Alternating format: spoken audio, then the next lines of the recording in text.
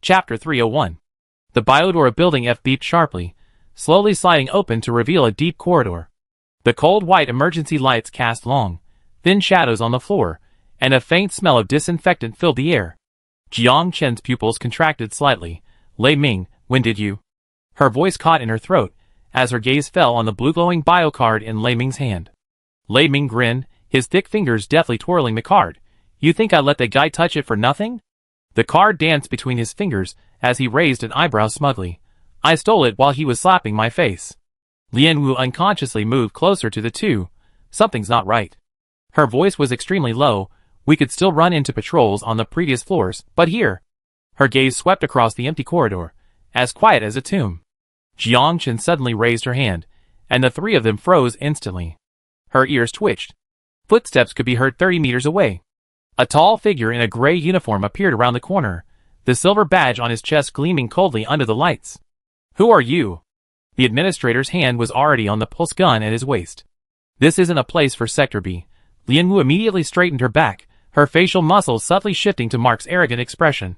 I'm Mark, the administrator of Sector B. Her voice became low and hoarse. I'm bringing 2 A-level ability users to present to the supervisor. The administrator's eyes narrowed to slits. A-level ability users? He sneered, his pulse gun already half drawn. Sector B's scum has no right to come to Building F. The click of a metal gun being cocked echoed jarringly in the corridor. One last question, who are you?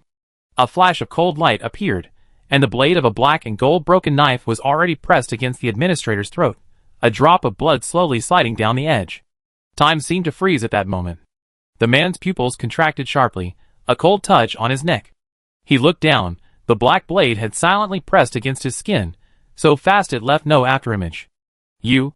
His Adam's apple bobbed, and blood immediately spread a thin line on the blade. His fingers, hidden in his sleeve, were about to activate his hypnotic ability. Jiang Chen's left hand struck like lightning, a black cloth precisely covering his eyes. How is this possible? The man's voice was hoarse. His hypnotic ability required him to see the enemy through sight. The drop of blood on the black blade seeped into the blade, the blade's markings gleaming with a dark red light. Blood sense. Jiang Chen's third superpower, an ability granted by the new divine tablet she obtained. When the black gold broken blade tastes an enemy's blood, it can instantly detect their superpower attributes and weaknesses. However, each use consumes a portion of the wielder's life force, requiring 7 days to recover. Lei Ming's muscles bulged, the specially made rope taut in his hands. Tie it tighter. Jiang Chen's voice was weak. Your heavy prison cell. Jiang Chen's voice was extremely low. Is it holding a man named Zhang Fenga? The man's ear trembled slightly, but his tightly pressed lips remained unchanged. Their whereabouts could be exposed at any moment. A flash of light, accompanied by a soft thud, and a bloody ear fell to the ground. Jiang Chen's blade pressed against his temple again. I ask you one more time, where? Blood trickled down the man's neck, soaking into his collar, and spreading a dark patch on his gray uniform. F1 detention cell. His voice trembled incoherently, his pupils contracting sharply in pain. Lead the way. Jiang Chen's blade moved forward half an inch. The man suddenly trembled violently. No. His eyes darted unnaturally. That person has already. What did you do to him? A thunderous growl echoed in the corridor. Clark, 3rd generation.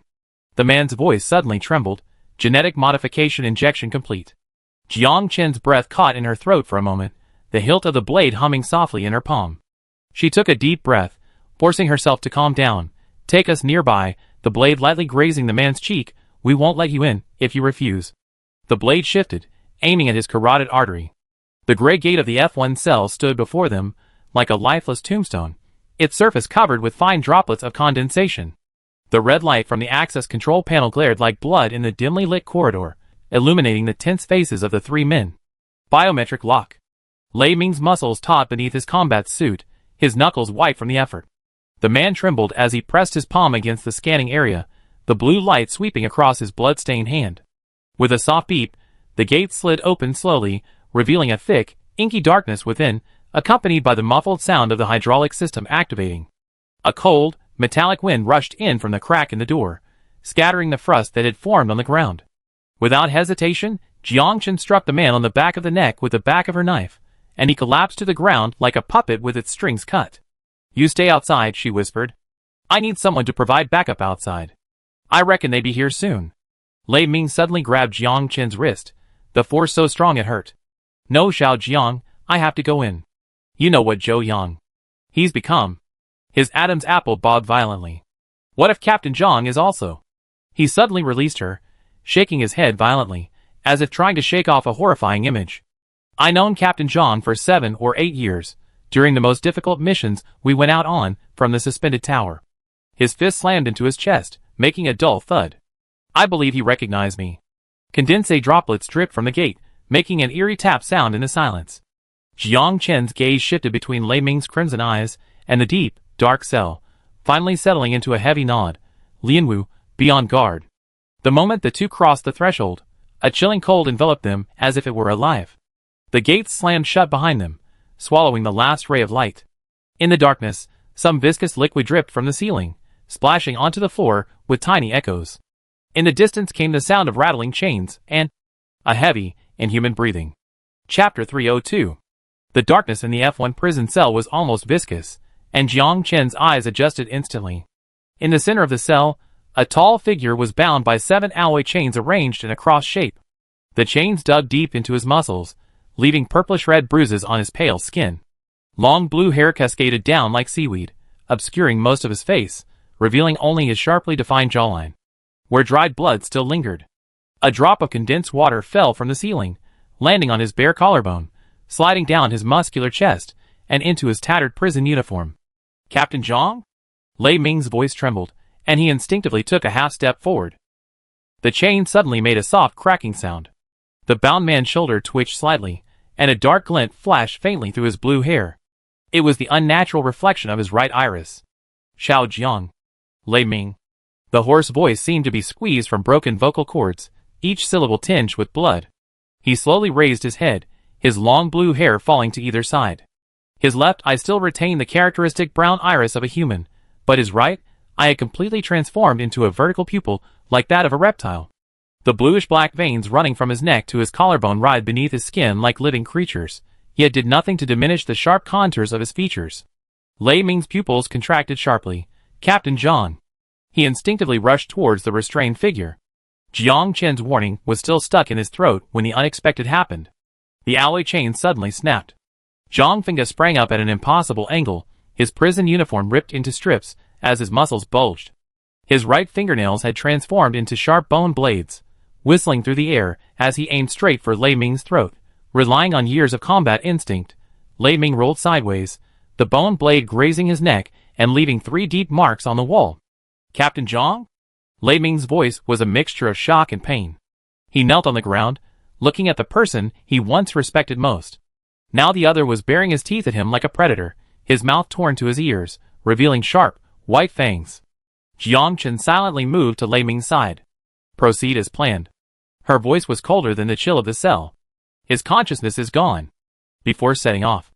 In the dimly lit medical room, in an abandoned clinic they found in a small town near Mysoja, Jiang Chen knelt on one knee beside the unconscious Luo Bin, the tip of her black and gold broken knife pressed against the black, writhing lines on his neck.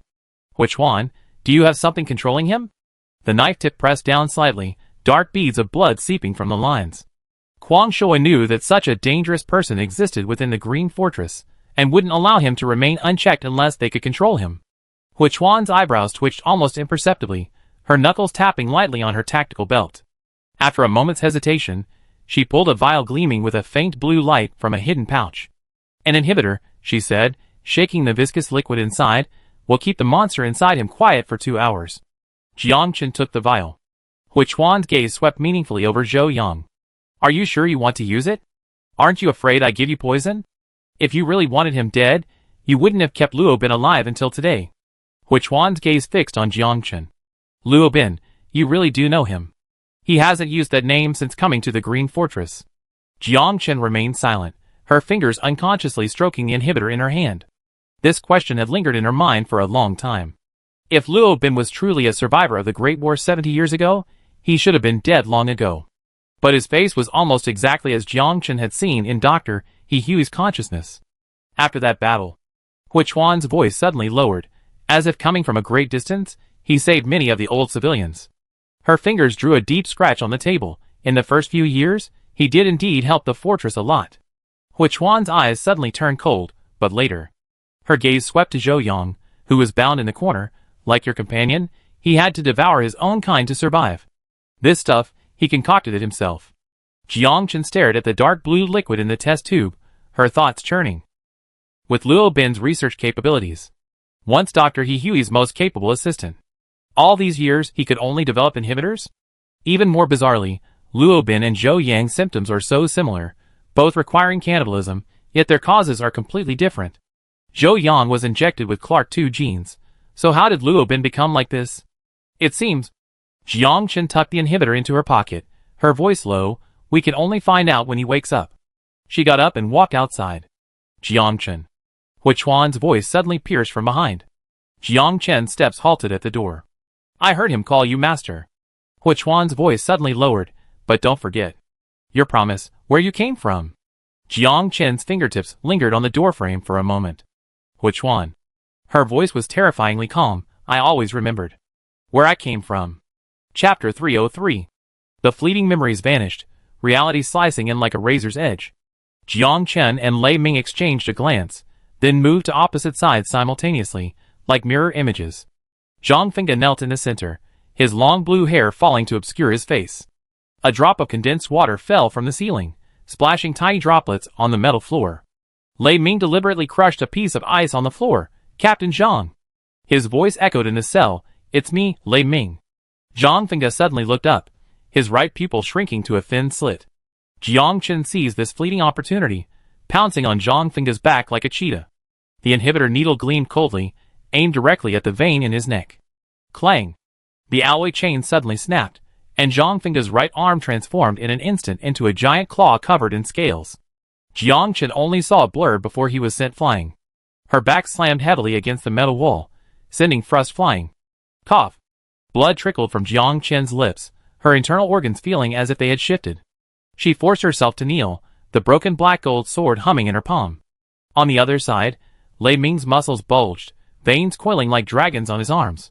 He held Zhang Fengge's other, mutating arm firmly, his combat boots sinking deep into the metal floor, leaving 2 indented footprints. Jiang Chen wiped her mouth with her palm, leaving a shocking trail of blood. She realized then that Zhang Fengge had long since broken free. His earlier weakness was nothing more than a carefully designed trap. Lei Ming's bones creaked under the immense pressure, his face flushed red, and muscle fibers beneath his combat suit snapped one by one. A flash of cold light. Swish! The scaled arm snapped off, crashing heavily to the ground. Jiang Chen seized the opportunity, grabbing Lei Ming and dragging him towards the gate. 2 long trails of blood remained on the metal floor. Little Jiangyu. Lei Ming's pupils contracted sharply, staring incredulously at the blood-dripping broken blade. He had never imagined Jiang Chen would inflict such a heavy blow on Captain Zhang. The scales on the severed arm were visibly blackening and peeling off, crackling crisply. Jiang Chen's blade trembled slightly. Look at his wound. Her voice was terrifyingly calm. In the distance, Zhang Fengge let out a beast-like growl. What was chilling was that the muscle tissue at the side of his severed arm was writhing, regenerating like a living thing. Pale bone fragments pierced the skin, only to be rapidly enveloped by new flesh. The cell reeked of blood, and thick tissue fluid still clung to Zhang Fengge's newly formed arm. His vertical pupils contracted in pain, finally regaining a sliver of clarity. This is impossible. Lei Ming's voice trembled, as he stared intently at Zhang Fengge's healing wound. Resurrection, mutation, enhanced speed. How can one person possess so many abilities simultaneously? Jiang Chen's black gold broken sword trembled slightly. Clark's 3rd generation gene. Her voice was low and icy. Zhang Fengge suddenly looked up, his brown left eye and reptilian right eye focusing simultaneously. Little Jiang. Lei Ming. His newly formed fingers dug deeply into his mutated arm, trying to stay conscious with the pain. Captain Zhang. Lei Ming dragged his injured leg forward, but Jiang Chen grabbed him. This is a trap. Zhang Fengge's voice trembled unnaturally. Zhang Qi. Is he Hui's man? His mutated arm suddenly twitched uncontrollably. They deliberately let you in. Jiang Chen's heart skipped a beat, and her grip on the knife tightened involuntarily. Her bloodlust and shadow ability were both exhausted. At this moment, she was powerless to deliver a fatal blow to Zhang Fengge. A perfect 2 birds with 1 stone strategy. Jiang Chen's nails dug deeply into her palms. It tested the combat data of the third-generation Clark and also wiped them out in one fell swoop. Jiang Fengge's newly formed arm twitched uncontrollably, his breathing was heavy and erratic, and his long blue hair was soaked with sweat, sticking to his pale cheeks. I can't control this body. His voice seemed to be squeezed out from between his teeth, his right pupil contracting rapidly. Go. Lei Ming dragged his injured leg forward half a step. Captain Zhang. We brought inhibitors. His voice was hoarse with urgency. We take you away after the injection. We figure something out once we're out. Jiang Chen nodded to Jiang Fengge. Her gaze remained fixed on Jiang Fengge's eyes. She slowly raised her hand, gesturing for Lei Ming to stay put, then took a step forward herself. Her combat boots made a soft sound as they stepped on the blood. 5 years seemed to freeze at that moment. She and Jiang Fengge were only 5 steps apart, yet it felt as if 5 years had passed. Jiang Fengge's mutated arm twitched uncontrollably, the scales scraping against the metal floor with a piercing sound. But his eyes, those eyes that were once forever calm and steady like an ancient well, now clearly reflected Jiang Chen's figure. Jiang Fengge seemed to try to force a smile. The girl before him, whose messy short hair had grown into long, black hair, wore an expression more resolute and determined than before. Their little teammate had grown up. But in Jiang Fengge's eyes, an unyielding sorrow had settled, as if gazing at a distant, unattainable dream. Condensation dripping from the ceiling traced across his newly formed scales, refracting distorted light and shadow. The captain they had followed 5 years ago was now imprisoned in this monstrous body. Jiang Fengge struggled to tilt his head back, revealing his vulnerable neck. The throbbing veins beneath his skin were clearly visible, a stark contrast to the surrounding grotesque scales. Jiang Chen's fingertips pressed against the inhibitor, the needle gleaming coldly in the cold light. Just as she was about to pierce it, a sticky, churning sound of flesh writhing came from behind. The severed, scaly arm writhed eerily on the ground, its end suddenly splitting open to reveal a sharp mandible that pierced Jiang Chen's back with astonishing speed. Warm blood splattered onto Jiang Chen's back. Lei Ming, seemingly out of nowhere, lunged forward, forming a human shield around her with his broad back. The mandible pierced his chest. Time seemed to freeze at that moment. Little Jiang, quick! Blood trickled from Lei Ming's lips, but his arms held Jiang Chen tightly, preventing her from turning around. Jiang Chen's pupils contracted sharply, but her hands moved without hesitation. The needle pierced Jiang Fengge's carotid artery with precision, her thumb pushing the piston, and the blue potion was instantly injected. In Jiang Fengge's last conscious vision, he saw his mutated arm pierce Lei Ming's heart. Darkness surged in like a tide, and his heavy body crashed to the ground, landing at Jiang Chen's feet. Clang! The cold light of the unsheathed black gold blade slicing through the air. Without turning her head, Jiang Chen swung the blade backhand, severing the still writhing mutated arm at its root. The blade scraped against the scales, sparks flying. Lei Ming's body slowly slid down. Jiang Chen knelt on the ground, her trembling hands pressing desperately against the gruesome wound on his chest, but she couldn't stop the gushing blood. She had never been so panicked. Brother Lei, we get out of here. Back to Green Fortress, find Aya. She definitely saved you. Just hold on a little longer. Lei Ming's pupils were already dilating, but he still forced a smile. He trembled as he raised his hand, wanting to wipe away Jiang Chen's tears, but his hand fell limply halfway down. Xiao Jiang, it must be. The food's been so bad lately, that's why. That's why I'm so weak. Do you remember? In the suspended tower. We ate 2 more meals a day than Captain Zhang and the others? His gaze seemed to pierce through a veil of memory, a naive smile on his face. He gasped, we asked Captain Hai for extra meals every day, and Hong Rui. That kid even mocked us. Brother Lei, I beg you. Just hang in there a little longer. Jiang Chen frantically rummaged through her tactical pack, the vials clinking together. Large tears fell onto Lei Ming's combat uniform, leaving dark stains. Lei Ming suddenly coughed violently, blood trickling from the corner of his mouth, yet he still tried to smile. Xiao Jiang. Don't be sad. It doesn't hurt, I'm just a little tired. Lei Ming's gaze suddenly swept past Jiang Chen, looking into the distant void. Xiao Jiang. His voice suddenly became happier than ever before. Captain Hai. Hong Rui. They finally come to pick me up. His eyes were still open, as if he had truly witnessed something beautiful. His last breath turned into a satisfied sigh. In the deathly silence of the cell, only the sound of Jiang Chen's tears and dripping blood remained. Chapter 304. The mechanical creak of the slowly opening gate was jarring in the deathly silent cell. Lianwu stood in the doorway, her pupils suddenly contracting. Jiang Chen knelt like a statue in the pool of blood, tightly cradling Lei Ming's already cold body in her arms. Her combat uniform was soaked in blood. Strands of hair clung to her bloodless face, her eyes empty, as if her soul had been ripped out. A tear, still wet on her chin, gleamed faintly under the emergency light. Jiang Chen? Lianwu's voice was so soft, as if afraid to disturb the spirits of the dead. She had never seen Jiang Chen like this. The girl who was always sharp as a knife, now seemed to be nothing but an empty shell. Jiang Chen slowly raised her head, her gaze piercing through Lianwu to the void. Lei Ming is dead. Her voice was terrifyingly calm, as if stating a fact unrelated to herself. Lianwu's breath caught in her throat. She looked at the young man in Jiang Chen's arms, whose smile had been forever gone. Just 10 minutes ago, he was still clamoring to go back for extra food. Jiang. Lianwu's fingertips dug deeply into her palm. Take Captain Zhang away. Jiang Chen stood up mechanically, her movements as stiff as a puppet. She dragged the unconscious Zhang Fengge to her feet. I go get the reversal agent. Lianwu caught Zhang Fengge, her throat tightening. We retreat first, wait. Now is the time. Jiang Chen interrupted her, her voice seeming to come from a great distance. She bent down to pick up the broken black gold knife. They've been waiting until now, they come. A distant alarm ripped through the silence, a red light flashing at the end of the corridor. The sound of hurried footsteps echoed on the ground. A squad of at least 20 men was approaching. Lianwu, supporting the unconscious Zhang Fengge, looked at Jiang Chen with some worry. Jiang Chen, you. This is an order. Jiang Chen, his back to Lianwu, the broken black gold sword hanging at his side, dripping blood from its tip forming a small puddle at his feet, said, Fan Yu is waiting for you at exit B3.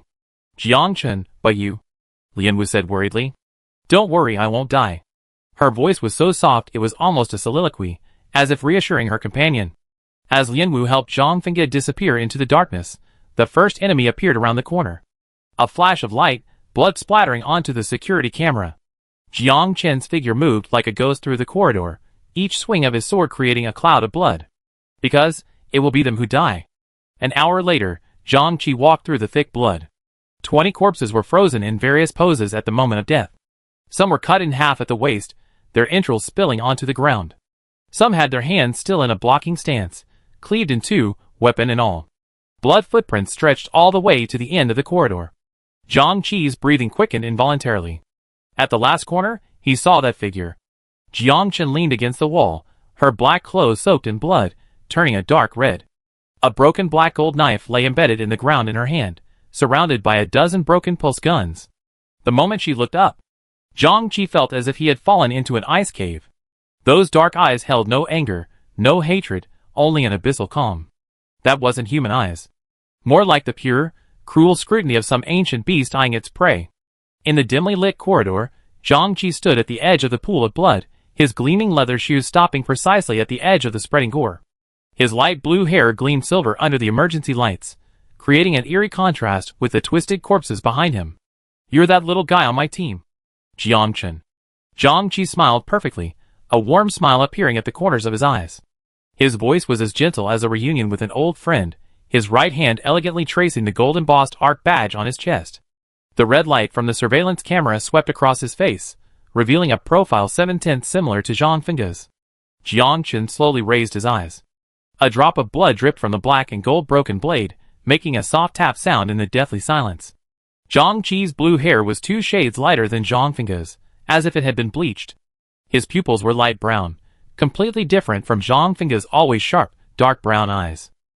Ironically, this face, so similar to Zhang Fengge's, always wore a carefully calculated, warm smile that Zhang Fengge would never possess.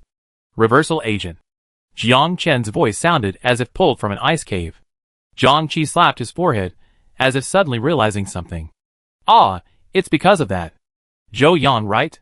He took a step forward, his leather shoes precisely avoiding the severed limbs on the ground. He was an excellent test subject, the most stable of the second-generation modified humans. We owed so much to him all these years, and oh, and that girl too, for helping capture superhumans. Zhang Qi's smile widened, revealing 8 flawless white teeth. You know what? His mutation data curve was as beautiful as a work of art. Test subject? If your experiment were truly successful, would you need to test me here? Jiang Chen asked coldly. Test subject. He repeated the words softly, the corners of his mouth curving into a perfect arc again, but a little stiffer than before. A great revolution needs pioneers. His voice suddenly rose, tinged with a morbid fanaticism. Zhou Yang, brother. They are the founders of the new era. Jiang Chen slightly raised his black and gold broken knife. So, Captain Zhang, your brother was also your experiment? Zhang Qi's expression suddenly cracked. His light blue hair fell down, obscuring his momentarily distorted face. I almost forgot.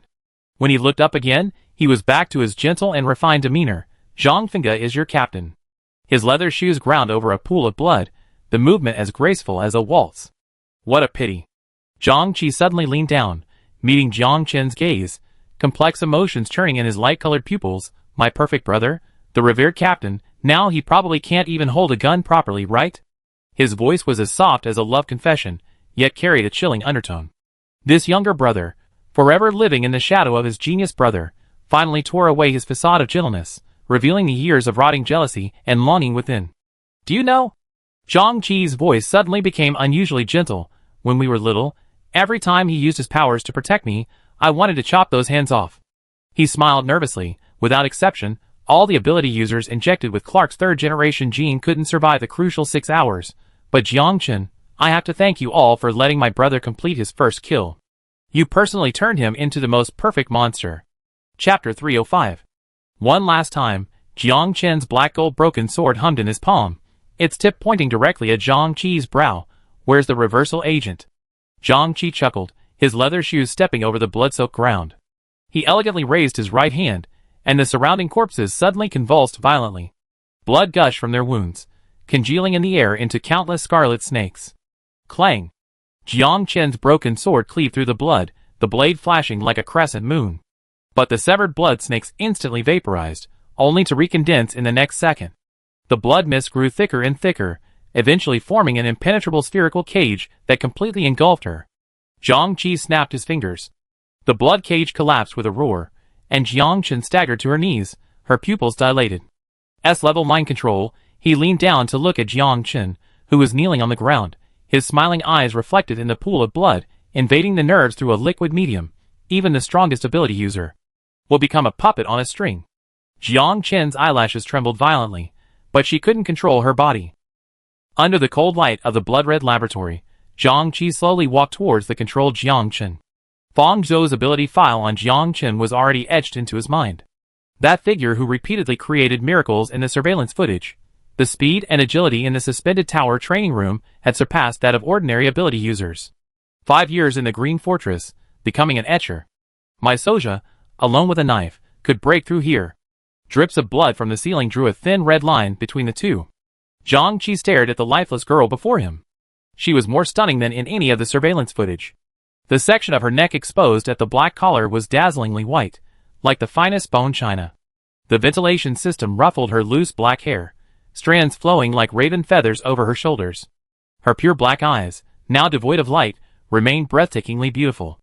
Her eyelashes cast spiderweb-like shadows on her pale cheeks, and traces of blood clung to her lips. Her usually sharp face was now blank, only the lingering blood at the corners of her eyes testifying to the fierce battle that had just taken place. He reached out and brushed away the stray hairs stained with blood from her forehead. To capture her, they had used 50 superhumans as bait, and even his own brother. Zhang Qi stroked the syringe gun. Now, this girl who had slain countless powerful enemies stood quietly within his reach. The syringe in his hand gleamed with a chilling blue light in the cold glow of the laboratory corridor. He stared at Jiang Chen, who was now under his control, a complex emotion flashing in his eyes. They should have been of the same kind. 2 discarded pawns once deemed to have low superhuman abilities. But why? Why did she always gain those people's trust? Zhang Fengge and her companions. During the interrogation, they all refused to reveal any information about Jiang Chen. How foolish. Zhang Qi pressed the needle against Jiang Chen's carotid artery, his voice tinged with jealousy he himself didn't realize, risking your life for a bunch of trash. Just as his shadow completely enveloped Jiang Chen, the needle was about to pierce his skin. The black and gold broken blade pierced his chest from behind, the tip only 0.1 millimeters from his heart. Blood dripped along the ancient blade's grooves, blooming into a bewitching crimson flower on the metal floor. Cough, impossible. Zhang Qi staggered back, his light blue pupils contracting sharply. He saw that Jiang Chen's eyes had already regained their clarity. "It seems your data is insufficient." Jiang Chen twisted the hilt of her knife, the sharp pain causing Zhang Qi to kneel on the ground. Jiang Chen looked down at him. She had indeed been controlled by Zhang Qi's supernatural abilities for a moment. That moment of disorientation felt incredibly real. But the brutal training of the past years hadn't been in vain. Chen Yimo's mental control, the consciousness trials in the spiritual realm, Dr. He Hui's mental intrusion. Each time had sharpened her will to a blade. Jiang Chen's black and gold broken knife pressed precisely against the edge of Zhang Qi's heart, the blade trembling slightly with each heartbeat. "It seems your intelligence work still has loopholes." Jiang Chen's wrist sank, the blade sinking another half-inch. Zhang Qi's light gray uniform was instantly soaked in blood, the dark patterns blurring. The flashing blue light of the monitor screen illuminated Zhang Qi's deathly pale face. You're faking it?" Zhang Qi's pupils contracted sharply, the blood rising in his throat, making his voice hoarse. A bead of cold sweat slid down his refined jawline. Jiang Chen's knife tip spun slightly, eliciting a muffled groan from Zhang Qi. "If I don't act convincingly, how can I see your hand?" Her eyes were colder than the blade. Zhang Qi. As the blade approached his heart again, the friction between metal and flesh produced a teeth-grinding sound. "Wait!" Zhang Qi suddenly roared, his trembling fingers reaching for his waist. "Reversal serum. I give it to you." He laboriously pulled out a small titanium alloyed box. The moment the fingerprint unlock activated, a chilling aura emanated from within. 2 vials of serum, gleaming with a ghostly blue light, lay quietly nestled in shock-absorbing foam. Jiang Chen's movements were lightning fast. Her left hand abruptly gripped Zhang Qi's right arm, which held the vials. Snap! The cracking sound of breaking bones was particularly jarring in the confined space. Amidst Zhang Qi's screams, the reversal agent was already in Jiang Chen's palm. The black gold broken blade, accompanied by the scraping sound of flesh and blood, pinned Zhang Qi to the alloy wall, the blade embedded more than 3 inches deep. Blood trickled down the wall. Jiang Chen turned and dragged a man from among the corpses. The man curled up inside was covered in bluish-black armor plates, bone spurs protruding from his spine piercing his straitjacket. Several times more mutated than Zhou Yang. As the needle of the reversal agent pierced his carotid artery, the mutant suddenly opened his amber, vertical pupils. Zhang Qi's pupils contracted violently. He realized then that Jiang Chen had been faking it from the beginning. The brownish liquid was slowly injected into his veins, and the mutant suddenly let out a non-human howl. Jiang Chen squinted, watching the grotesque outer shell peel away piece by piece. The mutant, after regaining clarity in his eyes, seemed to awaken from a dream. He experienced a surge of emotion, from initial human joy to regret and final sorrow, tears streaming down his face. Suddenly, he convulsed violently until he stopped breathing. The entire process took no more than 15 minutes. Jiang Chen slowly straightened up, walking step by step towards Zhang Qi, who was pinned to the wall. Zhang Qi's light blue hair was soaked with cold sweat, clinging to his pale cheeks. "I gave you the reversal agent. But the reversal agent's effectiveness is greatly reduced for late-stage ability users." His voice was distorted by excruciating pain, blood dripping from his severed arm down the wall, splattering small droplets on the floor. Jiang Chen's expression remained unchanged. The blade reflected Zhang Qi's terrified pupils. "So what if you gave it to me? Did I promise not to kill you?" Her voice was colder than the blade. A sudden spark ignited the monitor screen, illuminating her emotionless eyes. Zhang Qi struggled frantically, the blade pinning him against the wall, groaning under its strain. "Zhang Fengge is my brother. You can't." "That's precisely why." Jiang Chen drew her broken knife, the tip pressed against his heart, the fabric tearing silently under the blade. "You deserve to die even more." The instant the blade pierced his skin, Zhang Qi's pupils reflected her resolute gaze. Just as the black gold broken knife was about to pierce his heart. "Jiang Chen, my child." A woman's voice came from behind. That familiar tone made Jiang Chen's blade freeze abruptly. Chapter 306. The laboratory alarm suddenly stopped, time seemed to freeze. Jiang Chen turned around, her pupils contracting sharply. The woman stood silently in the center of the pool of blood, yet remained spotless. Her wide white dress flowed like mercury, her graceful figure faintly visible beneath layers of sheer fabric. Her skin was paler than fresh snow, almost translucent, revealing the pale blue veins beneath. The woman's black hair cascaded down, like a waterfall, the ends winding to the ground. "Come here." The woman's voice seemed to resonate directly in Jiang Chen's mind. Her light gray eyes shimmered with an eerie light, reflecting countless starlight-like glimmers. Jiang Chen's body moved before her consciousness, her steps as light as an infant returning to the womb. This sense of obedience was so natural, as if memories deep within her blood were awakening. "Who are you?" Jiang Chen heard her own voice, distant and unlike her own. The woman's fingers touched her cheek. The touch sent a jolt of electricity through her, instantly piercing every nerve. An unusual blush rose on Jiang Chen's pale face, her black pupils gradually becoming misty with a pale gray hue. "We are connected by blood." The woman pulled her into her arms, her black hair enveloping them like a curtain. Jiang Chen smelled a familiar scent of blood, yet strangely felt a sense of peace. Fate has already woven us together. In this embrace, Jiang Chen felt a bone-chilling warmth for the first time, like a sharp blade returning to its sheath, like a weary bird returning to its nest. Her consciousness gradually blurred, leaving only one unwavering realization: this woman could give her life, and she could also make her willingly die. "Blood ties?" Jiang Chen repeated unconsciously, her voice soft as a dream. Her eyelashes trembled slightly, her black hair falling onto the woman's snow-white sleeves, creating a stark contrast. The woman's slender fingers gently combed through Jiang Chen's long hair. "Your birth was the happiest moment of my life." Her voice was as soothing as a lullaby. A single, crystalline tear slid from the corner of Jiang Chen's eye, tracing a path down her pale cheek. Beneath this tender facade, a massive, dark shadow was writhing behind the woman. The black, liquid-like substance silently expanded, its surface occasionally revealing distorted faces, only to be quickly swallowed up. It seemed alive, greedily approaching Jiang Chen. The woman's delicate fingertips lightly traced Jiang Chen's neck, leaving a thin, hair-like line of blood. The girl in her arms seemed oblivious, even comfortably closing her eyes, a serene smile playing on her lips. A crimson line of blood meandered like a living thing, seeping into the woman's skin from her palm. With the exchange of blood, the black substance surged violently, expanding several times its original size. It slowly enveloped the two of them, and from the wound on Jiang Chen's neck, a wisp of black substance burrowed in like a parasite. Jiang Chen's brows furrowed slightly, but quickly relaxed under the woman's gentle caress. The woman gazed at the girl in her arms with satisfaction, a smile playing on her lips. Her pupils had completely turned vertical, gleaming with a cold-blooded, eerie light in the dim light. The black substance completely enveloped the two of them, forming a huge cocoon, its surface occasionally flashing with vein-like patterns. A blinding white light suddenly engulfed the entire floor, and energy beams from the pulse guns poured down like a torrential downpour, scorching black marks onto the metal walls. Sizzle. Amidst the crackling of electricity, space twisted as if being torn apart. A tall, slender figure in black pierced through the void, black military boots crushing shards of glass with a crisp cracking sound. Zhou Jingming stood amidst the crisscrossing fire of the pulse guns. "Commander, Miss is in the laboratory on the lowest floor," Wan Xianyang reported. "Should we?"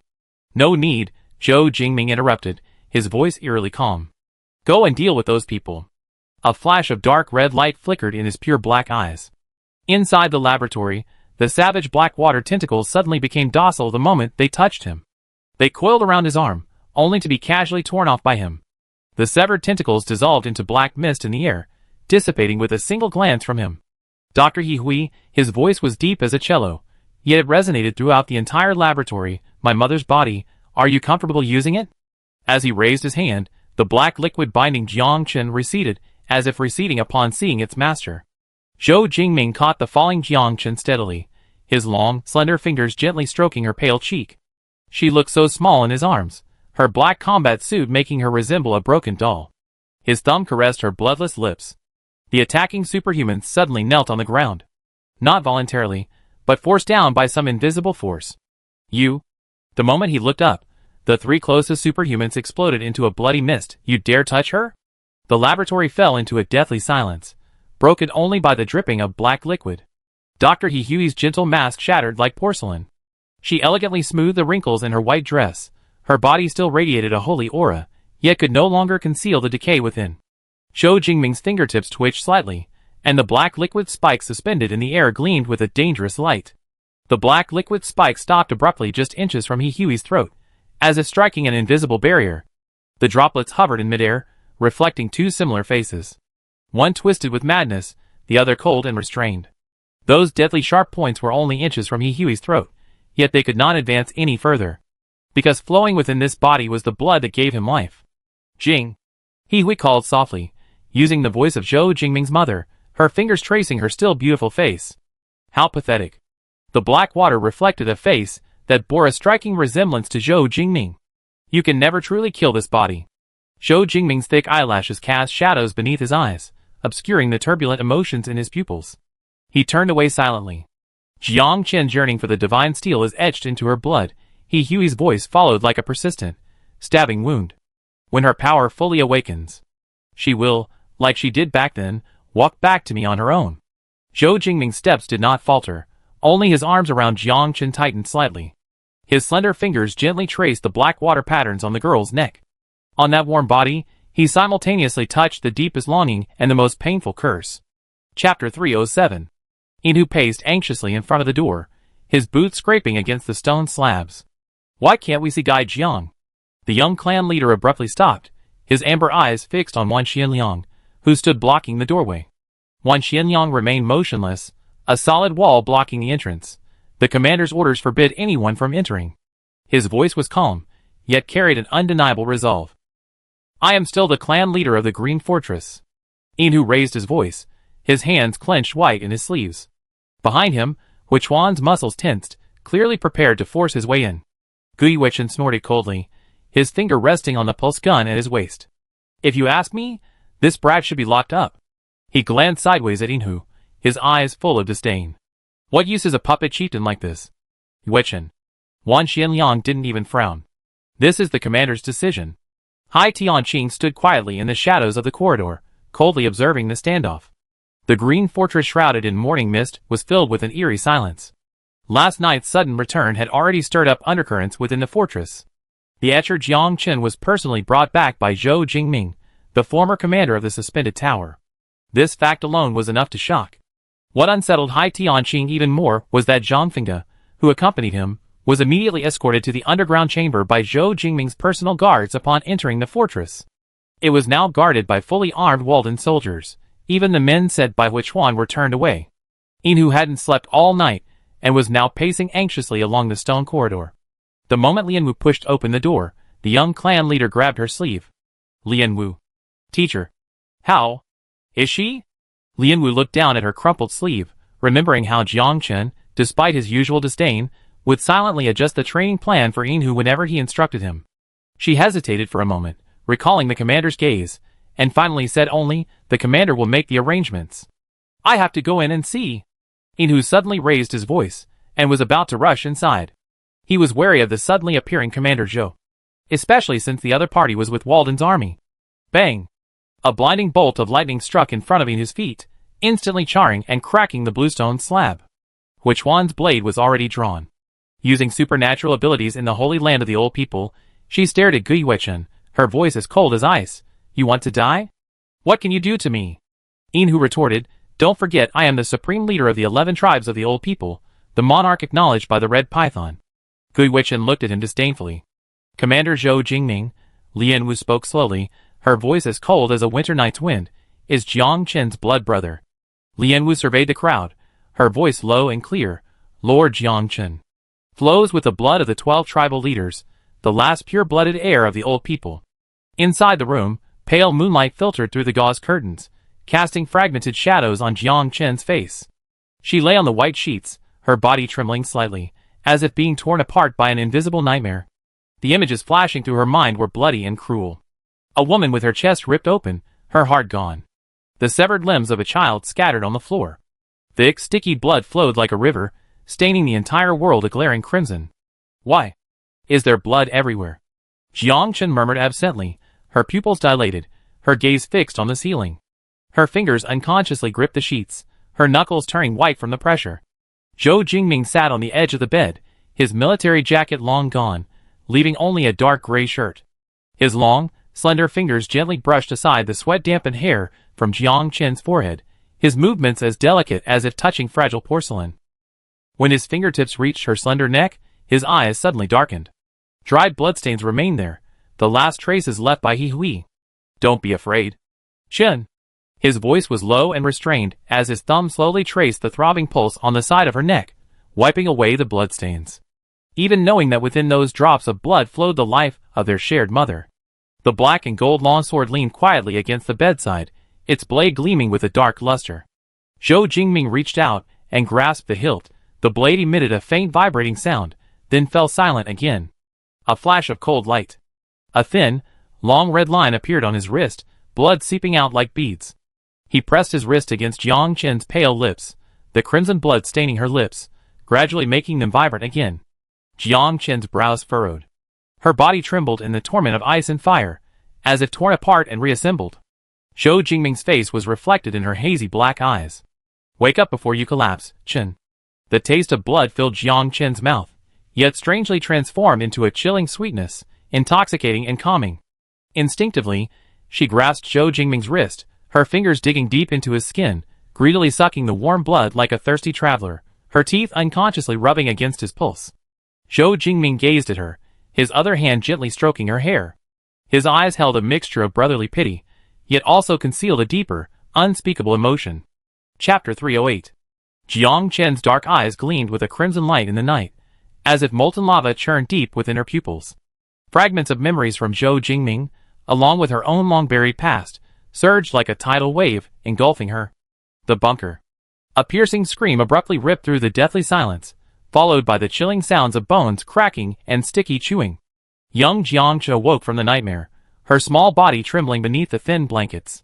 Her heart pounded wildly in her ribs, echoing with muffled thuds in the silent room. "Don't make a sound. Absolutely don't make a sound." She bit her lower lip hard, her bare feet stepping onto the cold floor. Every toe curled in fear, yet she forced herself to stand on tiptoe. As her trembling fingers gripped the door lock, the coldness of the metal spread from her fingertips throughout her body. Click tap. Her trembling hand, gripped by fear, turned the lock. A clear metallic clang echoed as the latch popped out. The sound nearly made Jiang Chen's heart stop. Almost instinctively, she turned and ran back to the bed, ducking under it. The cramped space forced her face close to the cold floor. At the same time, she heard footsteps growing closer and louder. Terrified tears welled in her eyes. Jiang Chen covered her mouth, desperately trying to stifle her sobs. The footsteps stopped outside the door. Then came another metallic clang. With a creak, dim light streamed into the dark room through the crack in the door. As the angle between the door and frame widened, a beam of yellowish light, like a venomous snake, snaked its way in, tearing the darkness apart inch by inch. Backlit, a distorted, tall figure stood in the doorway. His silhouette writhed, as if countless living creatures were crawling beneath his skin. A viscous black liquid dripped from him, hissing and corroding holes in the floor. Jiang Chen's pupils contracted sharply, and every hair on her body stood on end. In the monster's drooping right hand, it clutched a bloodied arm. Pale bone fragments pierced the flesh, covered with jagged teeth marks, and the dark red flesh was still twitching slightly. Thump, thump, thump, the monster approached the bed with eerie steps. With each step, long strands of the viscous liquid trailed from his body. The man reached the bed, bent his knees, and prostrated himself on the floor like her. As he knelt before the bed, Jiang Chen even heard a cracking sound of bones dislocating. She raised her eyes in despair. A bloodshot eyeball suddenly emerged from a crack under the bed. The eye had no eyelids, was covered in a spiderweb of purple blood vessels, and had a strangely vertical pupil. The stench of decay instantly filled Jiang Chen's nostrils. "Found you." A hoarse voice came from the monster's split abdomen, revealing a mouth full of sharp teeth. Jiang Chen tightly closed her eyes, her long eyelashes trembling violently, as if that could shut her out the horror before her. Crack. A muffled thud, the sound of a heavy object falling to the ground, was exceptionally clear in the deathly silence. Then, the faint sound of viscous liquid slowly spreading. Just as despair was about to engulf her, a pair of warm, strong hands suddenly reached under the bed. Those hands, still stained with wet blood, gently but firmly encircled Jiang Chen's trembling body, pulling her out of the cramped darkness. "Aiken, don't be afraid." Ling Jing's deep voice sounded in her ear, carrying a reassuring strength. Jiang Chen was pulled into a broad embrace, the familiar scent instantly dispelling the smell of blood. She felt Ling Jing's slender fingers gently wiping the cold sweat from her forehead, the warmth of his fingertips seeping through her skin, slowly melting away her frozen fear. "Brother." Jiang Chen's voice was barely audible, her whole body still trembling uncontrollably in his arms. Ling Jing tightened his arms, pulling her even closer. He lowered his head, his thin lips lightly touching the top of her sweat-dampened hair. "I'm here." His voice was as gentle and calm as ever, a stark contrast to his blood-stained sleeves. His other hand gently stroked her disheveled hair, trying to dispel her fear. "It's all right, it's all over." Jiang Chen's gaze fell on the corner of the wall. The mutant's head had been neatly severed, steam still rising from the cut. Dark red, almost black blood meandered across the ground, emitting a pungent, putrid stench. She knew that within 10 minutes, other mutants would swarm towards the scene, drawn by the scent of blood. Ling Jing's movements were astonishingly fast. He ripped off the old bed sheet that had been with them for 2 years. The sound of the fabric tearing was particularly jarring in the silence. With a flick of his wrist, the sheet unfolded like a fishing net, precisely covering the mutant's mangled body. Every movement was clean and efficient, without the slightest hesitation. "This will mask our scent," Ling Jing explained in a low voice, deftly tying a tight knot. His bloodied fingertips left several dark marks on the sheets, but this didn't hinder his bandaging speed at all. This was clearly not his first time dealing with such a situation. Jiang Chen noticed that when her brother wrapped the body, he deliberately kept the parts tainted with their scent inside. His eyes were sharp as an eagle's, glancing towards the door every now and then, his ears twitching slightly, catching any suspicious movement in the corridor. "Let's go!" Ling Jing grabbed the already packed bag, his other hand firmly gripping Jiang Chen's wrist. His palm was rough and warm, the strength just right, not hurting her, yet ensuring she wouldn't struggle. Jiang Chen took one last look around the small room where she had lived for 2 years. The marks on the wall recorded her changing height, and a few colorful metal parts she had collected lay scattered in the corner. But Ling Jing was already pulling her towards the door, his back straight as a pine tree, showing no hesitation. "Don't look back." Ling Jing's voice was soft, yet carried an undeniable resolve. His thumb gently caressed her wrist, a soothing gesture they shared. Yes, there was no turning back for them. Chapter 309. Jiang Chen stood in the dimly lit refuge pod, looking up and surveying the cramped space. The pod was rusty, with long-destroyed repair equipment piled in the corners, and the air thick with the smell of engine oil and mold. This was clearly a makeshift shelter abandoned during the hasty evacuation of the bunker's inhabitants, now the only place the brother and sister could stay. She gripped Ling Jing's clothes tightly, her small hands turning slightly white from the force. At 7 years old, she only reached her brother's waist. When she looked up, she could see Ling Jing's taut jawline. He was carefully checking the door's seal, his fingers lightly tapping on the metal hinges, judging the structural stability by the echo. "Brother," Jiang Chen whispered, her voice condensing into a white mist in the cold air. "When can we see Mom?" Ling Jing paused. He crouched down, his gaze level with his sister's. In the dim light of the bunker, Jiang Chen's face appeared exceptionally thin. Long-term malnutrition had made her a full size smaller than children her age.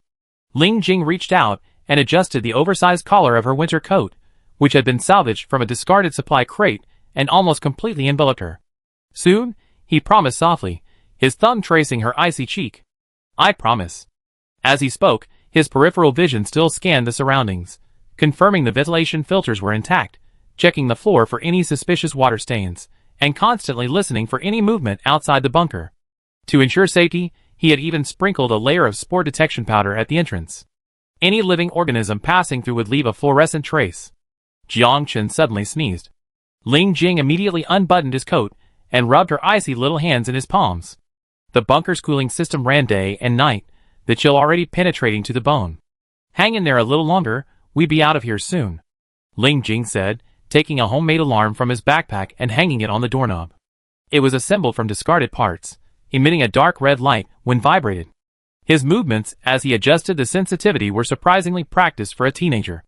The dim emergency light inside the shelter cast flickering shadows, elongating the siblings' figures against the metal wall. Ling Jing frowned, his knuckles lightly tapping the hull.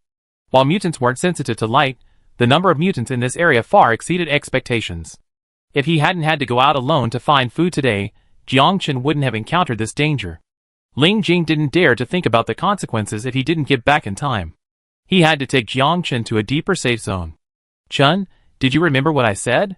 He crouched down, his large hand enveloping his sister's slender fingers, adjusting her grip on the knife. The black and gold broken knife felt exceptionally heavy in Jiang Chen's hands, the patterns on its blade gleaming coldly under the light. This was the weapon she had been with since birth. The mutant's most vulnerable part is its brain. Ling Jing's voice was low and firm, his fingers gently straightening Jiang Chen's trembling arm. "Your hand mustn't shake." Jiang Chen's pupils contracted slightly, the ferocious face of the mutant, who had just been beheaded, flashing before her eyes again. Her voice was barely a whisper. Brother. Ling Jing looked at his sister's furrowed brow, his sharp gaze softening. He sighed. Next time, you must take out the knife. Okay, brother. Jiang Chen looked up, her large eyes filled with trust. Inside the cramped refugee pod, the brother and sister huddled together. Ling Jing had one arm around his sister's thin shoulder, while his other hand remained firmly on the weapon at his waist. Outside, the intermittent roars of the mutants echoed, their sound scraping against the metal walls like dull knives. In the dimly lit pod, Jiang Chen suddenly gripped Ling Jing's coat tightly, her knuckles turning slightly white from the pressure. Brother. Her voice was dazed, as if she had just woken from a dream. Did I dream again? Ling Jing paused, then, as he had done countless times before, gently placed his large hand on his sister's thin back. What did you dream about? He asked softly, his voice as gentle as the night breeze blowing through the ruins. Jiang Chen peeked out from under Ling Jing's coat, her tousled hair brushing against his chin. In the dim light, her eyes shone with an unusual brightness. I dreamt of a strange world. There were so many tall buildings, taller than the central tower of the bunker. She gestured with her small hand, and there were metal boxes that could run, called cars. Brother, have you ever seen a car? Ling Jing leaned back slightly against the rusty bulkhead. He bit one leg to make Jiang Chen more comfortable. Although his combat suit was still stained with dark red blood, his eyes were soft and calm at this moment. No, have you? Tell your brother about it, Chen. Jiang Chen's eyes lit up immediately. She waved her arms, her oversized sleeves slipping down to reveal her slender wrists. Those cars were so fast. And there were glowing signs on the streets, all colorful. Her voice gradually became lively, as if she were truly in that bustling world. Ling Jing quietly gazed at his sister's vivid expression, the corners of his mouth unconsciously turning up. In this bunker filled with blood and death, Jiang Chen's description was like a ray of light, briefly illuminating the dark refuge pod. He reached out and tucked a stray strand of her hair behind her ear, his fingertips brushing against her cold cheek. Outside the pod, the mutated roars could still be faintly heard. But at this moment, in this crumbling refuge, time seemed to have been paused. Jiang Chen's voice gradually weakened, long-term malnutrition had quickly exhausted her strength, and her small body trembled slightly in her brother's arms, like a withered leaf in the wind. Ling Jing tightened his arms, carefully wrapping her in his coat. The warm fabric wrapped around her cold hands and feet. Brother, that world. Jiang Chen's voice was as soft as a feather. There were no mutants, and no dead people. Her eyelashes trembled, as if she had seen some terrible scene again, and she unconsciously shrank closer to her brother. Everyone wouldn't eat. Ling Jing's heart clenched. He lowered his head and gently stroked his sister's hair with his chin, his voice soft and deep. Those things are gone. His fingers patted her back lightly, the rhythm slow and soothing. Sleep, Chen. He looked down at his sister's pale face, a deep sense of self-reproach welling in his eyes. He shouldn't have let her see those bloody scenes. The bunker remained fraught with danger even after the great battle. The cold air reeked of rotting food. The surviving residents had resorted to any means necessary to survive. Jiang Chen curled up in Ling Jing's arms, her eyelids heavy as lead, yet stubbornly refusing to close. Her thin fingers unconsciously clutched at her brother's clothes, her voice barely a whisper. Brother. What's the world outside the bunker like? Ling Jing's fingertips gently brushed across her sweat-dampened forehead, tucking a stray strand of black hair behind her ear. His voice was deep and gentle, as if afraid to disturb a fragile dream. Kexulia is beautiful. It has the oldest family mansion of the ancient people, with red brick towers soaring into the clouds. His thumb lightly caressed his sister's cool cheek, tracing the scene from his memory. Every May, the entire valley is filled with pink and white roses.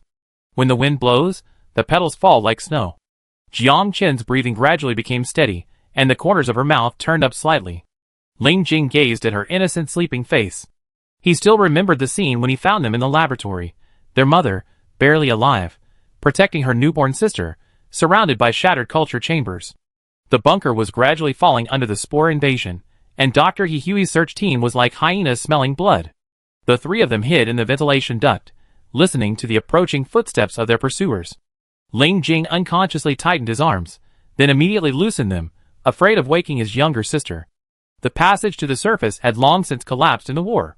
Ling Jing pulled the sleeping Jiang Chen closer to him, his fingertips gently smoothing the delicate wrinkle between her brows. The shadow left by the calamity 2 years ago still lingered.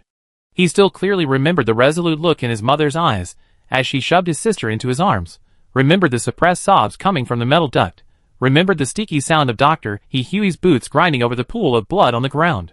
Jiang Chen unconsciously snuggled closer to him in her sleep, like a young animal seeking shelter. And from some point on, she started saying strange things. Sometimes she would suddenly talk about the skyscrapers and cars of another world, her eyes shining like stars. Sometimes she would wake up in the middle of the night, crying out place names she couldn't understand. But more often, she would just curl up in his arms, bewildered, as if those memories were just an illusion. Ling Jing tightened his arms around her, the hem of his coat completely enveloping her small frame. In this bunker filled with mutants and death, the warm weight in his arms was the sole meaning of his existence. "Aiken," he murmured softly, his fingers rhythmically patting her back, "I will take you out, no matter the cost." Chapter 310. In the underground interrogation room of the Green Fortress, cold water droplets condensed on the damp stone walls. Kuang Shuo was bound to a stone chair by heavy chains, the black iron shackles digging deeply into his wrists, dark red blood stains drying into eerie patterns on the metal surface. As Zhou Jingming's footsteps echoed at the end of the corridor, the guide, who had assisted two tribal chiefs, slowly raised his head, a flash of understanding crossing his cloudy eyes. He should have noticed sooner. Black hair and black eyes were not uncommon, but the pure-blooded descendants of the 12 tribes possessed a unique crimson-black hue in their eyes, like congealed blood in the firelight. Jiang Chen's appearance was like a boulder thrown into stagnant water, reigniting the long-dormant tribes. This fervor made him deliberately ignore many incongruous details. Her eyes, deeper than the night, would display dark red patterns when her emotions fluctuated. Her control over the mutated creatures far surpassed that of any tribal chief among the old inhabitants. The look Melina gave her before her death instilled a natural trust in her and the old inhabitants of the Green Fortress, and even in himself. Kuang Shuo struggled to raise his head, the heavy chains clanging dully with his movement.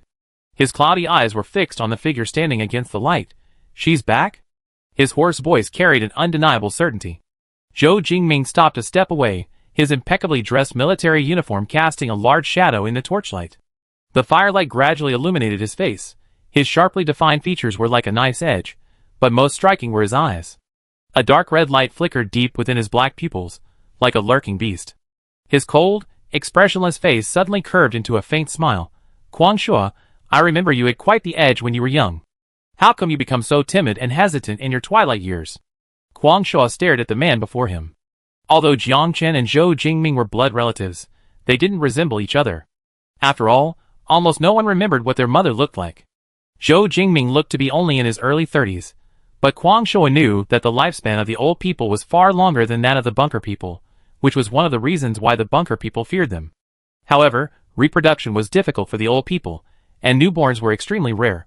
In a daze, Kuang Shuo saw again the boy who stood before the altar from years ago.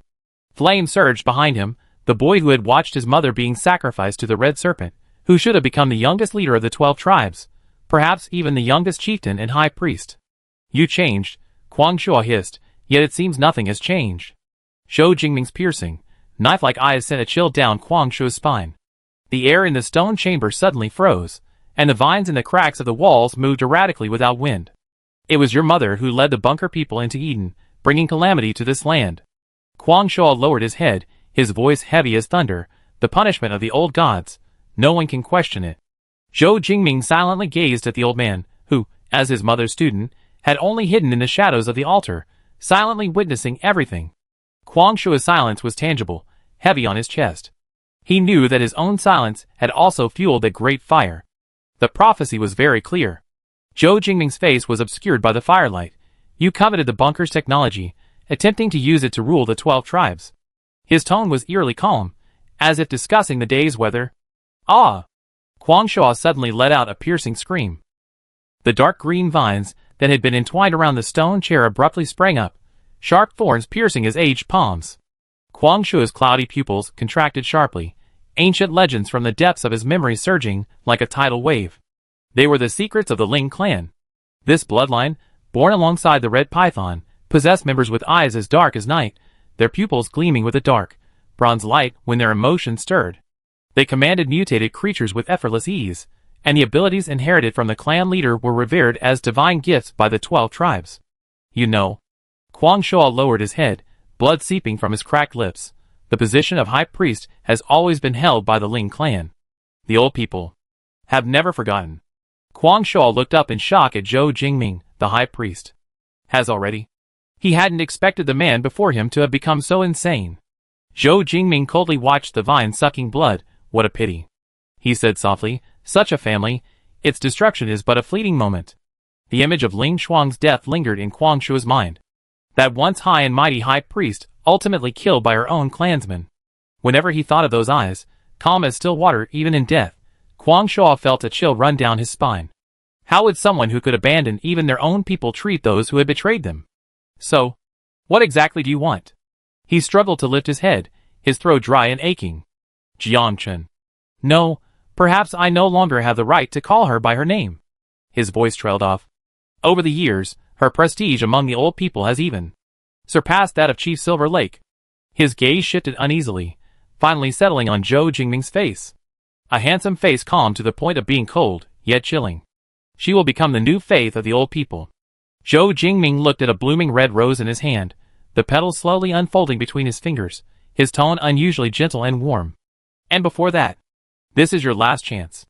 His eyes, however, were icy as he looked at Kwang Shou. My dear teacher. Chapter 311. Kwang Shou, remember your last value. Kwang Shou, bound by chains, stared intently at Zhou Jingming's back.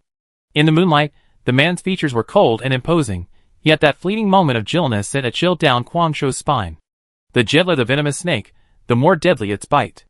Commander, most of the 12 tribes have already submitted. Why keep this old man around to persuade them? Gu Yuechen's fingertips crackled with tiny sparks of electricity, the purple-blue arcs reflecting on his nonchalant face. Zhou Jingming didn't answer. He stood on the edge of the platform, his black trench coat billowing in the night wind. He looked up at the sky, through the dense clouds. A crescent moon appeared and disappeared. Memories flooded back like a tidal wave. In the dark bunker's refuge pod, young Jiangchen curled up in his arms, her small body trembling from the nightmare. In the bunker, where day and night were indistinguishable, time seemed to stand still, only eternal darkness and a biting cold. Brother. Her tearful voice was exceptionally clear in the darkness. I dreamt of that red moon again. I fell from a great height, and then... He could only hold her tighter, his palm against her cold back, whispering soothingly, it's just a dream. We leave here. We've been away for too long. Zhou Jingming finally spoke, his voice low, yet it made Gu Yuechen unconsciously withdraw the electric light from his fingertips. Kwang Shou has managed the Green Fortress for decades, and he's a master of persuasion. His voice was soft, yet it made the two kneeling behind him involuntarily tense their backs. Take him to see the remaining tribes. This is his last value. My Soja and the suspended tower will soon launch a new attack on the old ones. Zhou Jingming turned, the moonlight outlining his sharp features. Before that, they must wholeheartedly support their leader. Gu Yuechen's fingertips unconsciously traced the blue light condensed from his lightning power, and he replied softly, yes. Wan Xianliang bowed deeply, kneeling on one knee. Yes, sir. Only after Zhou Jingming's figure disappeared at the end of the corridor, did Gu Yuechen let out a long sigh of relief. He looked at his old partner beside him. Old one, don't you think the commander is a little different? If you ask me, what's wrong with the commander being the leader, although Jiang? He looked around, then whispered, do you think the commander is too concerned about Miss? Miss hasn't been by the commander's side for so many years, what if? There's no what if, we entrusted our souls to the commander a long time ago. Wan Xinliang interrupted him, his voice hoarse but firm. From the day he dragged us out of the spore pile, the commander wanted. What we do is what we must do. His will is our direction. Gu Yuechen paused, then chuckled. Who's questioning that? I'm higher ranked than you. Wan Xianliang had already strode towards the underground cell, and Gu Yuechen hurriedly followed, her incessant complaints echoing in the corridor. Hey! My rank is higher than yours, okay? What does that mean? It means the commander trusts me more. Hey! Don't walk so fast. Steam rose from the stone pool, and Lian Wu knelt on one knee, her right hand resting on the totem on her left shoulder. This was the highest form of etiquette among the 12 tribes. Although in today's Green Fortress, the lines between the old inhabitants and the bunker dwellers had long since blurred, the person before her would always be worthy of her complete loyalty. Commander. Zhou Jingming paused. Lian Wu's Adam's apple bobbed. Zhang Fengge, Hai Tianqing, and Zhou Yan are Miss Zhang's people. What do you intend to do with them? She carefully chose her words. No. I mean, how do you arrange their affairs? The air froze. Zhou Jingming glanced at her indifferently, his gaze light and detached. Yet his aura was oppressive, cold and chilling. She felt a slight fear in her heart, a tingling sensation on her scalp from that single glance. The vines by the pool moved without wind, as if echoing their master's invisible pressure. They are the ones who stayed by Aiken's side in my place. Zhou Jingming's voice was unbelievably gentle. Let them continue to stay here. Lian Wu suddenly understood, the hairs on the back of her neck standing on end. But only where they should be. Yes. She quickly lowered her head, a flicker of fear crossing her pale face in the shadows. In the dark stone pool, the young red python coiled tightly around Jiang Chen, its cold scales pressing against her burning skin, offering slight relief from the pain of awakening power. Suddenly, ripples spread across the water's surface. The red python abruptly raised its head, its scarlet tongue flicking rapidly, its scales bristling. It sensed an even more terrifying presence approaching. Zhou Jingming's black trench coat swept across the rocks by the pool, his military boots shattering the reflection in the water. He slowly raised his hand. With just a simple movement, the previously ferocious red python immediately lowered its body, its head pressed against the ground, emitting a submissive hiss. Zhou Jingming stepped into the pool. He reached out and gently touched the red python's forehead scales. The giant python obediently released its coils, carefully lifting Jiang Chen from its embrace. The girl's pale face still bore the marks of pain, but the moment she fell into her brother's arms, she unconsciously nuzzled against his chest, her tightly furrowed brows gradually relaxing. Zhou Jingming gazed down at Jiang Chen, who slept soundly in his arms, his fingertips brushing her burning forehead. In his memory, his parents, their faces beaming with undisguised joy, had told him, "Jing, you're going to have a little sister. You must protect her." The candlelight then illuminated their expectant faces. And now, she was the only one connected to him by blood throughout all these years. His long, slender fingers gently caressed Jiang Chen's cheek, his fingertips tracing her delicate features. The girl's breath was warm, her eyelashes fluttering slightly in her sleep. "To me, you are the only." His voice was barely audible, as if speaking only to himself, the one who can make me feel warmth. "Chen." Zhou Jingming's thumb brushed against her lips, his eyes dark and unfathomable. "If one day you know the truth, perhaps you will hate me." As the words fell, the red python in the stone pool suddenly began to move restlessly, ripples spreading across the surface. Chapter 312. Jiang Chen stood up and looked around. In the dark passage, only her breathing and the distant roars of the mutants mingled. She took one last look at this unfamiliar kin, then turned and disappeared into the darkness. The heavy weight of her backpack pressed against her shoulders. It was a more tangible survival tactic than guilt. The moment the black gold broken knife pierced the mutant's skull, Jiang Chen twisted her wrist, the blade churning within the skull cavity. Brain matter mixed with dark red blood splattered out, a few drops landing on her cheek, warm and sticky. She expressionlessly withdrew the knife, wiping the blood and grime from her face with the back of her hand. The mutant's corpse crashed to the ground, revealing a girl beneath it, her face mangled beyond recognition. About 13 or 14 years old, her protective suit tattered. The girl's exposed skin was an unnatural bluish purple, a typical characteristic of bunker dwellers, who had long lived in a low-spore environment. Jiang Chen's gaze swept over the still visible needle marks on the side of her neck. The injection marks from Dr. He Hui's monthly M-type drug. Those drugs, supposedly able to delay spore infestation, ultimately failed to save her life. Scraps of flesh and entrails lay scattered on the ground, emitting a putrid stench. Jiang Chen crouched down, deftly rummaging through the girl's belongings. Her fingers were remarkably steady, without the slightest tremor. This was the third one today. Jiang Chen stuffed the last can of compressed rations into her backpack, the fabric tearing under the weight. She paused for a moment, her gaze returning to the mangled corpse on the ground. The girl's eyes were still wide open, pupils dilated into two dark voids, forever frozen in the terror of her final moments. On her bluish-purple skin, spiderweb-like black veins were clearly visible, a side effect of long-term injections of the M-type drug. In recent years, Dr. He Hui had completely taken control of the bunker. Her trained mutants searched like hunting dogs, capturing those resistant to the spores. Jiang Chen crouched down, her fingertips hovering above the girl's unclosed eyes, but ultimately didn't close them. Will I become like that too? The thought suddenly surfaced in her mind. Jiang Chen stood up, the broken knife swaying slightly at her waist. The howls of mutants echoed from the end of the passage, but she had learned not to tremble at them. Death was too commonplace here, like the ever-present musty smell of the bunker. Suddenly Jiang Chen's ears twitched, catching a barely audible breath. She slowly rose. The tip of her knife lifted the blood-stained curtain. A young man lay supine on a makeshift bed, his bluish-gray skin revealing a spiderweb-like network of black veins. This was a sign of late-stage spore infection.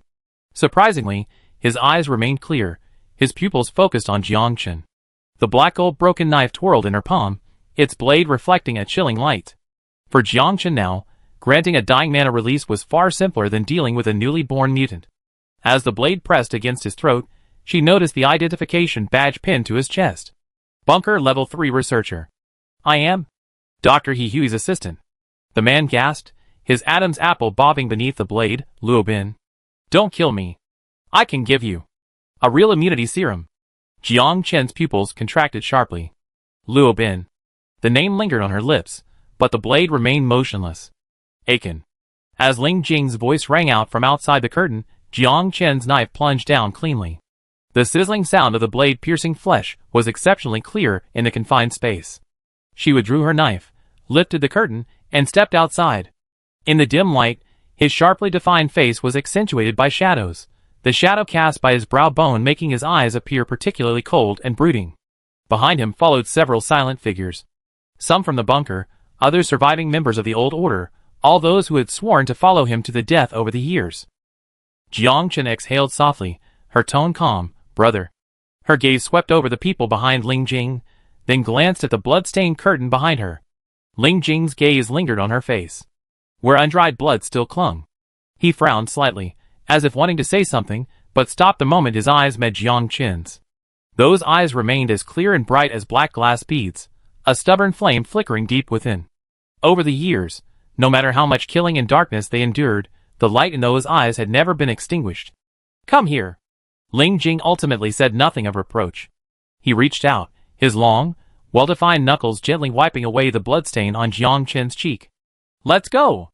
The iron door to the camp room was flung open, slamming against the wall with a dull thud. Jiang Chen strode into the room, her black combat uniform still stained with damp blood.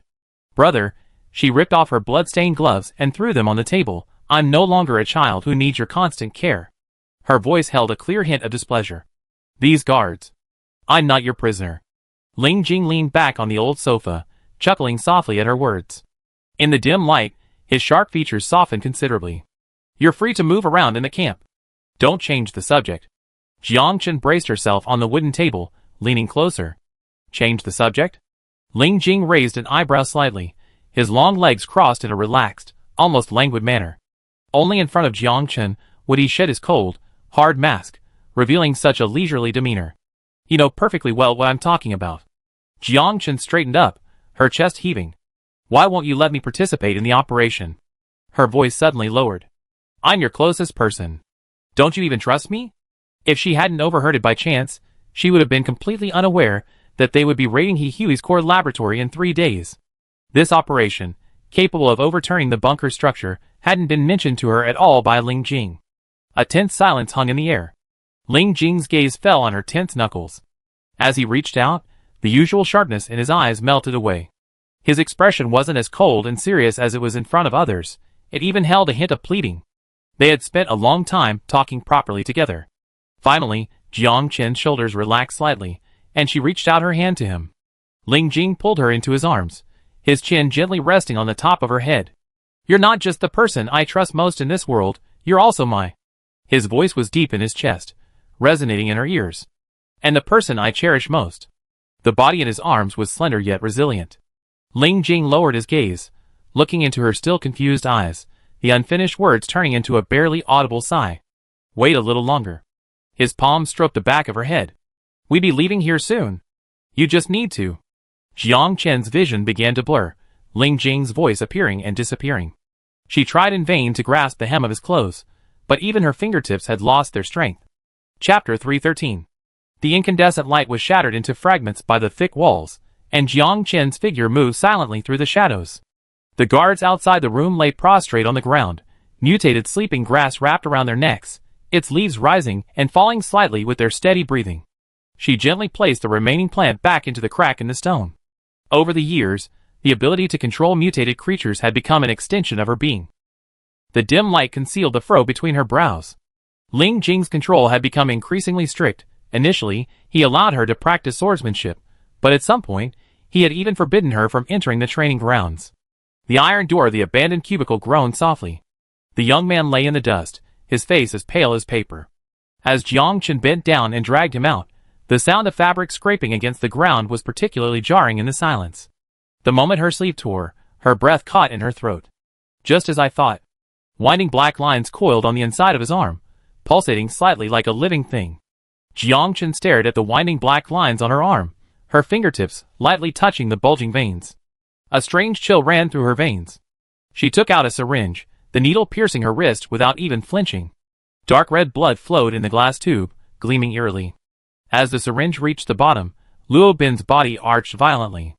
A guttural growl escaped his throat, his fingernails digging bloody scratches into the floor. Jiang Chen watched calmly. The cracking of dislocated bones echoed in the cubicle, mixed with the howls of a wild beast. These sounds were all too familiar. The boy who had bitten her arm 10 years ago had uttered the same mournful cry before his death. The dim light of her memory filtered through the cracks in the bunker, dappling the small corpse.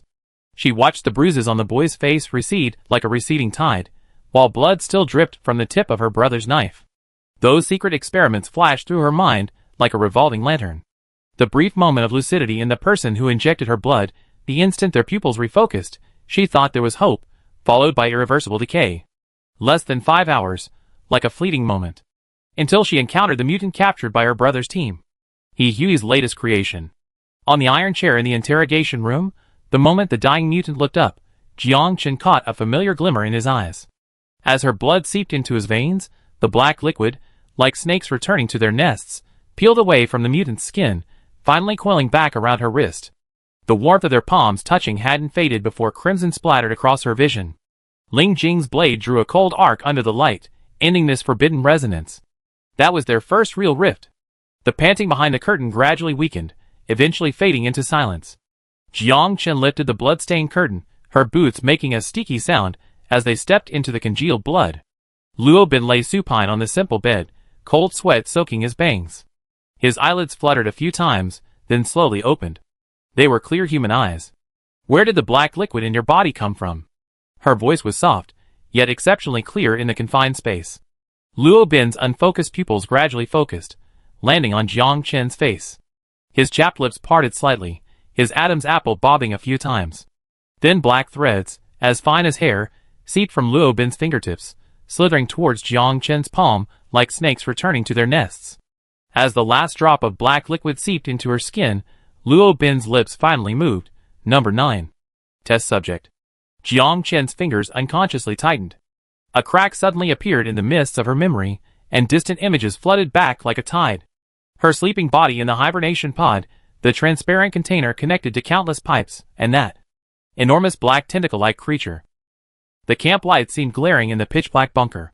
When Jiang Chen pushed open the door, Ling Jing was already standing quietly by the window, the light casting a silvery edge on his sharp features. She didn't look up, walking straight to the wooden table. Shadows enveloped her profile, leaving only her taut jawline exposed to the light. Chun, Ling Jing's voice was low, the last syllable carrying a suppressed anger. He took a step forward, his knuckles on the edge of the table. Don't take any more risks. Does brother hate the bunker people? The sudden question froze the air. Jiang Chen turned around. In the backlight, only her slightly trembling eyelashes were visible. Ling Jing was silent for a moment. Why ask this all of a sudden? The old people betrayed the 12 tribes, so you never mentioned it. Jiang Chen's voice was as soft as a sigh. What about the bunker people? Ling Jing raised his hand, his fingertips almost touching her loose hair, then slowly withdrew. Traitors pay the price, invaders. His voice turned cold. They don't deserve to call this place home. They don't deserve to call this home. Jiang Chen repeated the words. She finally looked up, her eyes reflecting the flickering candlelight. I understand, brother. I won't let you worry anymore. The bunker had no day or night. The mottled line drawing of the moon on the ceiling gleamed faintly. Those crooked lines were marks etched over the years. Some round like silver plates, some slender like hooks, each one taught to be drawn by Ling Jing, holding her hand. Memory, like a shattered mirror, reflected images that were hard to distinguish from reality. Until the black liquid from Experiment 9 merged into his blood, the long-forgotten fragments suddenly pieced themselves together seamlessly. The panic of the people facing the apocalypse, the cries echoing through the shelter, and the final struggle of the body's original owner before his consciousness faded. If one day, Ling Jing discovers that behind those eyes lies not his sister, but even the murderer who killed his most beloved sister. Now occupying this body is the soul of the bunker dweller he despises and hates. What will he do?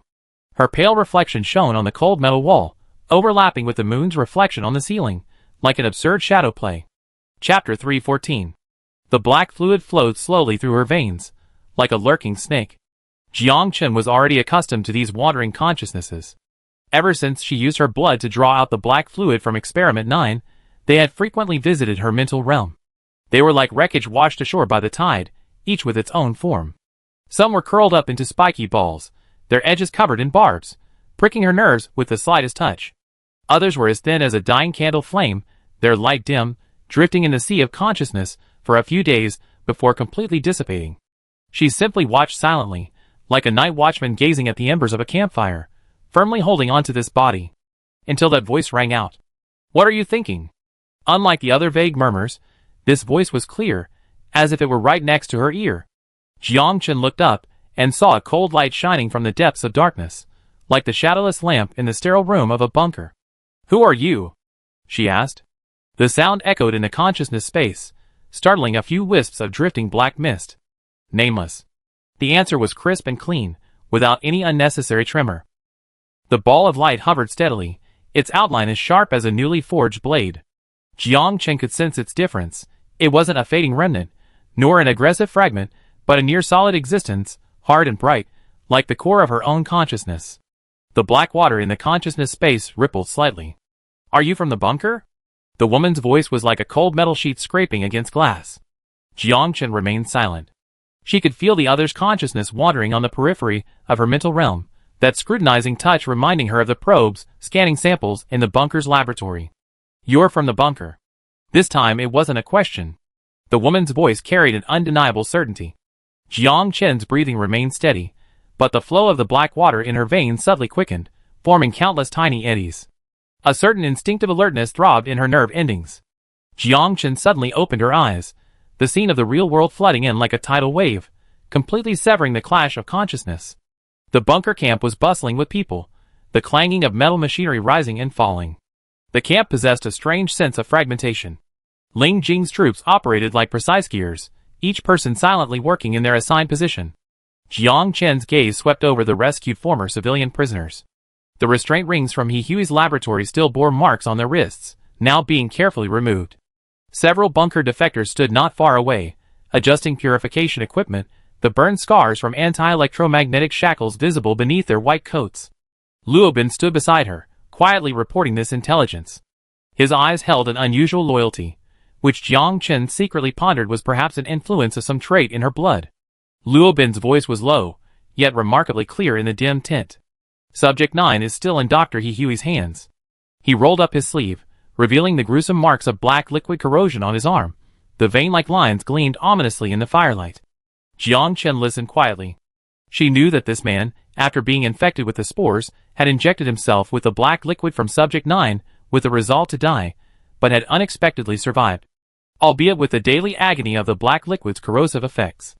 The ventilation system, carrying spore dust, swept through the camp, and Jiang Chen suddenly felt the black liquid in her veins become slightly hot. This body, pieced together from the remains of an old mortal, the blood of the Blackwater, and the consciousness of the bunker, was resonating with Experiment Subject 9 in the distance. That call grew clearer with each passing year, like two colossal beasts in the deep sea transmitting messages through infrasound.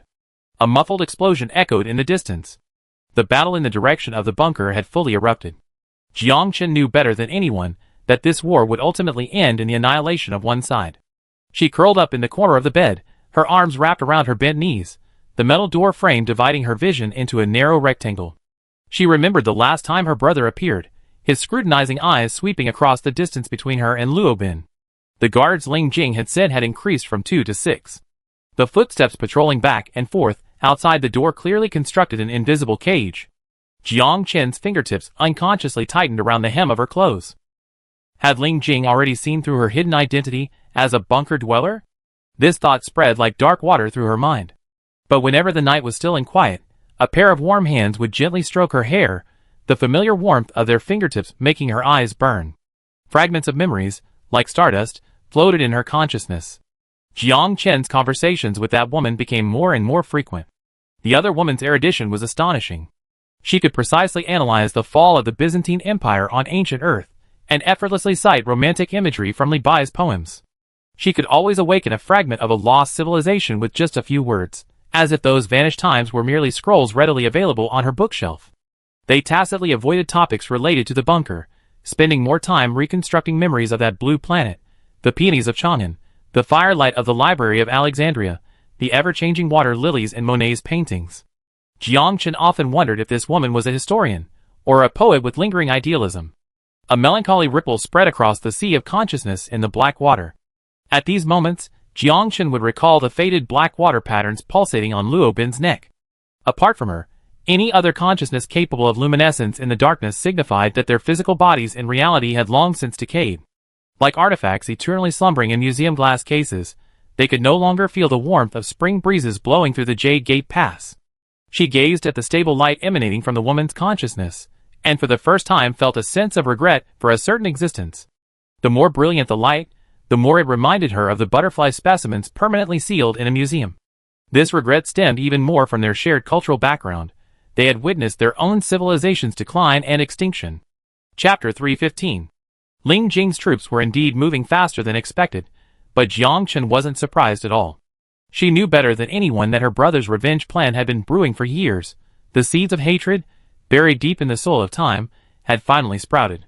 She walked slowly through the camp, noticing a significant decrease in the number of mutants under Dr. He Hui's command.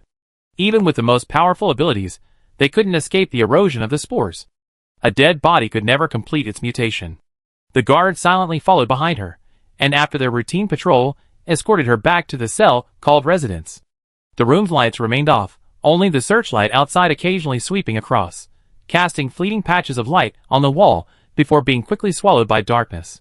Jiang Chen saw that half of his face was bathed in light, the other half hidden in shadow. The part bathed in cold light was his jet-black hair, neatly trimmed sideburns, and a pair of straight, sword-like eyebrows and dark eyes. The shadow between his brows was hard to decipher. Was it weariness or something else? He slumped lazily into the sofa, his silhouette blurred by the backlighting. "Where have you been?" His voice broke the darkness. Jiang Chen's tone was flat. "Where I went, my brother already knows. Why ask?" Ling Jing's clasped fingers tightened slightly in the shadows. His gaze fell on the untouched plate, and his tone softened. "You'd be leaving the bunker in half a month. Didn't you say you wanted to visit Green Fortress? The vegetation there is unique. I think you like it." "Is this a notification or an order?" Jiang Chen mechanically chewed the dry breadcrumbs, crumbs falling softly from between her fingers. Ling Jing's knuckles tapped lightly on the sofa armrest. "You know I never force you to do anything." "Yes, brother, you never force me." Jiang Chen put down the food with her back to him, the metal plate clinking against the table. "But there's always a way to make me do what you want. It was like that before, and it's like that now." A searchlight suddenly swept across the room, illuminating Ling Jing's slightly furrowed brow. "That child stays by your side only because you have something he wants." His voice was soft, seemingly just comforting her as usual. "Ah Chen, being soft-hearted towards those in the bunker is the most dangerous kindness on the battlefield. He was born after the war. His hands have never been stained with blood. Besides, he helped me. If it weren't for him, I would have been." Ling Jing's voice was like a thin blade, gently parting the stagnant air. "He protects you only because of what flows in your veins." Jiang Chen turned around, the rainbow light flashing outside the window. A layer of blood tinged her eyelashes. "But our ranks are now also sheltering bunker dwellers. Brother knows better than anyone that this war could have been resolved better." "Another way? Your blood?" Ling Jing stood behind her, his fingertips sliding down her slender neck, the subtle tremor of blood flowing beneath his fingertips. "I never knew my student, Chun, could be so generous." His breath brushed against her ear. "Have you ever seen the prey of carrion-eating corpses? I think you should remember." Jiang Chen's skin trembled slightly. Memories flashed back to those drained corpses. Skin clinging tightly to the contours of bone, as brittle as a dried cicada's shell. "Do you think those bunker people, Dr. He Hui, or that person you thought was your ally, would only draw a portion of your blood, Chen?" He lowered his head slightly, his lips brushing against her neck, his words reaching her heart. Jiang Chen trembled involuntarily. She suddenly remembered the days she had been asleep, in the dark, utterly gloomy space, trapped in a cramped corner, struggling and waiting. Now, she felt as if she were on the deck of a sinking ship, watching the seawater slowly rise past her ankles, yet she didn't even have the strength to cry for help. Brother, if I... Her voice suddenly rose, a voice pounding wildly within her. Tell him your true identity, like when you were a child, entrust all your problems to him, and wait for that always reliable judgment. Brother, if one day I become the person you dislike the most, you will. Ling Jing embraced her from behind, interrupting her unfinished confession. His chest pressed against her back, his heartbeat piercing through the fabric. No matter what you become, you will always be the only person I cherish. His voice was as deep as the water of an ancient well bathed in moonlight. We are each other's last blood relatives. I will protect you, teach you, and give you the best of everything in the world. Chapter 316. In the abyss of consciousness, the floating chessboard gleamed with a cold, jade-like luster. An obsidian-carved knight and an ivory-carved queen faced off across 64 squares. Jiang Chen's fingertip hovered above the black bishop. So, for you, power is truly taking control of your life? The sound of armor scraping against armor echoed in the void as the pawn advanced. Queen sacrifice? The white queen suddenly slashed into square c5, her skirt tracing a sharp arc. The woman's voice was like an undercurrent beneath the ice. On the chessboard, the player and the piece are separated by only a thin line. A white bishop crushed a black pawn, the sound like bones cracking. Some are leaders, some are followers. After being captured, how will you respond? Jiang Chen could sense the gaze piercing through the thick fog, but she could also feel the other's intrigued gaze. Then, she abruptly pushed the black bishop into the killing formation on square e6. The instant the white queen devoured the piece, a ghostly blue flame rose from the board. The answer is a third party, neither of them. Traitor. The jewel on the white king's crown gleamed. Is this your so-called survival? The mist rippled, as if someone had leaned forward. But you say all this is just for survival? The white king slowly shifted. A true survivor should learn to make me reluctant to devour her. In the endgame, the black king and 3 black pawns formed a cone formation, but the pieces surrounding the white queen suddenly trembled and veered off course.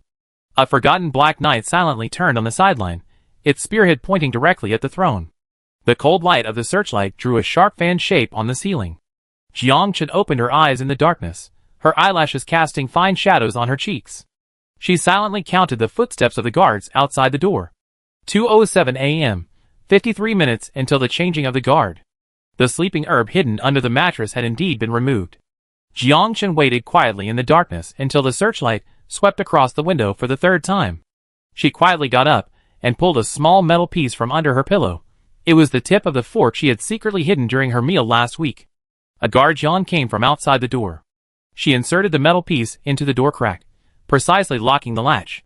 This angle had been carefully observed. It was enough to pry open the lock without making a sound. Luo Bin had told her that this old-fashioned lock had a fatal flaw. At 3 a.m., when humidity was highest, the spring would become sluggish. A soft click was almost perfectly masked by the simultaneous change of guard announcement. Jiang Chen held her breath, watching the new guard rub his eyes and walk to his post. She knew this schedule all too well. At 3:05, the guard would routinely check his communicator. At 3:20, he would invariably be the first to yawn. The corridor's surveillance camera slowly shifted to the right, marking the 15 consecutive days of blind spots she had recorded. Jiang Chen slipped out the door like a shadow, moving along the wall. Each step she took was in time with the patrolman's footsteps, even her breathing synchronized with the ventilation system's operation. At the corner, she suddenly stopped. The guard ahead still had a steaming coffee cup in his hand. It was a little gift arranged by Luo Bin through his old subordinates in the bunker, laced with a trace of tranquilizer. As the guard began to drowsy, Jiang Chen had already slipped into the ventilation duct. Luo Bin, she whispered, her gaze piercing through the iron bars to the blurry outline of the camp in the distance. The young engineer immediately leaned closer. I designed the bunker's iris recognition system. During last week's maintenance, your biometric information was entered into the highest level access list. Jiang Chen lightly tapped her fingertips on the window frame. This escape plan had been in the works long before she deliberately provoked Ling Jing. All those arguments, feigned weakness, even tonight's quarrel, were to convince her brother that she wouldn't act rashly for the time being. Jiang Chen's steps suddenly stopped in the dark passageway. She listened intently to the distant sounds of machinery, and only after confirming it was safe did she turn to Luo Bin. Master? Luo Bin's head was lowered. Jiang Chen's gaze swept over the red-marked warning zones on the bunker's structural diagram, and she said softly, "Take the backup passage in the laboratory." Her fingertips traced several intersecting black lines on the diagram. "These abandoned laboratories' reserved doors have now become our shortcut." As the two passed through the third dusty laboratory, Jiang Chen suddenly narrowed her eyes. "What's on your lips?" Her voice was soft, but it made Luo Bin stiffen. Luo Bin's Adam's apple bobbed. He opened his mouth, but only managed to squeeze out a single word, "blood." Jiang Chen stopped, scrutinizing him in the dim light of the emergency lamp. She noticed the dark red residue under his fingernails, and the unnatural wrinkles at the collar of his uniform, as if hastily wiped clean. "When did it start?" Her voice was unexpectedly calm. Half a month ago." Luo Bin's voice was almost forced out between clenched teeth. "The other person isn't dead, I just couldn't control myself." Jiang Chen gazed at the darkness that swallowed the light at the end of the passage and sighed softly. She should have realized it sooner. Her blood could neutralize the spores, but it would also erode normal humanity. Now, this once docile young man was turning into another kind of monster, and she was the instigator of this mutation. Jiang Chen gazed at Luo Bin's trembling hands, hesitant to speak. "Master, being alive is a blessing.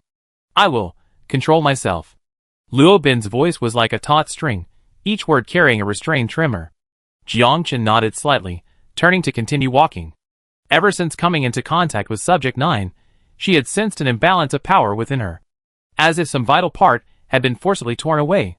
If she could regain that power, perhaps she could not only redeem Luo Bin, but also change this twisted situation. An invisible force seemed to be drawing her closer. Turning the corner, the target laboratory came into view. Four fully armed guards stood before the door, their eyes sharp as eagles beneath their protective masks. Clearly high-level ability users. Jiang Chen took out a shimmering purple capsule from her pocket and flicked it with her fingertips. The capsule traced an elegant arc in the air, landing in a distant corner and instantly exploding into a hazy purple mist. Alarm. Spore concentration has surged. The lead guard immediately adjusted the valve on his protective suit, his mask instantly switching to full close mode. Purification is necessary immediately. Another guard nervously checked the detector. "You stay here, we go get the purification agent." The two guards hurriedly left, their footsteps echoing down the corridor. Through the swirling purple mist, Jiang Chen's figure appeared and disappeared. Chapter 317. Each level of the bunker was constructed with a completely different defensive system. The deeper one went, the thicker the alloy gates became, and the density of the laser net grew increasingly astonishing, as if guarding some untouchable taboo. After breaking through layer upon layer of blockades, Ling Jing's team finally stood before the entrance to the last level.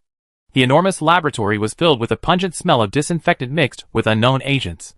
The pale blue liquid in the petri dishes rippled with the movement of the robotic arms.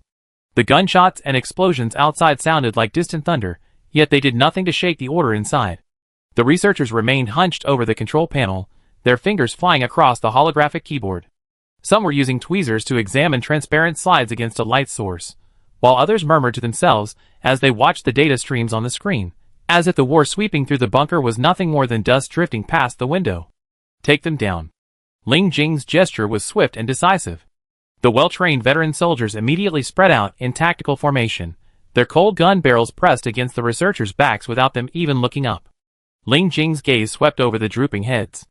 The exposed skin on their necks had a faint grayish-purple hue, like pages stained by twilight. Typical symptoms of mid-stage spore infection. The bunker's ventilation system had been completely compromised months ago. It was a medical miracle that the bunker's inhabitants, who hadn't mutated, had survived this long.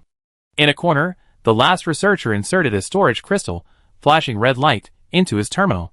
As the progress bar reached its final tick, he let out a long sigh of relief. Their civilization must be preserved, no matter what. A slight click echoed, as the helmet of his protective suit unlocked. He removed it, and casually placed it on the table, revealing a face somewhat grayed by spores. Turning to face the dark muzzle of a gun, his face showed no fear, but rather a relieved smile, as if a heavy burden had been lifted, as if he had waited far too long for this end. Ling Jing's gaze swept across every corner of the laboratory like a hawk's, the eerie blue glow of the petri dishes flowing across his black trench coat. The researchers who had surrendered, the flickering terminal screens, the scattered experimental samples. But the woman was nowhere to be seen. His brow furrowed suddenly, unnoticed by anyone. "Leader." Wan Shuanyang's footsteps were as light as a cat's paw. He leaned closer to Ling Jing, his voice even lower than the whirring of the ventilation ducts. There's a biometric door at the back of the lab. None of these researchers have the authorization to unlock it. Blow it open. Ling Jing's voice was completely flat. Yes. The explosion was muffled, like a boulder crashing into a deep pool. The shockwave caused the liquid in the petri dish to slosh violently, and the entire bunker groaned in pain. Before the smoke and dust had even cleared, a red figure came into view. The woman stood silently before the hibernation pod, her scarlet skirt cascading down like a congealed river of blood, her bare arms gleaming coldly white under the emergency lights. Wan Xuanyang's hand instantly gripped the holster at his waist, his pupils slightly contracting. This woman wasn't even wearing the most basic protective gear, yet her skin was flawless, without a trace of gray or purple. In the depths of the bunker, where the spore concentration was dangerously high, this in itself was the most eerie sign. The woman slowly raised her eyes, her eyelashes casting faint shadows beneath her eyelids. When her gaze fell upon Ling Jing, a perfect, almost rigid smile curved her lips. Hello, esteemed leader of the 12 tribes, my name is Alice. Ling Jing's fingertips twitched slightly, and the scalpel on the windowsill suddenly defied gravity, piercing straight into the woman's chest with a whooshing sound. Alice's smile remained unchanged, not even her eyelashes trembled. The metal blade grazed her ribs, but there was no expected tearing sound of flesh, only the soft whistling of air being cut. The scalpel pierced her body as if through mist, striking the wall of the hibernation pod behind her with a clang. Amidst the trembling hum of the blade, the fabric of the woman's clothes didn't even crease. Alice lowered her head, looked at her ribs, and offered a polite smile. Dear Chief, please rest assured, I am the bunker terminal control system created by Dr. He. My duty is only to protect the bunker security, my program has not set any attack functions. Ling Jing's gaze lingered on Alice for only half a second, before he walked towards the hibernation pod behind her. Over the years, he had sifted through the encrypted files left behind in the bunker, and this kind of light and shadow composition wasn't particularly surprising. Fine droplets of water condensed on the transparent walls of the hibernation pod. Inside, in the pale green nutrient solution, lay a woman who appeared to be around 40 years old. Her hair was neatly tied back, a few stray strands clinging to her pale forehead. Fine lines lined the corners of her eyes, and her lips were pressed into a gentle curve. Most striking was her neck. The skin, submerged in the nutrient solution, shone with a pearly sheen, without a trace of the grayish-purple spores. Wan Xianliang couldn't help but take 2 steps closer. He saw a monitor beside the hibernation pod emitting a faint beep, the fluctuating curves on the screen showing an incredibly stable vital sign. Deep within this bunker, where even the ventilation system reeked of spores, lay such an uncontaminated body. Life is an incredibly wondrous thing. Alice's voice carried the subtle static characteristic of holographic projection. Her gaze, turning towards the hibernation pod, added an indescribable warmth to her perfect smile. Subject 9 won't attack the old ones. They even actively nurture weak life forms. And the bunker dwellers are merely their food. She paused, her fingertip lightly tracing the cheek of the woman inside the pod. But birth and death are separated by a fine line. Only those who truly survive are the chosen ones. Ling Jing's gaze passed through Alice's translucent shoulders, landing on her seemingly empty pupils. In the shifting light and shadow, he clearly caught the outline of another pair of eyes.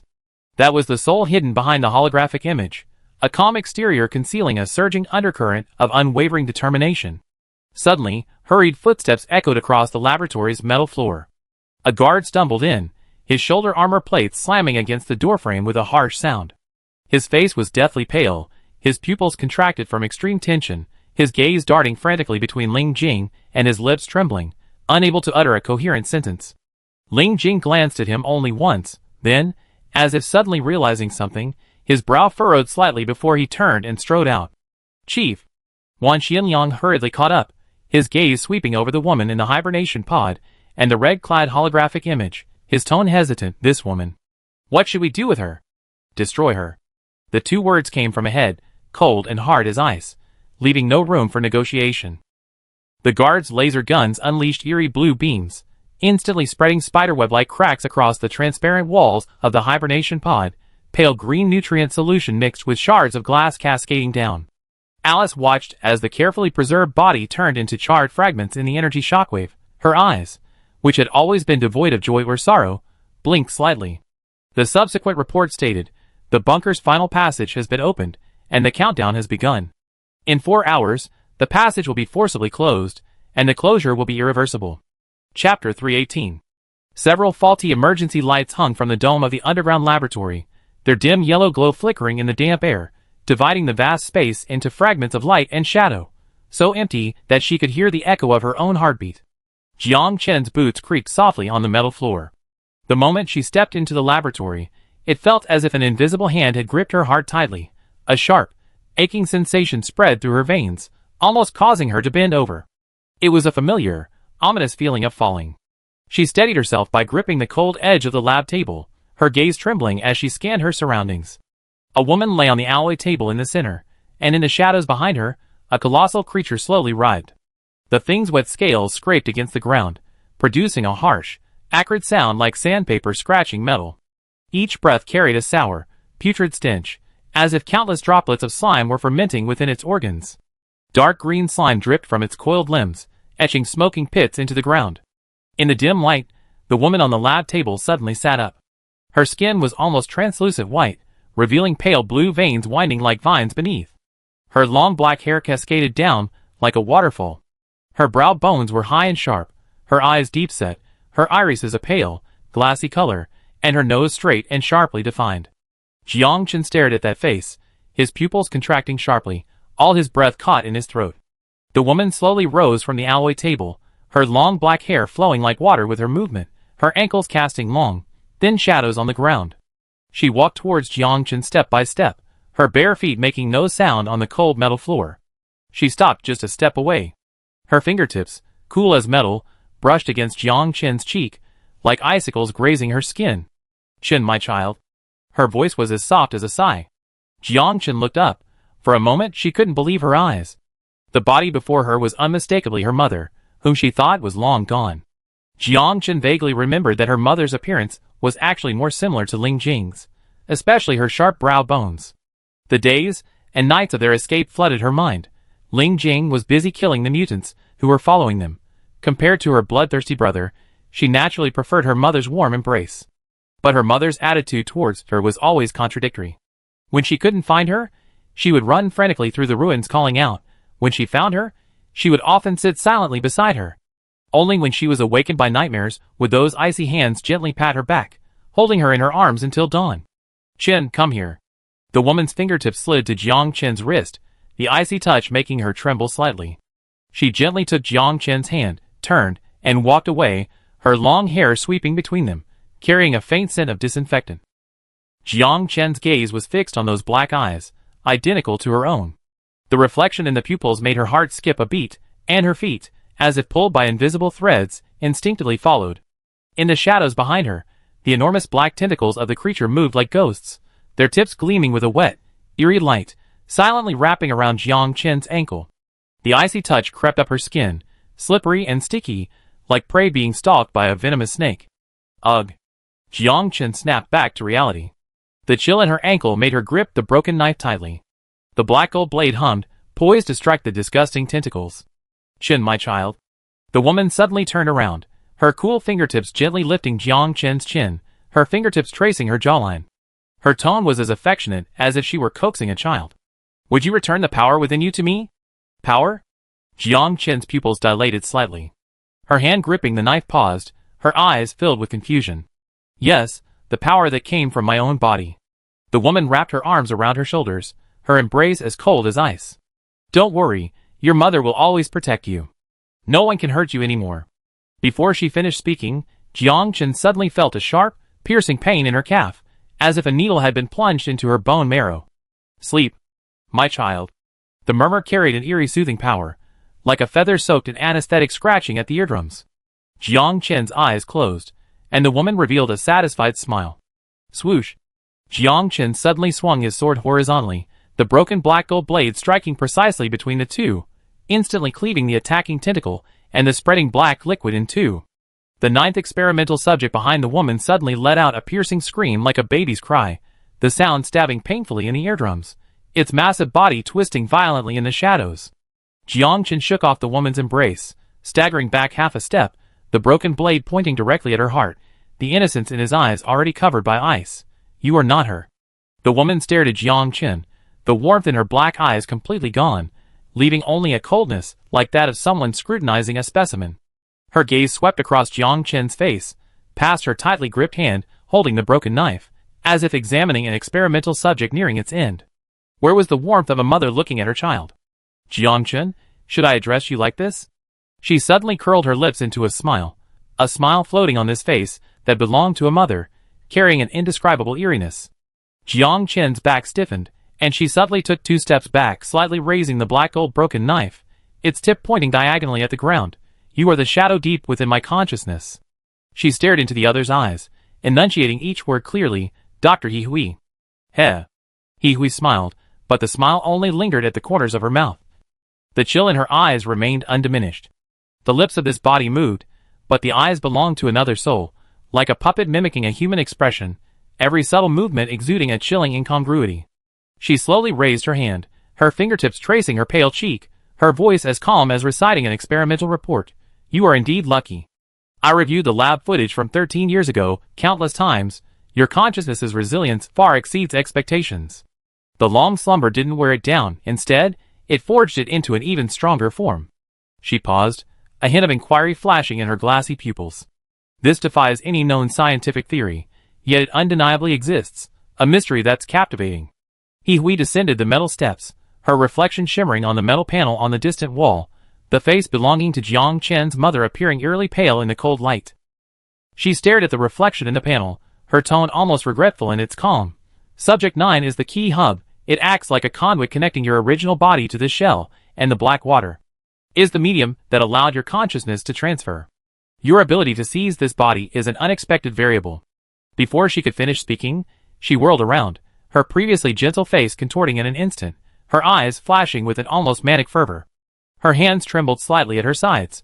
Do you know how many experiments we conducted to replicate this consciousness transfer? Discarded test subjects piled up from the lab to the corridor. The cries of those failed experiments still echo in the ventilation ducts. Her hand, cool with disinfectant, reached out to touch Jiang Chen's cheek.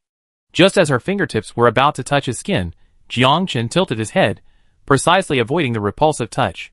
He Hui's hand froze in midair, then slowly withdrew, a hint of melancholy in her voice. Your mother. Oh no, I should call her the original owner of this body. She was too weak. Even with the continuous energy supply from experiment subject 9, it couldn't stop the rate of cell decay. Like a leaky bucket, no amount of filling it in could help. That's why you've been relentlessly searching for me.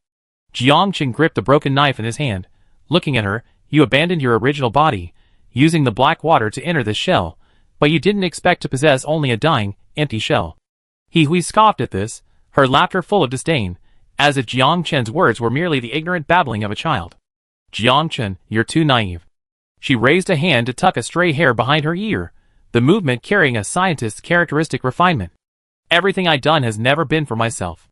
Her eyes suddenly blazed with intensity, as if igniting some deep-seated conviction, and her voice rose a few decibels. We lost our homes, we lost our compatriots, the corpses in the lab were enough to fill half a bunker, but did we ever give up? No. Her fingertips tapped heavily on the lab table beside her, the metal surface emitting a dull thud. You come from Earth, with the blood of our civilization flowing through your veins. Even with this body of an old citizen, that mark is etched deep within your consciousness, indelible. She took a step closer, her gaze piercing. Do you really think that donning this skin makes you an old citizen? Her tone abruptly shifted, staring into Jiang Chen's eyes, her voice softening, seductive like a viper's hiss. Otherwise, you had so many chances. Why didn't you tell your brother your true identity?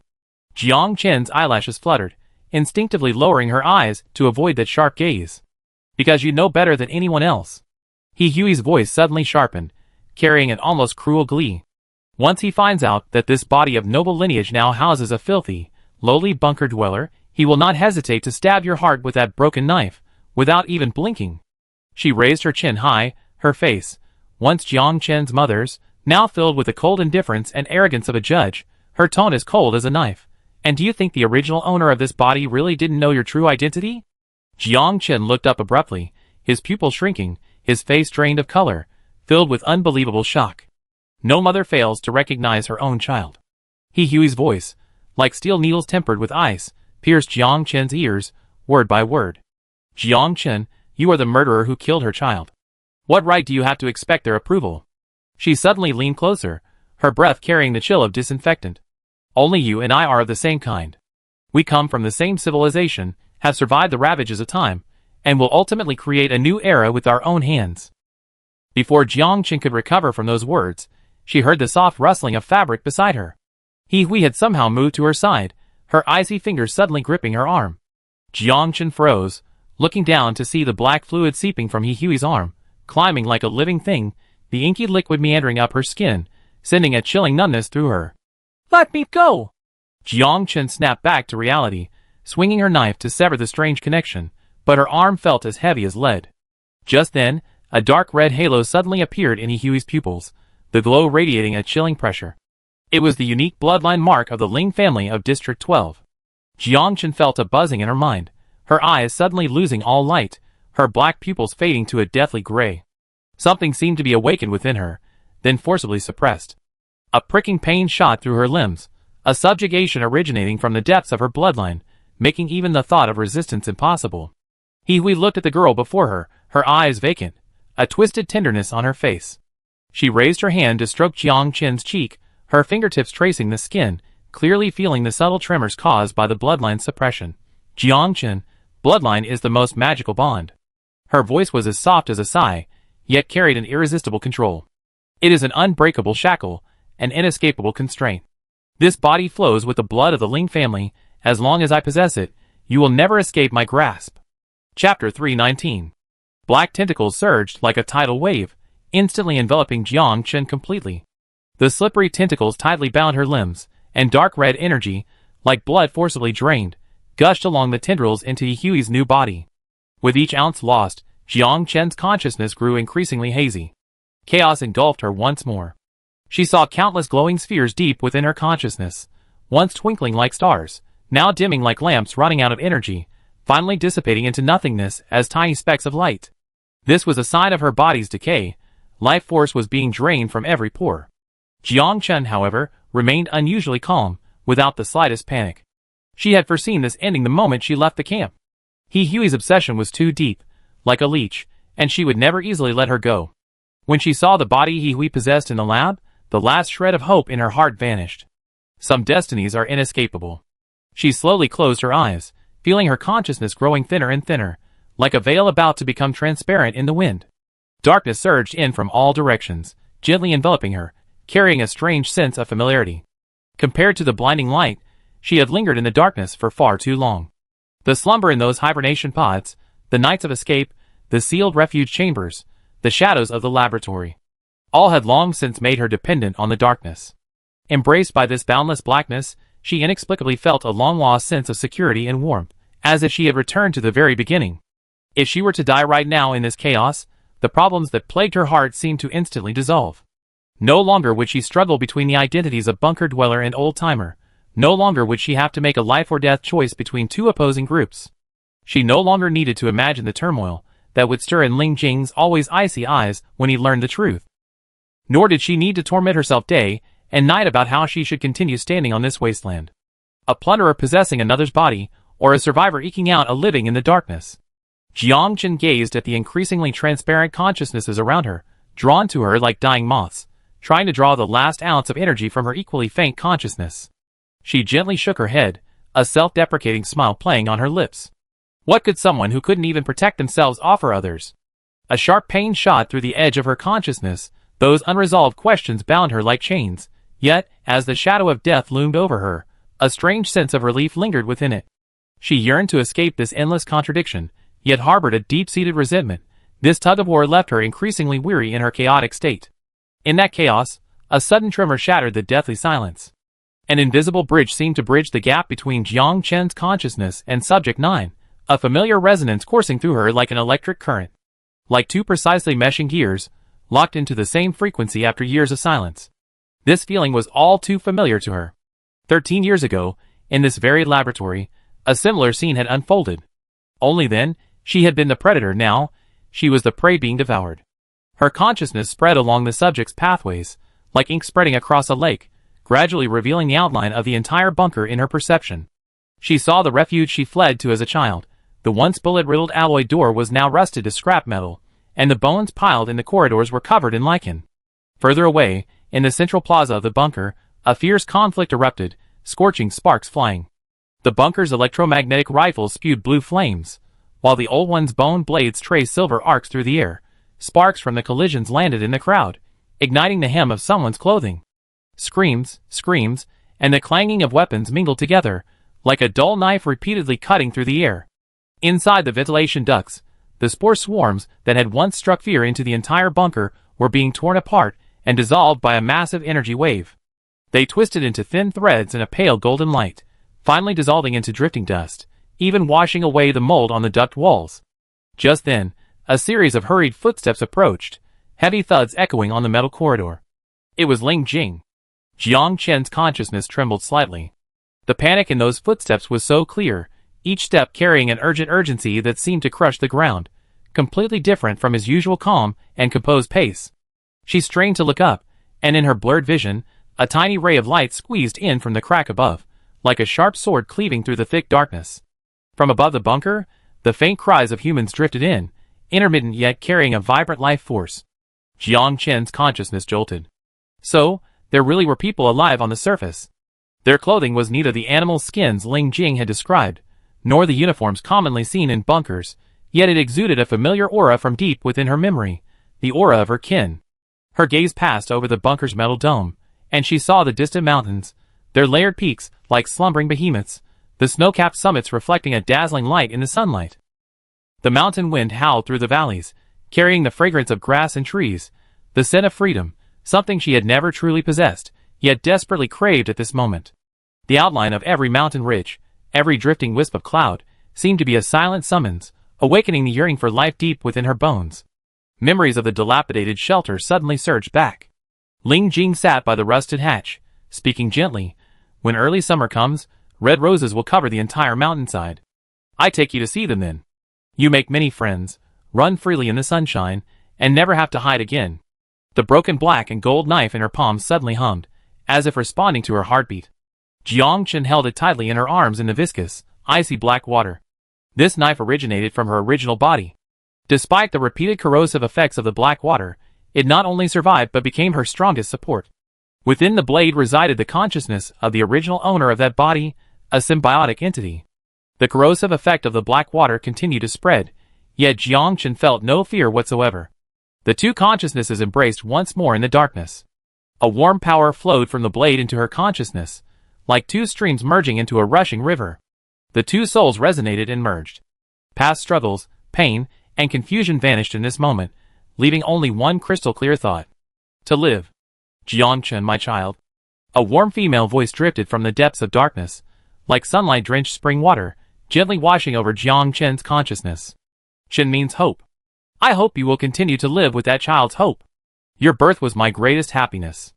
The warmth carried by that voice transformed into a soft silk, gently enveloping Jiang Chen's increasingly thin body, dispelling the bone-chilling cold brought by the black water. Jiang Chen's eyes instantly welled up with tears, which condensed into glistening specks at the edge of her consciousness. Her figure gradually became transparent in the halo of light, like dandelion seeds gently scattered by the wind. In Jiang Chen's mind, fragments of Earth's last moments suddenly surfaced. Her mother sat by the fragrant window, holding her hand and repeatedly urging, live on at all costs. Those words of advice overlapped with the voice now, a warm power flowing through her consciousness, soothing all her unease. Chapter 320. He Hui lowered her gaze to her palm. The once blood-red skin was visibly losing its luster, a dark greenish-grayish white spreading from the base of her fingers, like withered leaves ravaged by mold, even the veins tinged with an eerie bluish black. Humph. She clenched her fist tightly, her knuckles turning white from the force, but she couldn't stop the decay. Anger instantly overwhelmed her reason. She abruptly raised her eyes, staring intently at the black blood cocoon before her, the fanaticism in her eyes twisting into a ferocious hatred. Just then, the black tentacles on the outer layer of the blood cocoon suddenly twitched violently, curling back as if touched by a scorching flame. They receded like a tide, revealing Jiang Chen's pale but not yet decaying body inside, the broken black gold knife angled at her side, its blade gleaming with a faint red light. Why? Why won't you give up? He Hui roared, lunging forward, her nails sharp and claw-like in her rage, gleaming with a cold, dark green light. Jiang Chen, you asked for this. Bang. The heavy alloy door of the laboratory was smashed open with tremendous force, metal fragments flying everywhere. Before He could turn around, a pair of well-defined knuckles gripped her neck like iron clamps. The force was astonishing. The fingertips dug deep into the flesh of her neck, almost crushing her cervical vertebrae. Huey's body was instantly lifted off the ground, her legs kicking futilely, a hissing sound escaping her throat, her vision blurring. Ling Jing stood behind her, radiating a terrifyingly low pressure. His cold eyes were fixed on Huey's motherly face, but the strength in his hands was terrifyingly steady, as if he were not holding a person, and there was no surprise in his eyes. So you knew all along that your mother's body wasn't dead. Huey's neck was gripped, her voice hoarse yet sharp with mockery, her nails scratching futilely at the air. No! Ling Jing's voice was as cold as ice, his fingertips tightening slightly, causing Huey's throat to creak painfully.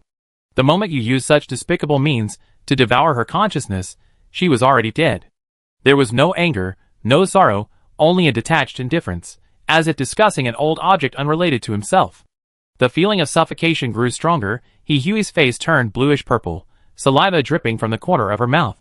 Ling Jing, your Ling clan has long been regarded as abandoned by the old people. What difference is there between you and us bunker people? She forced out the words, a seductive glint in her eyes. That child isn't your sister at all. Cooperate with us. We help you. Take revenge on those high and mighty old people. Ling Jing lowered his gaze slightly, his eyes falling on her struggling fingers, his gaze calm to the point of cruelty. His posture was like looking down at an insect struggling in a mud pit, carrying an innate arrogance. Huey looked into the unfathomable coldness in his eyes, and the color drained from her face instantly, a chill running down her spine. You knew all along.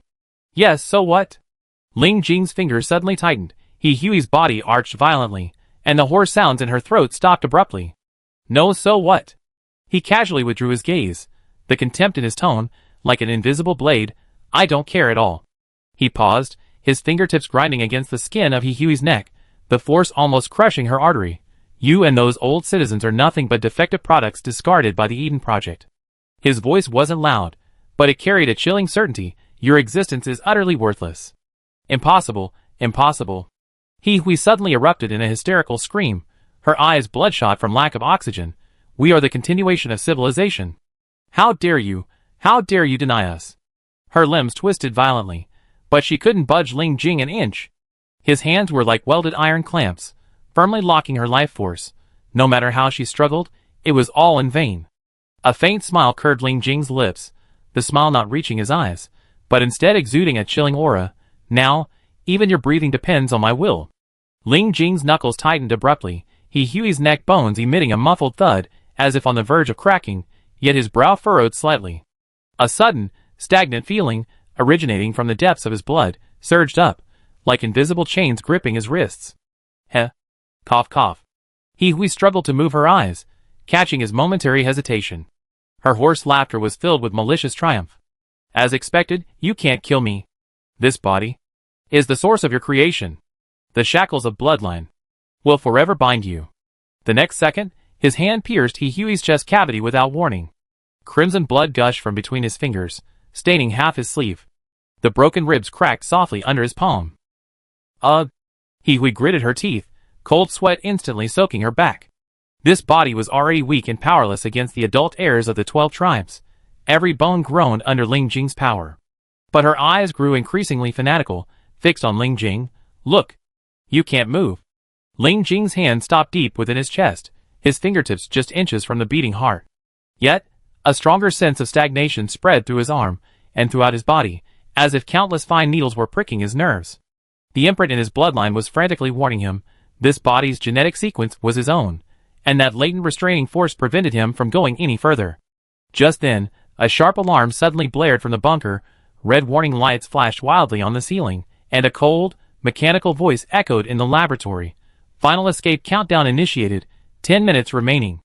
It was Alice's program that set the countdown. Whoosh! 3 dark figures suddenly plummeted from the ventilation ducts, the force of their impact scattering the experimental reports. The 3 high-level ability users, the leader with a pale purple energy field gathered in his palm, instantly enveloping Huey within it. When the energy field touched Ling Jing's arm, it emitted a sizzling, burning sound. The other 2 rushed forward, but were instantly reduced to a bloody mist by the time Ling Jing raised his hand. The leader swiftly hoisted the limp Hui, leaping back into the ventilation duct, leaving only a pale purple afterimage. Almost simultaneously, the ventilation grill in the corner was violently smashed open, and a clump of black, viscous liquid, carrying countless tentacles, slid in. The ninth experimental subject, as if imbued with sentience, rapidly disappeared into the depths of the duct, leaving only damp marks on the duct wall. Ling Jing stood rooted to the spot, his blood-stained hands slowly clenching, drops of blood dripping from between his fingers spreading into dark patterns on the ground. He stared at the direction of the ventilation duct, a hint of solemnity creeping into the coldness in his eyes. The restraint of his bloodline had ultimately become the greatest obstacle. Ling Jing lowered his gaze to the sticky blood in his palm, the crimson liquid slowly dripping from between his fingers, spreading a small, dark stain on the metal floor. He looked down at the man. The girl lay on the cold ground, her face almost translucent with paleness, the faint rise and fall of her chest barely perceptible. Ling Jing's gaze fell on her slender neck, the skin so fragile it seemed it would shatter at the slightest touch, a mere ounce of force enough to end her fragile life. He reached out and gently stroked that delicate skin. The next second, he felt an extremely faint breath in his palm. A breath, as faint as a candle flickering in the wind, yet undeniably present. "Leader, the passage is about to close." Wan Xuanyang's voice came from behind, tinged with a cautious probing. He looked into Ling Jing's unfathomable dark eyes, holding his breath. "But leader, there's something I think you need to know now. The spores in the bunker have suddenly all perished. Dr. Hui's people have taken the opportunity to evacuate the bunker." Ling Jing didn't turn around, his fingertips still resting on Jiang Chen's neck, sensing that faint life force. A moment later, he bent down and picked up Jiang Chen's cold body in his arms. The girl's head rested weakly on his shoulder, her hair slipping down and brushing against his blood-stained neck. Chapter 321. Outside the bunker lies the Xuria underground palace. This sacred territory revered by the 12 tribes. 14 years have passed, and the outside world has been completely transformed. The landscape has been reshaped, and the old traces are nowhere to be found. Ling Jing stood beside the stone coffin, his gaze fixed on the sleeping girl within. A portion of her power had been taken from her by Hui and Subject 9, and she remained unconscious. Her long eyelashes drooped quietly, and her face still bore a pale tinge. This stone coffin, crafted from black python scales, was the tomb of the high priests of the ancient people, radiating an ancient and sacred aura, capable of warding off external attacks. Ling Jing retrieved the sacred steel he had previously seized and embedded it into the carved red python stone pillar beside it. His crimson blood dripped into the sacred steel, which emitted a dim light. Thick black liquid slowly seeped from the steel, flowing down the stone pillar and eventually encircling the stone coffin, nourishing Jiang Chen within as if it were alive. He gazed at the person in the stone coffin. She wore the attire of the 12 tribes, the unique patterns and colors giving her a sense of belonging. Ling Jing's gaze softened slightly, as if only in this way could she truly belong to this land, to his side. Looking at her serene face, his thoughts suddenly drifted back to that night many years ago. He killed the superhumans who tried to approach her, those controlled by Hui who came to find her. After that day, there were no arguments between them, not even a harsh word. But in the shelter at night, she no longer nestled quietly into his arms, pressing her warm cheek against his arm as before. By day, she remained the most obedient younger sister, quietly stepping aside when he frowned, considerate in every way, her eyes filled with respect and love. Yet, an invisible barrier, like a thin film of ice, suffocated her. Everything subtly changed when the black water invaded her body. The old inhabitants weren't afraid of the black water, it was the lifeblood bestowed upon them by the red python. But the black water, modified by Hui, was extremely aggressive. Its powerful energy stirred her nerves. Her burning body temperature almost scorched through her thin clothes. Only then would she stumble and fall into his arms again. She buried her face in his knees, her burning cheeks rubbing intimately against his fabric, her fine hair brushing against his skin, carrying a searing heat.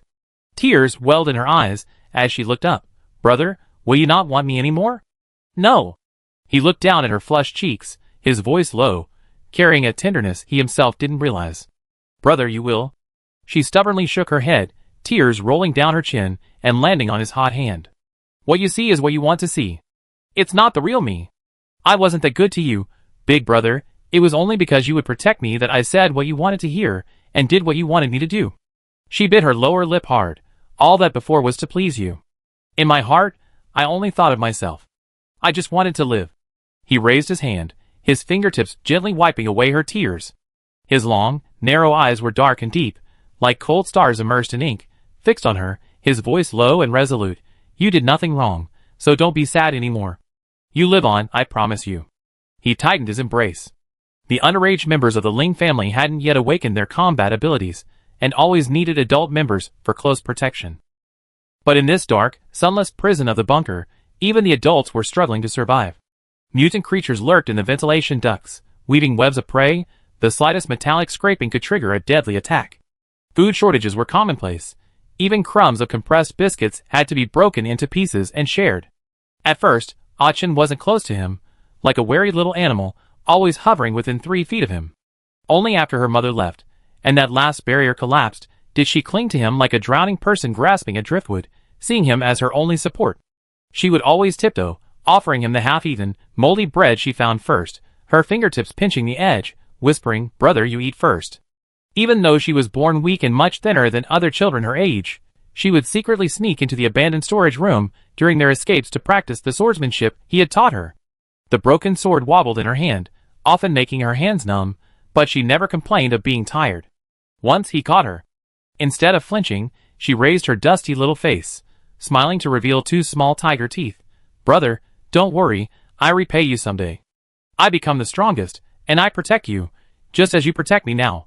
For parts sincerity, for parts flattery, and 2 parts of burning passion he couldn't decipher, like a flickering flame in the dark night, bright and dim. In the dark days, she waited, lay dormant, absorbing any nourishment she could, and then grew wildly. He suddenly realized that perhaps the days in the bunker were the most peaceful time of his life. Those past nightmares gradually faded in his memory, like a blurry old dream. The betrayal of his clan, his father's self-immolation, splattered blood and flesh on his face, hot and rusty, his once straight spine bent violently in the firelight, leaving him alone, driven to the brink of death by the traitor's blade amidst a rain of flames. His mother's long black hair spread out on the altar like withered flowers. Her last gaze at him was as empty as a well.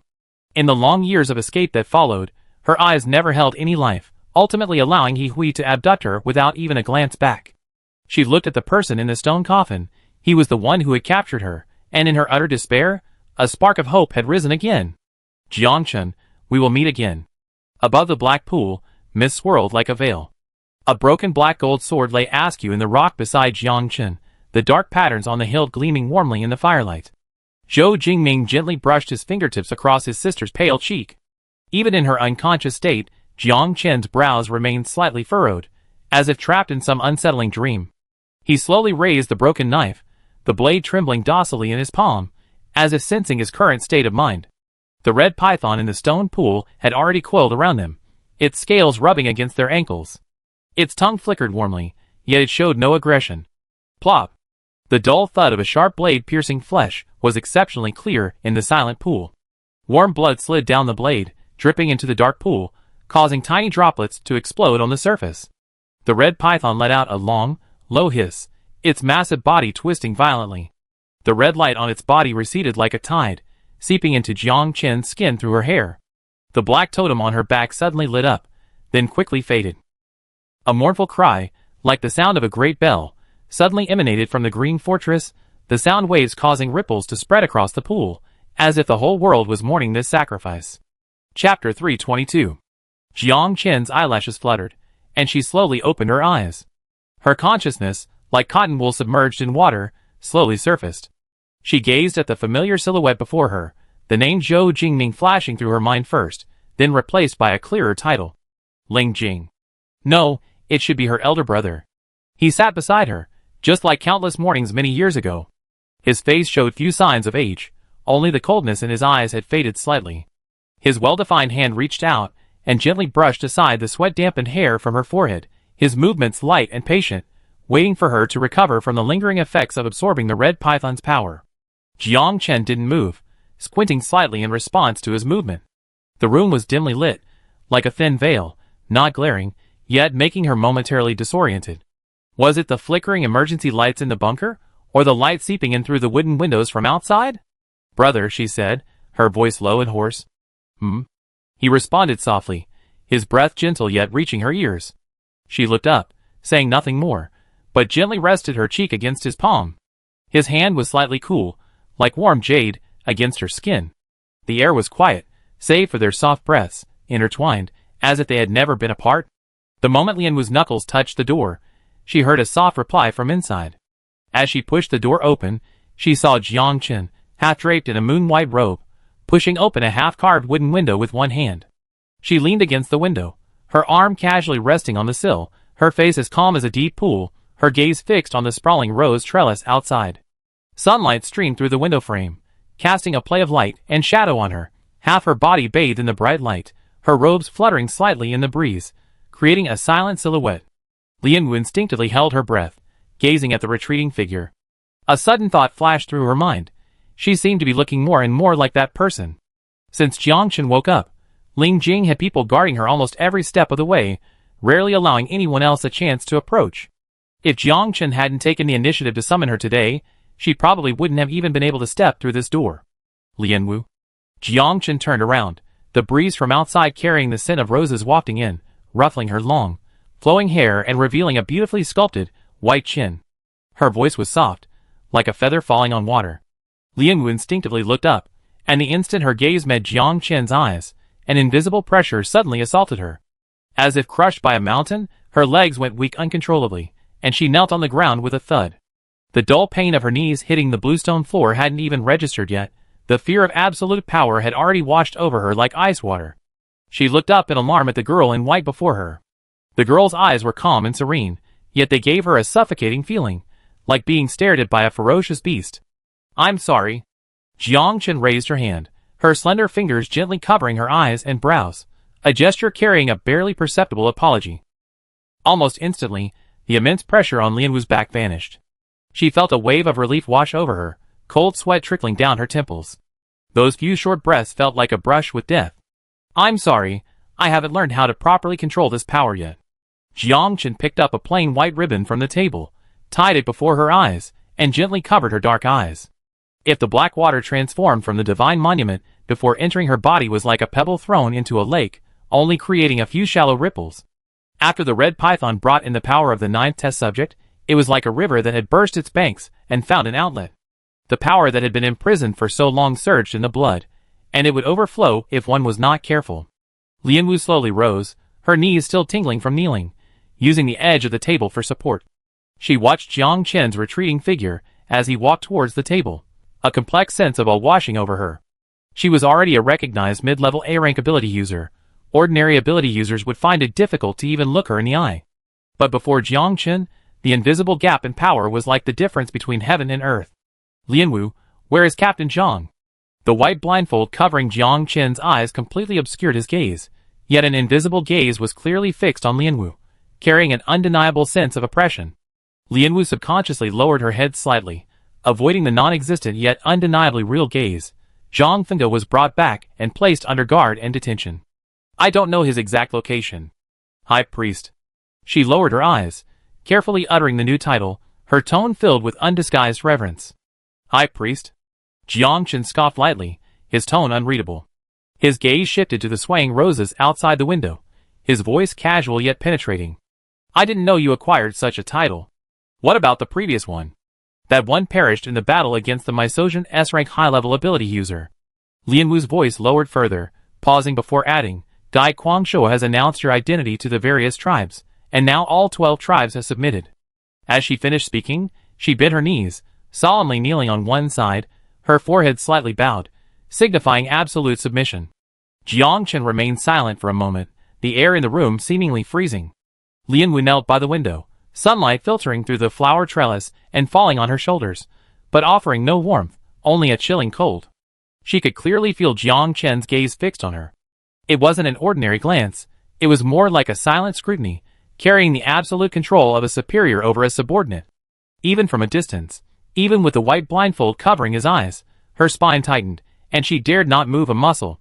The white blindfold over Jiang Chen's eyes rose, and fell gently with his breath.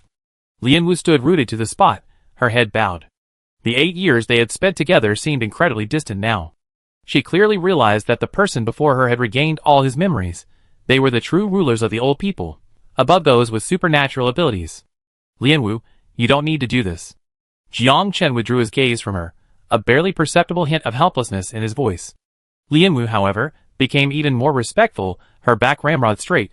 "It is my honor to serve you, High Priest." The deliberately emphasized address seemed to be a repeated confirmation of the boundaries between them. Jiangchen didn't correct her further. A patrol of the Walden tribe passed by outside the window, the faint sound of their boots crunching over gravel carrying in.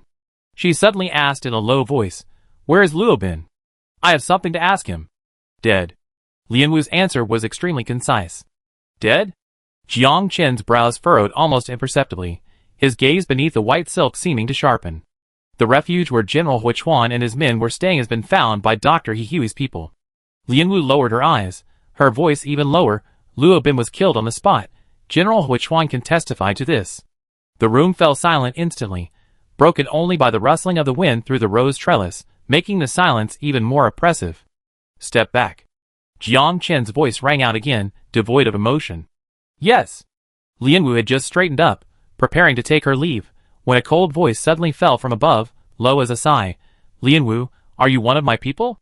Lianwu's movements abruptly stopped, then she lowered her head deeply, her tone almost piously solemn. "This subordinate has dedicated her life to the Ling clan. Naturally she is the most loyal subordinate of the High Priest." After a brief silence, only Jiang Chen's very soft reply was heard. "Good." In that single word, there was neither trust nor doubt, yet it made a thin layer of sweat break out on the back of Lianwu's neck. She knew that in this seemingly calm conversation, an invisible contest was hidden, and she had always been on the side looking up. Chapter 323. Jiang Chen stood by the window. A silver moon hung in the inky sky outside, its gentle light spilling over the rose trellis, turning the layers of petals a translucent white. The evening breeze carried the rich fragrance of flowers, flowing through her fingertips. She gazed at the swaying shadows of the flowers in the courtyard, her brows slightly furrowed. Luo Bin's death was far too coincidental. The time, the place, at first glance, everything seemed logical. He Hui never showed mercy to traitors, and Huichuan, as a native, would never risk his life for a foreigner. But upon closer examination, he seemed like a used part, precisely discarded after his mission was complete, swiftly and decisively. What mission was he completing? A thin mist seemed to veil her mind. Some crucial information had been forgotten. Her fingertips unconsciously traced the roses extending from the windowsill. Suddenly, the words Green Fortress flashed into her mind like lightning. Luo Bin had been infiltrating the Green Fortress for years, and was her most loyal follower. If one day she needed to return here, what she needed most was a guide. Someone absolutely loyal to her, familiar with every dark corner of the fortress, and, most importantly, an inconspicuous, even difficult to integrate, outsider among the old inhabitants, so that her loyalty wouldn't be swayed by other forces. But now, if the Green Fortress was no longer a den of wolves for her, this carefully chosen guide naturally lost its meaning. Thoughts unfolded like a spiderweb, each node perfectly aligned. Jiang Chen raised her hand, gently removing the white silk covering her eyelashes. In the night, her eyes shone with an astonishing light, like a sharp blade tempered with cold stars, completely piercing through the hazy mist. Her figure vanished from the room in an instant. The rose petals on the windowpane still trembled gently in the evening breeze, the room now empty except for the flowing moonlight. 5 years of lurking in the Green Fortress had given her a better understanding than anyone in Walden's army of the secret passages hidden behind bricks and vines. She parted a thick clump of vines in the corner, revealing a narrow opening just wide enough for one person to pass through. After Robin's disappearance, she had secretly searched all possible hiding places, and this cave was the most concealed. As soon as she stepped into the opening, a stench of blood rushed towards her. A dark shadow, accompanied by a sharp whistle, hurtled straight at her face, moving so fast it almost left an afterimage. Jiang Chen flicked her wrist, her broken knife already drawn, and blocked with a backhand strike. Clang! The muffled sound of metal colliding with a hard object exploded in the cave, making everyone's eardrums tingle. Using the recoil from the blade, Jiang Chen took a half step back, squinting in the thick darkness. It was a mutated lizard, the size of a 7 or 8-year-old child. Its scales, covering its body, gleamed with a cold, hard sheen in the dim light, clearly incredibly tough. But ordinary mutated creatures would never attack the old inhabitants unprovoked. A cold light flashed suddenly, as fast as lightning slicing through the darkness. The broken blade traced a decisive arc in the air, the sharp sound of the blade cutting through the air, and the crisp sound of scales breaking almost simultaneously. The mutated lizard's movements abruptly froze. Its massive body swayed, then crashed heavily to the ground. A deep, bone-revealing wound splitting open on its neck, black blood mixed with thread-like foreign matter gushing out. Jiang Chen sheathed her sword. That strike had not only eliminated the obstacle, but also confirmed her judgment. The black threads pulsating slightly with each breath, within the gaps in the monster's neck scales, were clear evidence of the implantation of black liquid.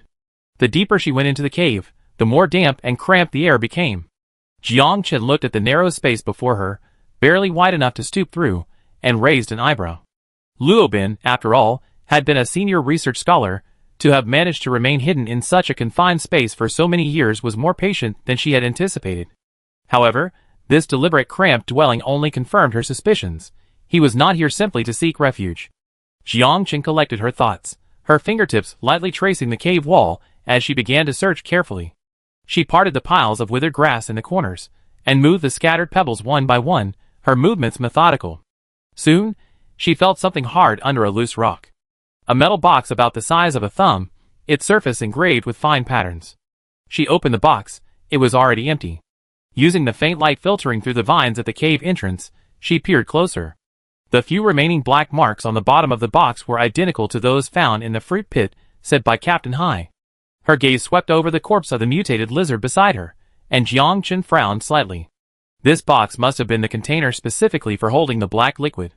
It seemed that Luo Bin hadn't stopped researching the black liquid transformed from the divine steel all these years.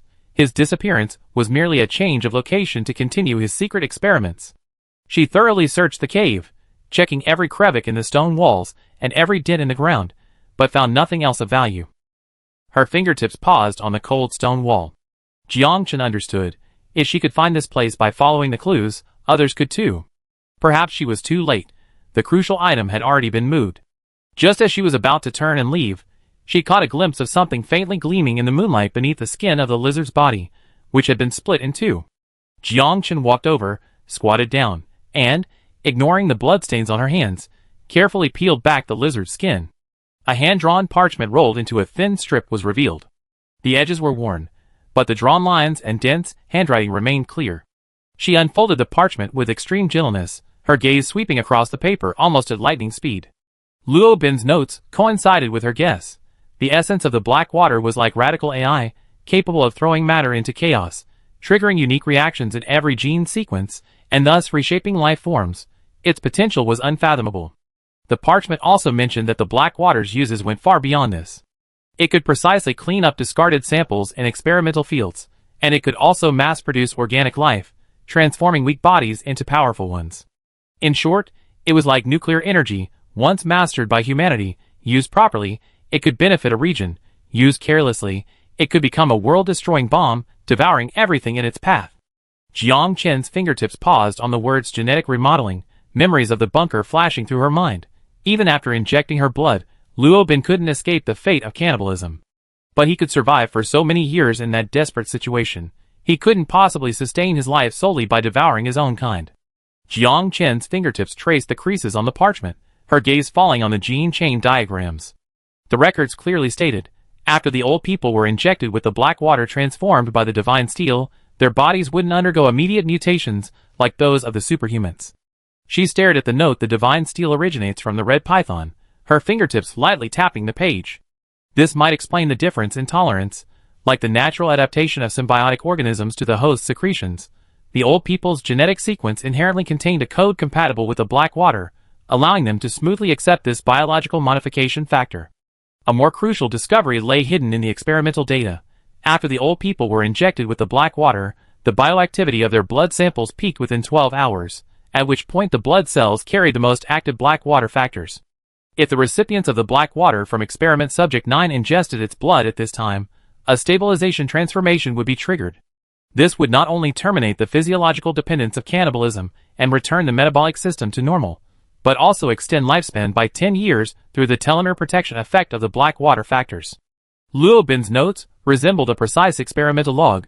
All 7 ingestions were strictly timed to the peak activity window, and the interval between the most recent and next ingestions fell precisely during their planned journey to Mysacia. However, the data ended on the last page, the ink trembling noticeably. The expected blood supply had not arrived on time. Jiang Chen closed the parchment. The biological chain between the black water from experiment subject 9 and the black water from the divine steel was now crystal clear. The former was a mutation trigger, the latter a stabilizer, and the blood of the old people was the key medium for their interaction. Once the medium is cut off, individuals dependent on this system will collapse rapidly, like cells detached from their culture medium, due to disordered gene expression. Therefore, even without He-Hui's intervention, Luo Bin was destined not to survive. His physiological mechanisms had already been reconstructed by the two types of black water. With the link of the old people's bloodline severed, the flesh and blood of his own kind were merely a placebo to delay the collapse. Ultimately, he would be torn apart by the backlash of his own out-of-control genes. Jiang Chen's gaze pierced through the layers of dark green vines at the cave entrance, landing on the moonlit sky in the distance. In this world, those who coveted the divine steel were as numerous as carp crossing a river, and those willing to sacrifice their lives for it were countless. She knew clearly that only 3 people in Eden could transform the divine steel into black water. Yet, some people treated this treasure, capable of disrupting the entire Eden order, merely as a pawn to control others, casually placing it in the game. Chapter 324. As Jiangchen returned in the gradually brightening dawn, the distant horizon was already tinged with the pale light of dawn, and a slightly cool breeze ruffled her hair. The soldiers who had been guarding the door had quietly disappeared, leaving her alone in the empty corridor. She stood silently at the door for a moment, her fingertips unconsciously rubbing the hem of her sleeve. The moment she pushed open the door, a warm, fragrant aroma of food wafted towards her. Ling Jing sat at the table, the morning light filtering through the window and softening his features. She wondered how long he had been waiting there. Seeing her enter, he looked up at her, his smiling eyes still as gentle as ever, as if they had never changed. "Come here, these are all your favorite dishes," he said softly, his tone familiar and gentle. Jiang Chen obediently walked over, her gaze falling on the table, the dishes she had often longed for in the bunker. Looking at the familiar food, for some reason, the days of the suspended tower suddenly flashed vividly before her eyes. Back then, Captain Hai always loved to cook special meals for them. She and Lei Ming would always eat what was in their bowls, while their eyes were fixed on the food in the pot. Hong Rui would tease them, laughing that they looked like reincarnated starving ghosts. Sparrow and Zhou Yang were always bickering together, their voices low but never ending. Captain Zhang, on the other hand, would always quietly pack up the guards' equipment and go on patrol for them, so they could have a hot meal in peace. And now, Jiang Chen's hand paused slightly. Those vivid figures seemed to still be before her eyes. She quickly suppressed all the emotions in her eyes, sat down at the table, and put on a light smile. "Brother, the identity of the high priest, you arranged it, didn't you? After all, I don't think that old man Kuang Shou would go to such lengths to solidify this identity for me. You don't like it?" Ling Jing looked up at her, his tone flat and expressionless. Jiang Chen met his gaze, finding his eyes as black as lacquer, unfathomable, yet his face remained gentle and approachable. She gently shook her head. "No. The high priest holds a very high position among the old people. Even the clan chief treats the former with deference. It's just that my time here has been too short." Ling Jing lowered his eyes, his well-defined hands picking up a piece of her favorite dish and placing it in her bowl with natural, fluid movements. "Aiken, you've been in the Green Fortress for 5 years. Melina has already vouched for your identity, and the old people naturally feel close to you.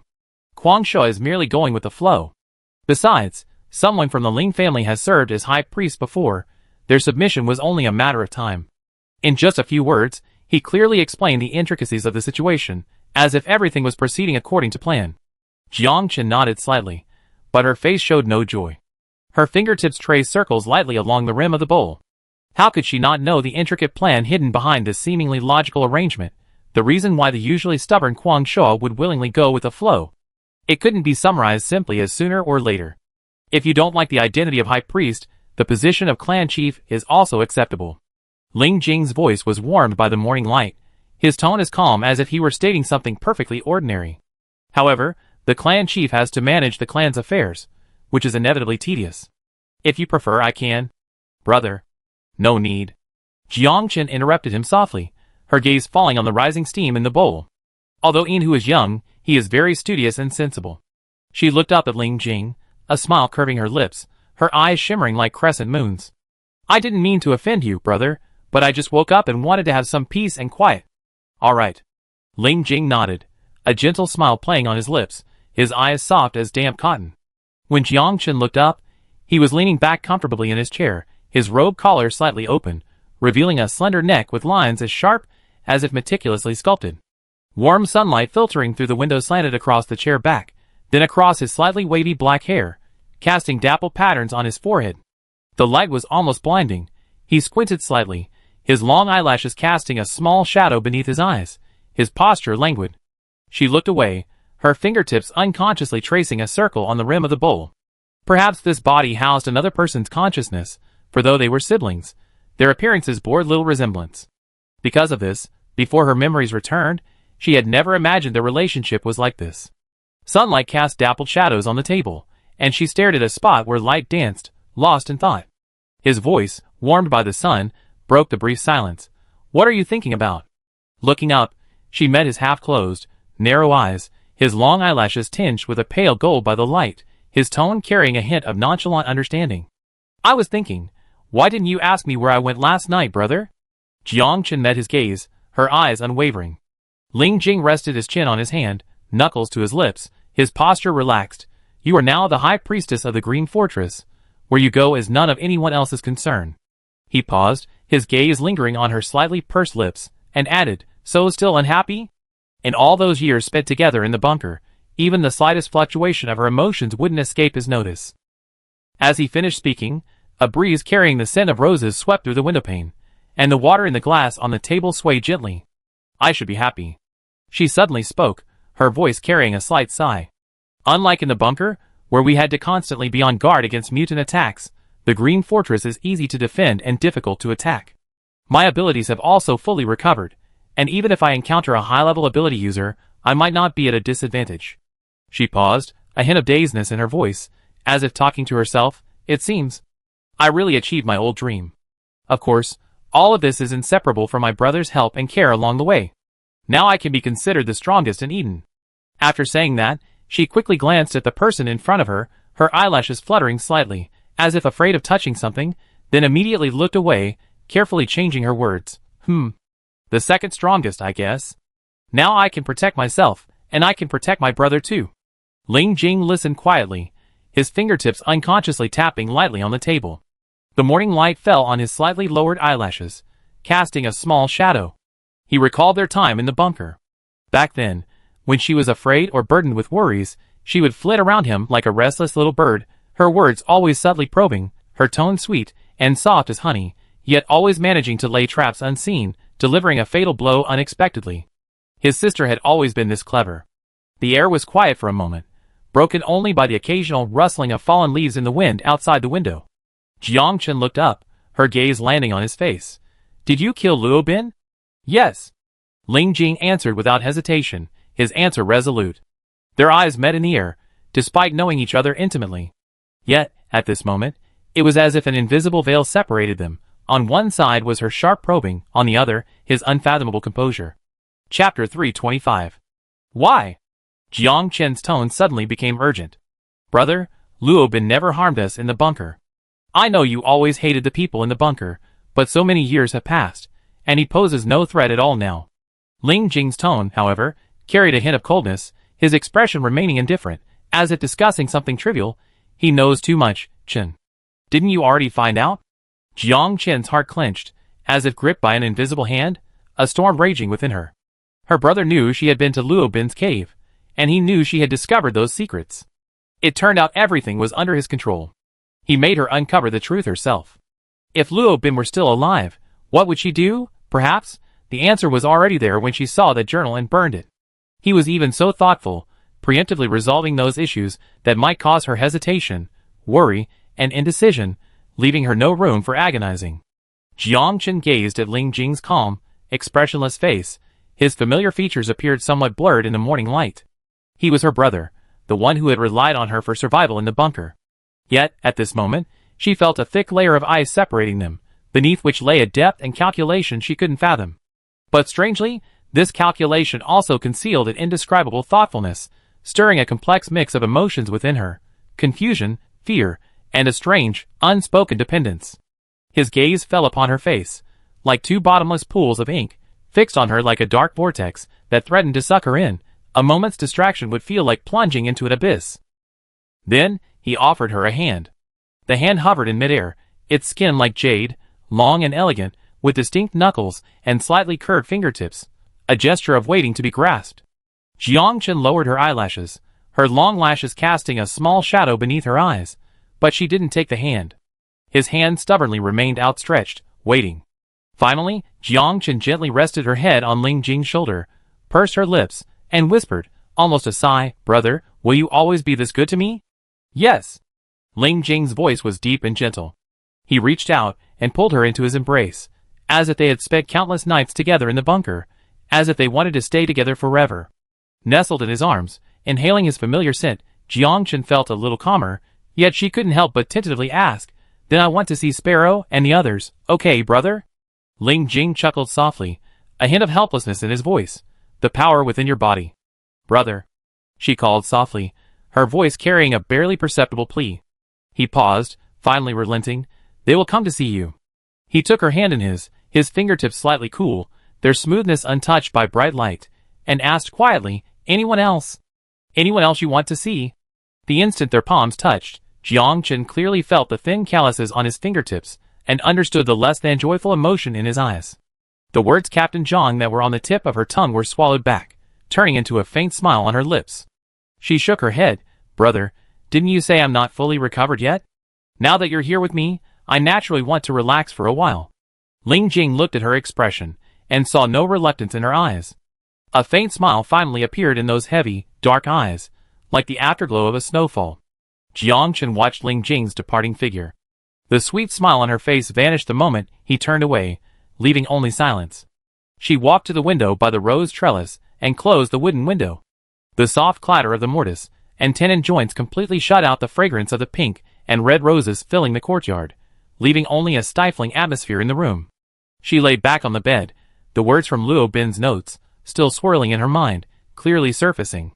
According to the theories in the notes, this body, at birth, depended on the nourishment of experiment subject 9. But the unexpected intrusion of her consciousness severed this symbiotic relationship like a sharp blade, causing the body to absorb only a portion of experiment subject 9's power, with a remainder in the mother body and the incomplete energy conversion of experiment subject 9. What's even more unusual is that the original owner's mother was an ancient resident who survived from a red python's egg. The damage to the mother directly resulted in congenital deficiencies in the fetus. This explains her near-total vulnerability in the bunker and the shockingly low value in her ability test. Therefore, from another perspective, she and Luo Bin are essentially the same kind of being, both needing to replenish their energy through cannibalism. And those divine tablets are precisely her food. They share fragments of the red python's original genes with her, like homologous species branching off from the evolutionary tree, sharing an unbreakable bloodline. This deep genetic resonance has kept her constantly plagued by a nameless hunger for years. It's not a normal physiological need, but an instinctive drive at the genetic level, a yearning for completion of an incomplete evolutionary chain, a body calling for energy from its source to finish its unfinished evolution. Just as some migrating species find their breeding grounds by following their genetic memories, her yearning for the divine monument stemmed from the most primal evolutionary impulse of life. So when did this hunger truly recede like the receding tide? Jiang Chen closed her eyes, the scattered clues piecing together in her mind. He who had lurked in the shadows for years, like a venomous snake waiting for its chance, making the acquisition of her body her ultimate goal, yet from beginning to end, she was merely a pawn in her brother's hand. Ling Jing knew He Hui's obsessive obsession all too well, and guided her step by step along the path, seemingly letting her pursue him in the darkness, but in reality, he had already marked the coordinates of their encounter on the chessboard. When He Hui thought victory was assured, appearing before her like a ghost with the body she inhabited, she had just stepped into the crucial step Ling Jing had planned. When He Hui embraced her, the energy surging from the remains flowed upstream along the blood vessels. It was the residual power of experiment subject 9 within the mother's womb, like awakened genetic memory, precisely anchored to its own evolutionary chain. He Hui perhaps still doesn't understand that the body she so desperately fought for was merely a magnificent empty shell. The truly precious power was already deeply bound to the body's genes. This struggle, lasting for years, was a farce of buying the box and returning the pearl from the very beginning. The death of the red python in the black pool was the final piece of the puzzle. When Ling Jing brought her back there, mist shrouded the water like a veil. His figure standing by the pool was somewhat blurred by the mist, yet it exuded a confident and assured air. The red python's blood flowed into her veins along the black water of the pool. Jiang Chen clearly sensed the broken evolutionary chain within her body, making subtle sounds, like rusty gears meshing again. This red python was the main vein of the primordial genes, as thick as the trunk of an ancient tree. The ninth test subject was a branch that branched off, and the divine steel was a finer twig on this tree. Now, with the branch in place, all the scattered fragments of genes had finally completed a perfect cycle within her body. The divine steel, which had troubled her for years, yearned to vanish suddenly, like a flock of migrating birds finally reaching their warm roost. All the memories surged forth, like a burst dam. The bloodline patterns of the Ling family clearly emerged in her consciousness, like ancient totems burning on her skin. She was no longer an empty shell carrying the consciousness of others, but an independent individual who had undergone a complete reorganization, standing at a new node in the evolutionary chain, even her breath carrying the lightness of new life. Therefore, Ling Jing had clearly foreseen all of this. Guiding her to seize the divine steel to enhance her strength was a foreshadowing. Luring Yi Hui to appear was to retrieve the first portion of power, and taking her to the black pool was to reap the final harvest. Only then did she realize that she had already been firmly trapped in an invisible net. The title of High Priestess, while sounding prestigious, was in reality a boundary he had drawn for her, like a gilded cage. Friends and subordinates were kept outside the high walls, never to be seen without his permission. Those who had fought alongside her in the bunker now only existed vividly in her memories. Interlocking, step by step, a carefully planned scheme. Jiang Chen gazed at the sky outside the window, enclosed by high walls. The drifting clouds seemed like a scene framed in a painting. They were each other's only family. No one was more important than him, just like in the bunker. But when did her feelings for him begin to fearfully surpass that intimacy and harmony? Like now, she possessed the power to protect herself, yet felt trapped in an even more invisible net, woven by her closest and most feared brother. Chapter 326. The sparrow came once. Zhou Yang remained huddled by the doorway, in the shadow of the doorframe, his back arched in a defensive curve. Jiang Chen handed over the reversal agent he had retrieved from Zhang Qi, his fingertips brushing against Hai Tianqing's knuckles, the cold bone trembling slightly. "I has finished all the tests." Her voice was low, almost swallowed by the wind outside the window. Zhou Yang is still in the mid-stage of mutation. With this drug, he can be a normal person for 5 years. Without it, the pause was like a dull knife, cutting a rift in the air. He can live 5 more years, but his appearance will become increasingly inhuman. Hai Tianqing's fingertips ground against the bottle, leaving several white marks. Her eyes were empty, like a dried-up well. The vial suddenly felt incredibly heavy in her hand. Should she choose 5 years of dignified clarity, or 10 years of a hazy, miserable existence? Suddenly, the sound of claws scraping against the flagstones came from outside the door. Sizzle. Sizzle, like someone tearing something with their nails. A sob escaped Zhou Yang's throat, like a trapped beast licking its wounds. She remained silent for a long time, so long that Jiang Chen thought she wouldn't answer, but then she heard a broken, breathy voice. "Okay. Jiang. Thank you." Jiang Chen shook her head. What she was doing now was nothing more than insignificant attempts at redemption, like trying to catch a torrent of sand in an hourglass. Ultimately, she couldn't stop the torrent of time and fate. She looked at Hai Tianqing, her heart sinking. Time had been too cruel to her. The lively girl in my memory, who always loved to chase after people, and whose eyes were full of starlight, has now lost her former radiance. She is like a piece of porcelain whose glaze has been worn away by wind and sand, leaving only dull lines. Jiang, Sparrow suddenly looked up, her eyes misting over, and for a moment, the two seemed to be transported back to the past. "My brother, from childhood to adulthood, has never hurt anyone, and has even saved many people. Zhou Yang too." Her voice choked with sobs, as if something was blocking her throat. Why did they treat us like this? Jiang Chen's heart felt like it was being squeezed tightly. She understood what Sparrow hadn't said. That they wasn't just referring to Yi Hui, nor was it asking about any specific person. It was asking why the world couldn't tolerate kindness, asking why fate always seemed to target the good. But she couldn't answer. Good people don't necessarily get good rewards, and evil deeds might end well, like weeds growing wildly among rubble, while carefully nurtured flowers are often the first to wither. The days flowed slowly like a still pond, without ripples, for 3 months. This was probably the most peaceful time of Jiang Chen's life. There was no desperate pursuit, no scheming on the edge of a knife, and no need to get entangled in tangled webs of deceit and intrigue. Her heart felt like it was being bathed in lukewarm water. A tranquility she had never experienced before made her occasionally feel a sense of disorientation. She realized that this really could be possible, without constantly being on guard. Even she herself was surprised, the living a carefree life she had once only dared to dream of had come so easily, so unreally. Ling Jing's surveillance of her had gradually loosened. It was no longer an impenetrable shroud, but rather like a loose circle had been drawn around her, allowing her to touch the boundary without feeling suffocated. Ian, who had come to see her once. The young clan leader's brows had long lost the youthful naivete of their first meeting, replaced by a somber air.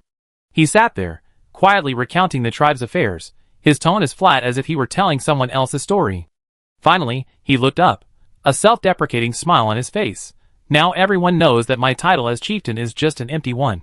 Jiangchen didn't reply. She knew what Ian wanted to say. The actual ruler of the entire old people was already her brother, Ling Jing, the leader of the Ling family of the 12 tribes. These days, each tribe was immersed in a silent panic. The older generation always privately talked about the bloody sacrifice of years past, saying that the disaster almost wiped out the noble Ling family. Now, this heir was coming in with overwhelming force, and everyone carried a weight in their hearts, fearing that he would take up a knife and wipe out each and every tribe that had participated in the massacre. Only when the news of her appointment as high priest spread did those hearts, which had been pounding with anxiety, gradually calmed down. Rumors were circulating that the leader of the 12 tribes had placed his most beloved sister in the position of high priest of the old people, a clear signal that he had let go of his hatred. Jiangchen gazed at the flowering tree outside the window, petals falling and blooming again. 3 months of calm, like a thin layer of ice, covered a turbulent undercurrent. So what do you think, Silver Lake? Jiangchen leaned against the window, elbow on the sill, chin gently resting on his hand, his gaze fixed on the rose bushes outside, his tone revealing little emotion. Silver Lake's face held a seriousness rarely seen on a young man. He was clearly recalling the commander's swift and decisive methods, yet he still feigned maturity, saying, probably, Ling. That commander, he valued you greatly, teacher. He paused, as if choosing his words carefully. I think, perhaps, let bygones be bygones. What's past is past. Jiangchen repeated softly, her gaze following a pink rose petal blown down by the wind. The petal twirled and drifted down, gently landing in her palm, carrying the vibrant beauty unique to this mutated plant. Even though it had broken free from the constraints of ordinary plants, it ultimately couldn't escape the control of nature. Its bloom was breathtakingly beautiful, and its withering was equally swift and unexpected. A chill was already in the air, ruffling her long black hair, strands brushing against her cheek. She squinted slightly, thinking, winter in Eden seems to be coming soon. Ian gazed at the woman sitting by the window, momentarily forgetting to breathe. For some reason, her face suddenly became clearer in his eyes. Morning light fell on her lowered eyelashes, casting a soft shadow. She sat there quietly, without any particular posture, as if everything around her had become a blurred background, like a deity stepping out of an ancient mural, captivating the eye. Breathe. Jiangchen suddenly turned her head, her gaze sweeping over him indifferently, her tone calm and even. Ian snapped back to reality, his cheeks instantly flushing crimson, even his ears turning pink. He hurriedly lowered his head, his eyes darting away, no longer daring to look into her eyes, feeling as if that one glance had pierced to his very soul. Jiangchen extended her fair wrist, her fingertips gently brushing against the flower branch, plucking a rose with wrinkled edges. The petals trembled slightly in her palm. She played with the nearly withered flower, asking casually, has my Soja been quiet lately? Upon hearing this, Silver Lake seemed pricked by a needle, jerking up and nervously glancing around, her eyes darting quickly through the cracks in the doors and windows, as if afraid someone might be eavesdropping. Don't worry, Jiangchen observed, a faint smile curving his lips. Since the commander allowed you to see me, he must have already guessed I would ask these questions. Silver Lake finally breathed a sigh of relief, a blush of excitement spreading across her face. After the old people and the Walden army joined forces, they'd been unstoppable on the battlefield. I think my Soja won't hold out for much longer. For years, the old people had been constantly suppressed by the bunker's forces. Now they could finally hold their heads high. No wonder the people in the Green Fortress these past few days had been beaming with barely suppressed joy. Jiangchen nodded, offering no opinion, but her posture straightened, and her gaze deepened. Silver Lake, she said, do you know of any other places in the Green Fortress where prisoners are held? I mean the kind you don't usually use, very well hidden, and not easily found.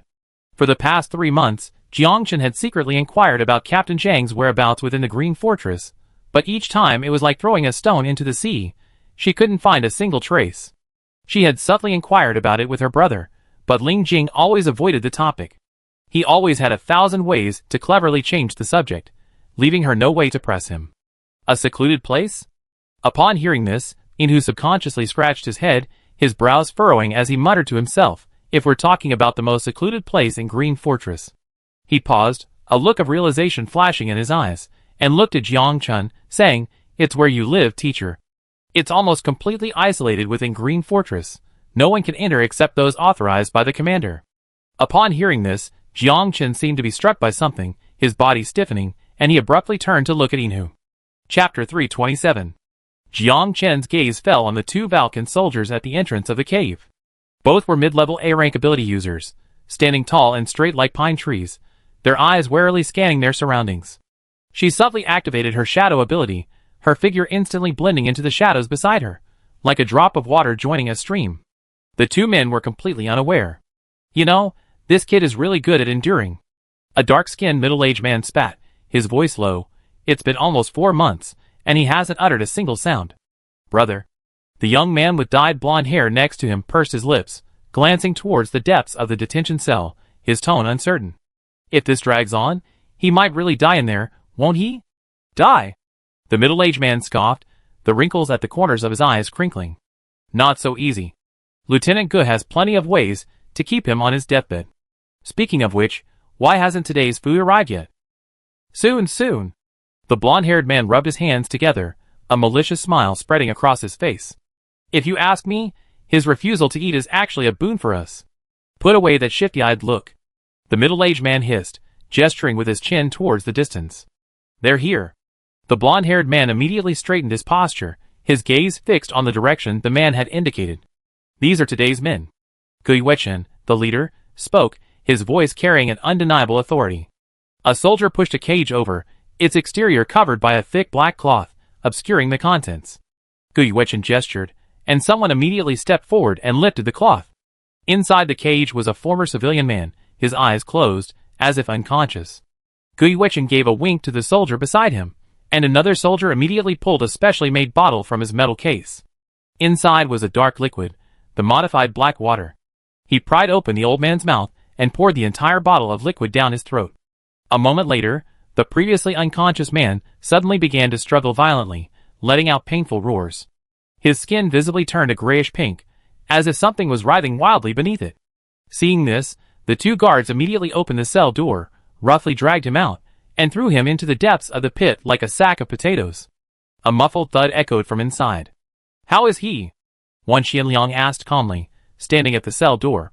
The two guards exchanged a glance and shook their heads. Clearly, the man inside remained unresponsive. Gu Yuechen's lips curled into a cold smile. "You got guts. Consider it a bargain." The two guards immediately grinned, scratched their heads, and said with obsequious expressions, "We definitely guard you diligently, and without any negligence."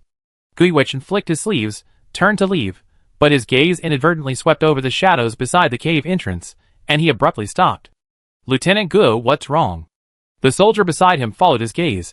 There were only a few tangled vines there, nothing else. "Nothing." Gu Yuechen withdrew his gaze, his brows slightly furrowed. The recent tensions of the battle had probably made him a little paranoid. "Let's go." Once the group was out of sight, Jiang Chen, hidden in the shadows, slowly breathed a sigh of relief. This person was far more perceptive than the two guards. She composed herself, held her breath, and focused her attention on the depths of the cave. Her gaze fell once more on the closed cell, her heart sinking with each passing moment. Seconds ticked by, and just as she was about to lose her composure, a fierce roar erupted from within the cell. The voice was hoarse and furious, like a wounded beast howling in despair. Jiang Chen's heart clenched, and she instinctively clenched her teeth. That voice, it was Captain Zhang. The two guards at the entrance exchanged a wary glance upon hearing the sound. The blonde-haired guard couldn't contain himself any longer and whispered, "Should we go in and check?" "Wait a little longer," the older man replied, his brow furrowed, his eyes fixed on the entrance. "Brother, what are you afraid of?" The blonde-haired man curled his lip dismissively, his eyes gleaming with greed. "He's already been injected with a sedative, and besides, those vines binding him are top-grade mutated plants, incredibly resilient. He can't escape at all. If we don't go in now, that old resident will be wasted." He licked his lips, his tone full of temptation. That old resident was doomed anyway. If we enjoy him, it'd be a fitting end for them. Besides, don't you want to use this opportunity to advance to the next level? The older man was silent for a moment, but was finally persuaded. He took a deep breath and gestured towards the cave entrance with his chin. Let's go. The two had barely entered the holding cell when a chilling sound, like an animal sucking blood, filled the air. A thick, pungent stench of blood permeated the cave, spreading throughout the entire cavern. Interspersed among the sounds were heavy, suppressed breathing, as if someone was struggling to control something. The vines in the shadows swayed gently a few times without any wind, then returned to a deathly stillness, as if nothing had ever happened in this dark corner. Atop sturdy trees, a quaint little building hangs high like a bird's nest, isolating it from the outside world's turmoil. Jiangchen sat by the window, gazing at the crescent moon outside. The cool, clear moonlight fell on her face, reflecting a somber expression. Although she now knew Captain Zhang's location, her heart was filled with apprehension. If she rashly went to rescue him now, she might repeat the mistake she made in Mysacia, not only failing to rescue him, but also putting herself in danger. Not much appetite? Ling Jing's voice sounded beside her. He looked at Jiangchen sitting beside him, his gaze gentle. Jiangchen snapped out of her reverie, shook her head, and picked up a spoon to gently stir the food in her bowl. I ate a little something this afternoon, so I'm probably not very hungry now. Where did you go this afternoon? Ling Jing's tone was indifferent, as if asking casually, but his gaze lingered on her. Jiangchen subconsciously gripped the spoon in her hand, her knuckles turning slightly white, then relaxed, forcing a faint smile. Just wandering around Green Fortress, not having to go out and fight, is actually a bit boring. She looked up at Ling Jing, trying to change the subject. Brother, besides eating with me, you're such a busy man. Ling Jing didn't respond, but carefully selected some easily digestible food and gently placed it in her bowl. Chun, it won't be long before you can go out. Go out? Jiangchen was somewhat surprised, looking up at him. Didn't you dislike staying in Green Fortress? Ling Jing's gaze was deep, as if he could see through her thoughts. Soon, you can go anywhere in Eden. Chapter 328. Jiangchen watched Ling Jing's departing figure, a sense of unease slowly creeping into her heart like a tide. She had joked with him about being the so-called second strongest, but the current situation allowed no room for relaxation. Dr. He Hui was still watching with predatory intent in Mysoja, and the giant mutated creature deep within the suspended tower was even more unfathomable. Their situation was not as secure as it appeared. But now was clearly not the time to dwell on these worries. Jiangchen shook her head, temporarily gathering her chaotic thoughts, and turned back to her desk. She picked up her pen, the nib hovering over the paper, while the contents of Luo Bin's memory manual became increasingly clear in her mind. Over the years, Luo Bin had survived by injecting himself with the blood of the mutated black old people. And the manual specifically mentioned that the reason he had been able to maintain his humanity and never experienced symptoms was precisely because he had drunk her blood in the early stages. But as time goes on, this control gradually diminishes, until it becomes completely uncontrollable, requiring the draining of the old guard's blood to alleviate the situation. What she witnessed in the detention cell today was clearly a replication of this process.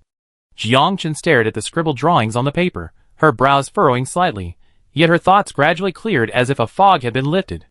However, she still couldn't understand why Ling Jing would use this method, nor could she comprehend his purpose in keeping Captain Zhang alive.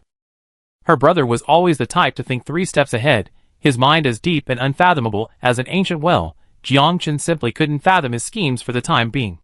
However, before completely understanding everything, she needed to make some other preparations. Jiangchen put down her pen. The hastily drawn pattern burned away in the firelight, but her eyes shone even more resolutely in the flames. A week later, Jiangchen's gaze swept over the guard beside her. The man had his eyes closed, a faint smile playing on his lips. He was clearly fast asleep. It seemed that the incense Aya had developed had worked successfully. This incense had an elegant name, a half-day journey through life, and was specifically designed for high-level ability users. Once one smelled the fragrance, they would quickly fall into a deep sleep, remaining asleep for a full hour. Upon waking, however, it would feel like only a blink of an eye, with no sense of anything amiss. 5 years ago, after Aya surrendered to her, Jiangchen, using her identity as an etcher, arranged for her to work in the Green Fortress's medical clinic. The interpersonal relationships here were simple, and Aya, as a former resident who had just returned to the Green Fortress, found life here much easier than elsewhere. Over the years, many new drugs in the fortress were developed by Aya. Even after Ling Jing took control of the Green Fortress, he didn't move her position, keeping her in the clinic. Confirming there was nothing amiss, Jiang Chen carefully put the faintly fragrant container back into her waistband, her movements as light as a breeze. Creak! The iron door of the guard cell let out a long groan. A heavy, pungent stench filled the air. Before her eyes were tangled, dark purple vines, and beneath them, a blue-haired man knelt on the ground. His long blue hair was disheveled, some strands matted together, stained with dark dirt. His bare arms were covered in gruesome wounds, old and new. His head was bowed, his expression unreadable, as if he had lost all reaction to the outside world, like an eagle bound by ropes, devoid of all spirit, exuding an aura of decay. Jiang Chen's heart tightened. Instinctively, she raised her hand, attempting to use her supernatural abilities to control the mutated vines binding Zhang Fengge. But the vines only trembled slightly before becoming still, completely unresponsive. They were indeed shattering vines. She had only glanced at them briefly before, and although she had researched them, there were no records. Even Aya had never seen this plant before. If she hadn't casually mentioned it to Chief Inu earlier, she probably would have attacked directly. These vines originated from the Ling family of the 12 tribes. They grew extremely slowly, and were exceptionally precious. Not only could they trap high-level mutated beasts, but they would also tighten their grip with each attack, making it increasingly difficult to break free. More importantly, shattering vines could form a blood pact with the original inhabitants, becoming solely at the command of their blood pact master. Even as a member of the Ling family, without the blessing of a blood pact, one couldn't expect these vines to yield even a fraction. Jiang Chen took a deep breath and stepped forward, each step feeling like walking on heavy lead. Snap! A crisp sound echoed clearly in the silent cell. Something had broken beneath her feet. She looked down and saw a dried finger bone shattered on the sole of her shoe, tiny bone fragments scattered on the ground with dust. Her heart sank. She instinctively glanced to her right.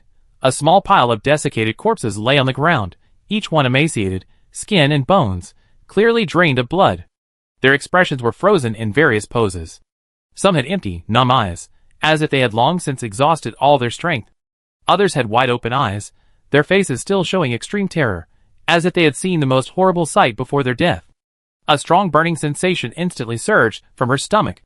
Jiang Chen pressed her lips tightly together to suppress the urge to vomit. Jiang Chen. A hoarse yet familiar voice rang out from beneath the black vines. Zhang Fengge slowly raised her eyes. Her skin, deprived of sunlight for years, had an almost transparent pallor, like jade washed by time, its former luster faded, but imbued with a gentle warmth born of experience. Those eyes held no violence, but rather a gentleness honed by time, like still water in a deep pool, reflecting no ripples, yet revealing the human heart. This voice was like a rusty key, unexpectedly unlocking the floodgates of memory. Her gaze abruptly fell upon the figure entangled in the vines. Captain Zhang. Chapter 329. Jiang Chen stared at the person before her. Zhang Fengge's face was numb, as if covered by an unyielding frost. In her memory, he was once the most outstanding city guard captain in District 11, his silver uniform gleaming coldly in the sunlight. Back then, Team Hai was still around. Lei Ming was always boisterous, and Hong Rui was always bickering with him. She, like them, wasn't among the top city guards in terms of ability, yet Zhang Fengge still recruited them all. Now, the city guard team in District 11 consisted of only the two of them. Zhang Fengge's gaze fell on Jiang Chen. 5 years had passed. She had grown much taller, and her expression was much calmer. She was no longer the little girl who needed to hide behind him. He, however, was no longer the captain who could stand in front of everyone. The traces of Clark's second-generation gene raging in his blood were clearly visible. His fingertips were tinged with a bluish-black from the mutation, and a lingering, metallic taste remained in his throat. That was Lei Ming's blood. During the days he was injected with the gene, his reason was repeatedly torn apart by his bestial nature. When he awoke from his rage, he only saw his former teammates lying in pools of blood, his mutated arms still embedded in their chests. Those companions he had once protected became his food in his moments of madness. He became the monster he despised most, the executioner who had pushed his teammates into the abyss. Deep in the dungeon, there was no sunlight, only the shadows of vines flickering on the stone walls. As his power gradually faded, his gene-distorted nerves finally cleared for a moment. But this clarity brought not relief, but overwhelming self-loathing. Perhaps this is for the best. To end in this state in the darkness where no light ever shines. Lei Ming. When he passed away, was he in pain? Zhang Fengge lowered his eyes, his long eyelashes casting pale shadows on his pale face. He didn't look up, not wanting to see the same hatred in her eyes as he did. Jiang Chen slowly knelt before him, her knees touching the cold stone ground. She looked up at him, her voice as soft as a sigh. No. Brother Lei said he was just a little tired. Captain Hai and Hong Rui came to pick him up. She paused, her throat tightening. Captain Zhang, you know, Brother Lei loves company. He won't be alone anymore. She deliberately avoided the crimson in his eyes, her tone as resolute and gentle as it had been countless times when they stood side by side. Tears fell silently onto the stone ground. Jiang Chen reached out and gently embraced Zhang Fengde. His body trembled violently in her arms, hot tears sliding down her neck, soaking into her collar, dripping onto her shoulder blades, the temperature searing with pain. It was me. I killed him. The war between the old inhabitants and the bunker dwellers had already escalated to a fever pitch. Dr. Yi had begun mass-producing Clark's second-generation genes into superhumans and even ordinary civilians. Those modified became tireless biomachines, killing becoming their only means of survival, devoid of any humanity. Zhang Fengde would never be the last. Captain Zhang, this isn't your fault. Jiang Chen buried his face in his shoulder, his voice thick with nasal congestion, yet unusually firm. He won't blame you, never. Jiang Chen's warm breath touched his cold skin like a small, flickering flame, making the veins beneath his skin tremble slightly. His once clear eyes suddenly darkened, her fine red veins flowed slowly beneath her delicate, white skin. Her scent, a blend of fresh grass and the warmth of flesh, was soft and rich. He felt a tightness in his throat. She was still whispering something, those fragmented words about thunder, about the past, cutting at his eardrums like dull knives. She was reminiscing about her lost comrades, using memories of the past to salvage his lost humanity. But here, a monstrous thought arose within him. He wanted to bury himself beneath her delicate skin, to suckle her fragrant blood, greedily, unrestrainedly, to absorb all this vibrant life force, to possess her completely. Zhang Fengde slowly lowered his eyes, his gaze sweeping over the pile of desiccated corpses in the corner. They were curled up, like sacks stripped of their bones. He still remembered the two soldiers lying on top of the old man's body, the sticky sounds of their Adam's apples bobbing. Disgusting. Yet now, he tasted the same, bestial craving between his teeth. And before him stood the last survivor among them.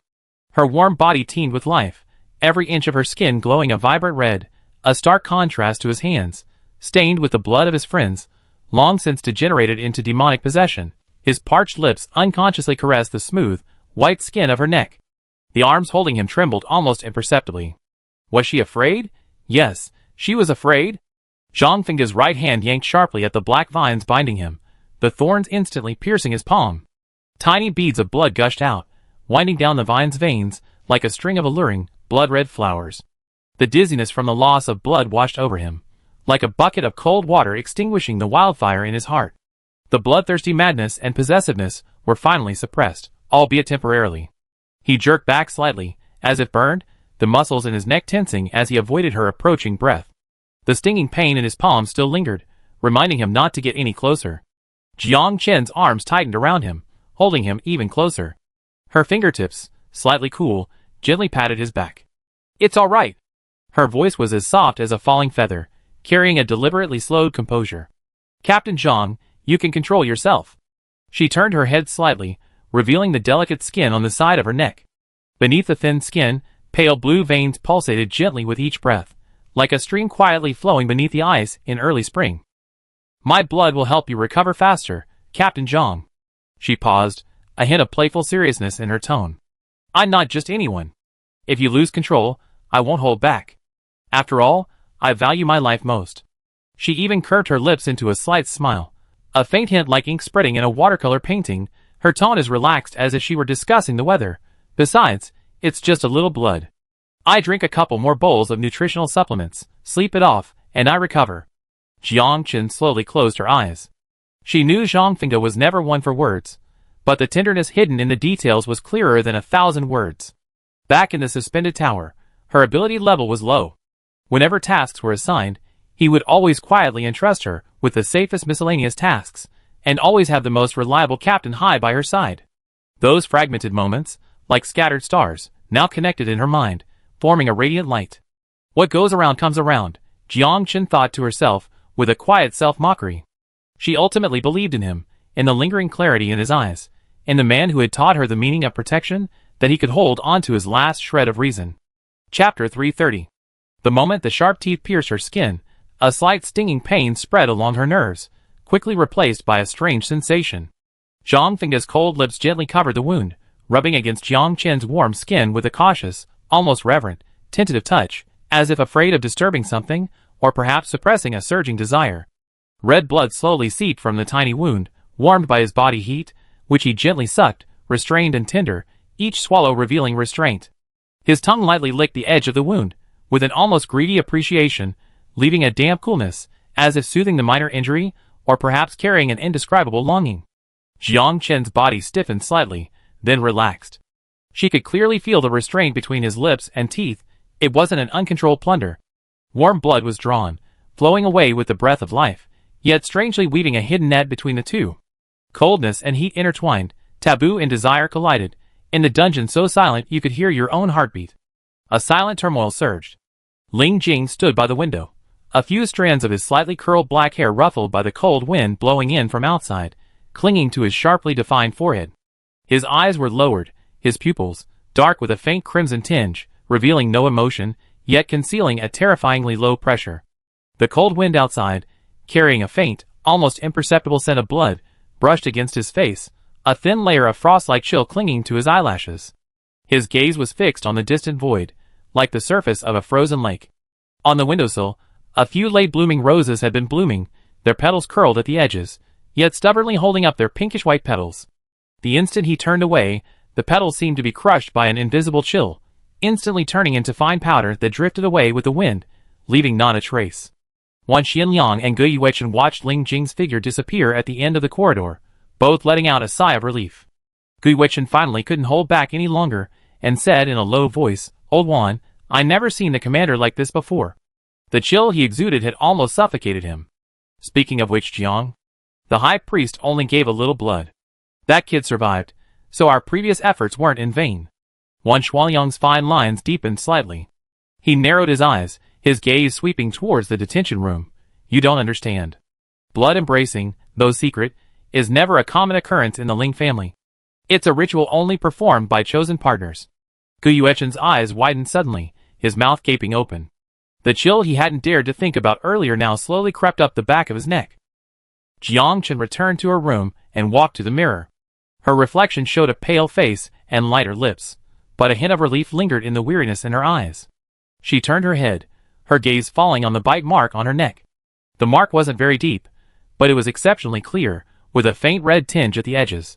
Given her body's healing abilities, such a small wound should have disappeared within hours, but it remained there, like an indelible brand. The sky outside was already dark. The moon had climbed to the treetops, its pale light filtering through the window panes, and casting long shadows on the floor. Jiang Chen had initially worried that Ling Jing would return to have dinner with her as usual, but now that it was late, he clearly wouldn't be coming. A strange emotion stirred within her, but ultimately, now was not the time to dwell on such thoughts. She picked up the white silk ribbon from the table, her fingertips gripping the cool fabric, and wrapped it around his neck, neatly concealing the bite mark. As her fingertips traced the bite mark hidden by the ribbon, she recalled Zhang Fengda's condition earlier. The violent factors stirred by the genetic mutation, the bloodthirsty urges, had indeed gradually calmed and stabilized upon contact with her blood. At that moment, she clearly felt Zhang Fengda's trembling subside, and the crimson in his eyes fade considerably. It seemed that Luo Bin's analysis in his notes was indeed correct. Her blood's power was far more potent than that of ordinary citizens, especially since her power hadn't fully recovered at that time. This ignited a glimmer of hope within her. Perhaps her blood could truly help Zhang Fengda break free from the control of the mutated gene, allowing him to return to his former self. A wave of weariness washed over her, her eyelids feeling heavy, as if glued together. Jiang Chen didn't think much of it, slumped onto the bed, and quickly drifted off to sleep. In her dream, a gleaming fingertip suddenly touched her forehead, its cool touch gently gliding across her brow bone and down her cheek. The fingertip, as light as a feather, lightly skimmed her warm cheek, then slowly moved down to the bite mark on her neck. The silk scarf had slipped down considerably, revealing the clear mark. A slight sting followed, like being gently stung. Jiang Chen's eyelashes fluttered in her sleep, and she involuntarily flinched, her brow furrowing. A very soft sigh sounded in her ear, indistinguishable as to whether it was helplessness or something else. Then, the cool fingertip began to gently caress her bite mark, the pressure almost tender. A tingling sensation spread from her neck, like a soothing magic, gradually relaxing her furrowed brows and making her breathing even. Jiang Chen struggled in her hazy consciousness, trying to open her eyes to see who was beside her, but the exhaustion from blood loss acted like heavy shackles, firmly binding her eyelids. Ultimately, she couldn't resist the weariness and fell completely into a deeper sleep, but the corners of her mouth unconsciously turned up slightly, as if sensing some familiar presence. Chapter 331. On the azure sea, the water was as thick as ink, stretching as far as the eye could see. She stood alone, barefoot on the surface. The icy seawater seeped up her ankles, its salty chill seeping into her bones. Suddenly, the sea beneath her churned violently. Towering waves, several meters high, roared towards her like monstrous beasts, their crests swirling with pale foam, blotting out the sky. A suffocating feeling instantly gripped her throat, as if an invisible hand were squeezing it tightly, making even breathing difficult. In the darkness, countless sticky, slippery things swarmed in from all directions, their icy touch on her skin nauseating, like a swarm of snakes flicking their tongues. Instinctively, she drew the broken knife from her back. The blade gleamed coldly in the dim light, and she slashed forward fiercely. But the things kept appearing, one piece severed only to be replaced by another, quickly coiling around her limbs and gradually engulfing her body. The dark substance, like a poisoned blade, cut fine wounds into her skin. The blood that had just seeped out was washed away by the seawater. A strange sense of detachment instantly swept through her body. The strength within her was like air escaping from a punctured sac, desperately trying to escape. Even her fingertips were devoid of strength. Like a puppet whose insides had been emptied, she floated stiffly on the sea, seawater rushing over her mouth and nose, the salty taste filling her throat. In the distance, the dark sky, like a curtain soaked in ink, heavily pressed down on the sea, swallowing even the last glimmer of light. Jiang Chen closed her eyes in despair. Suddenly, a cold snowflake landed on her eyelashes.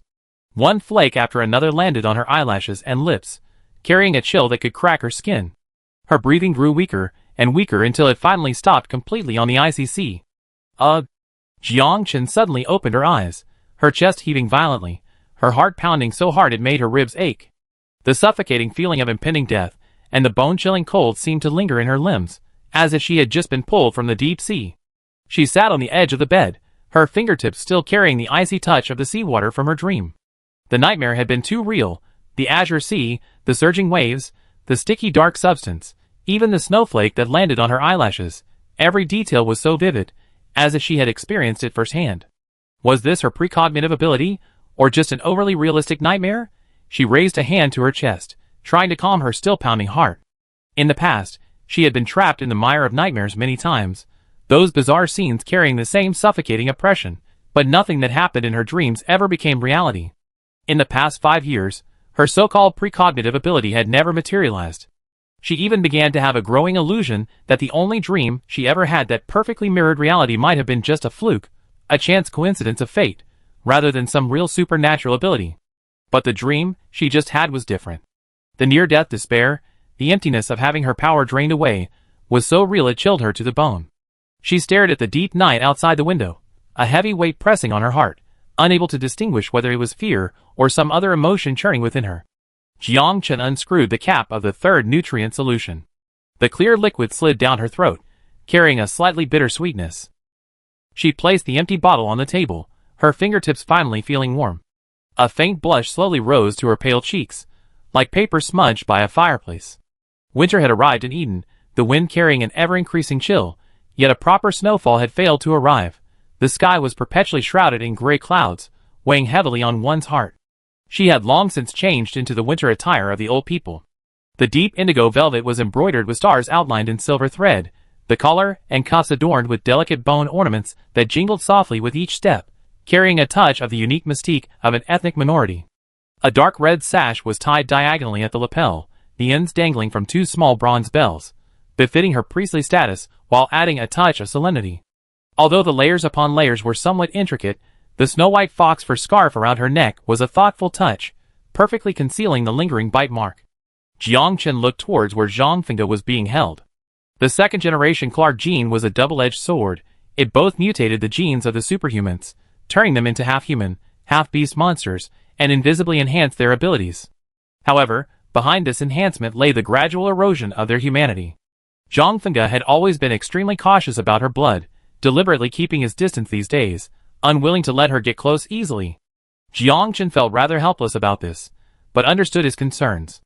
Fortunately, for the past 2 months, he had maintained a human appearance, and the crimson in his eyes had gradually faded, with no further mutations appearing.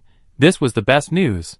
Meanwhile, in Mysoja, under the fierce counterattack of the old inhabitants, Pei Du finally put aside his prejudices and formed a new alliance with He Hui. In an instant, large numbers of modified superhumans were continuously sent to the battlefield. These warriors, who had lost their self-awareness, became pawns in the power struggle between the two sides, tirelessly fighting amidst the smoke and fire. Even more chilling was the devastating news from the distant suspended tower. The supernatural monster Clark had completely spiraled out of control. Almost no one survived the entire tower. That place, once hailed as the safest fortress in Eden, had become a hellish place where even birds dared not approach. Guangshuo, I wish to see you. Lianwu gently knocked on the door, then pushed it open, her voice low and cautious. Jiang Chen looked up at her, and seeing Lianwu's hesitant expression, he understood. Guangshuo wanted to see her privately. But why did this old man suddenly want to see me? A question flickered in Jiang Chen's mind. When did you become so familiar with Guangshuo? She rested her elbow on the table, her fingertips lightly tapping the surface, her tone inquisitive and intrigued. Lianwu paused for a moment, then finally made up her mind and said, he said it's related to a prophecy. I heard you mention it once before, and I thought it might be important to you. A prophecy? Jiang Chen rested his chin on his hand, raising an eyebrow slightly. Could it be the one Melina and Guangshuo talked about before? I think so. Lianwu nodded. Did he say when we meet? Tonight at the altar. Lianwu's voice was even softer, tinged with obvious caution. That old guy really knows how to pick a place. Jiang Chen chuckled softly, a complex emotion flashing in his eyes. The altar, that was where Ling Jing's mother was sacrificed. Since Ling Jing took control of the Green Fortress, as a priestess, she should have lived near the altar, but Ling Jing had never liked this place, even skipping the routine worship ceremonies. Now, the only red python in the black pool near the altar was long dead, and the entire altar was now merely a shell, leaving only overgrown weeds and silence. Brother, where is the commander? Jiang Chen looked at Lianwu, her tone carrying a barely perceptible hint of inquiry. The leaders of the other tribes will come to the Green Fortress tonight to discuss the battle with you, sir, Lianwu replied clearly. Jiang Chen's fingertips tapped lightly on the stone table, producing a crisp tap-tap sound, each tap feeling like a blow to the heart. A knowing smile curved her lips. It seemed that this guy Quang had truly come prepared, choosing the time and place extremely cleverly, perfectly avoiding Ling Jing. In that case, she would definitely have to keep this appointment. Okay, I go. Jiang Chen waved his hand. Yes. Lianwu replied respectfully, bowing slightly. Since Jiang Chen's identity was restored, the two could no longer laugh and joke freely as before. A distance and respect between master and servant had grown between them. Lianwu collected her chaotic thoughts, and was about to turn and leave. Thank you. Jiang Chen's gentle voice came from behind her. She stopped, only to hear Jiang Chen continue, not just this time, but many, many more. Lianwu, the suspended tower, the Green Fortress. Thank you for always being by my side along this journey. Lianwu took a deep breath, her eyes slightly warm. She suddenly remembered when she first arrived at the Green Fortress. She was unconscious and seriously injured. Jiang Chen hadn't needed to expend so much effort to save her. Only mutual benefit can sustain relationships. In her half-conscious state, she vaguely saw Jiang Chen sitting beside her, the sunlight from the window gently illuminating her, outlining her soft features, so serene and warm. From that moment on, she told herself that being her shadow wasn't so bad after all. Chapter 332. The altar was hidden deep in the shade, its surrounding stone walls covered with dark green vines, the leaves long since withered and brittle, falling in a rustling sound at the slightest touch. At the center stood a 10-foot-tall stone tablet, its surface cracked by weathering. A red python totem coiled around it, yet the lines of its scales and claws remained clearly defined, as if drawn with fresh blood. At the top of the totem, a blood-red rose relief was clearly visible, its petals thick with dust, yet still unable to conceal the striking red, the emblem of the Ling family. The brazier at the edge of the stone altar had long since extinguished, leaving only blackened charcoal. The wind howled through the mouth of the altar, carrying a musty, decaying odor, a mysterious yet profound sense of decay. An old man in black robes stood facing the stone tablet, his wide robes fluttering slightly in the wind. Hearing light footsteps behind him, he slowly turned around, the hem of his black robe brushing against the pebbles on the ground with a soft rustling sound. He faced Jiang Chen, first kneeling slightly, right hand on his left chest, forehead bowed gently. His movements were slow yet meticulous, the highest form of etiquette the old people performed for a priest, every detail exuding a solemnity passed down through generations. High priest.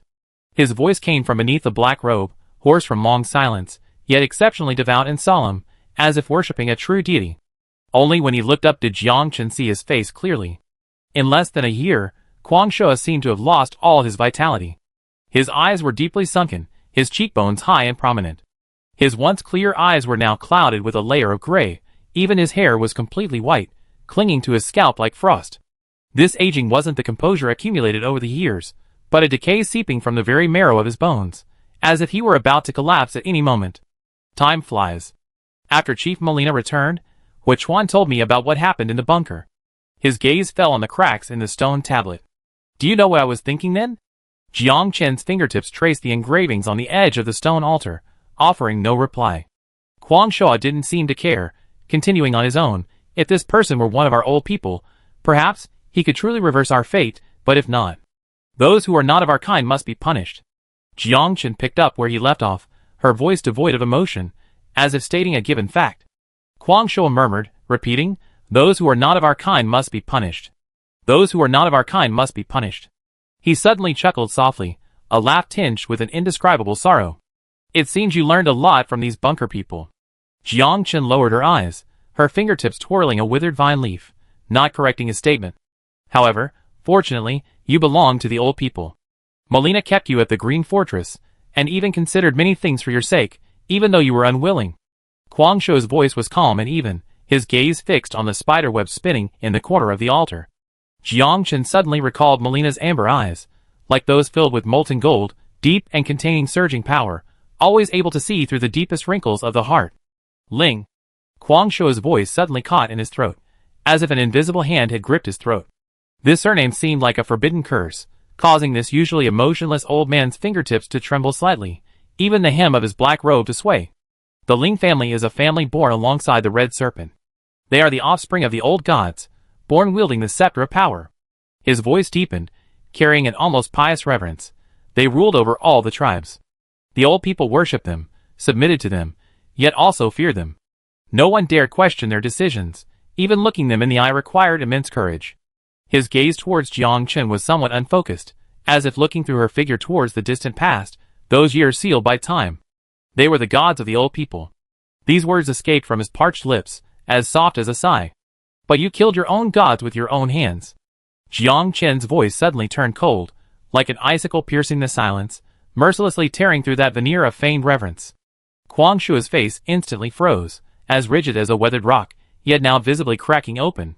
His Adam's apple bobbed a few times, and he spoke with difficulty. "We were too comfortable on this land of Eden." His voice carried an indescribable bitterness. No natural enemies, and the protection of the Ling family. They manipulated mutated creatures, building a natural barrier for us. This made us always feel that we had absolute control over this land, until... His words caught in his throat, as if burned by something scalding hot, making it impossible to utter another word. The wind in the altar suddenly picked up, stirring up dust that clung to the cracks in the red python totem, like a layer of ash coating the blood-red rose. Jiang Chen looked at his taut jawline, and understood the unspoken words.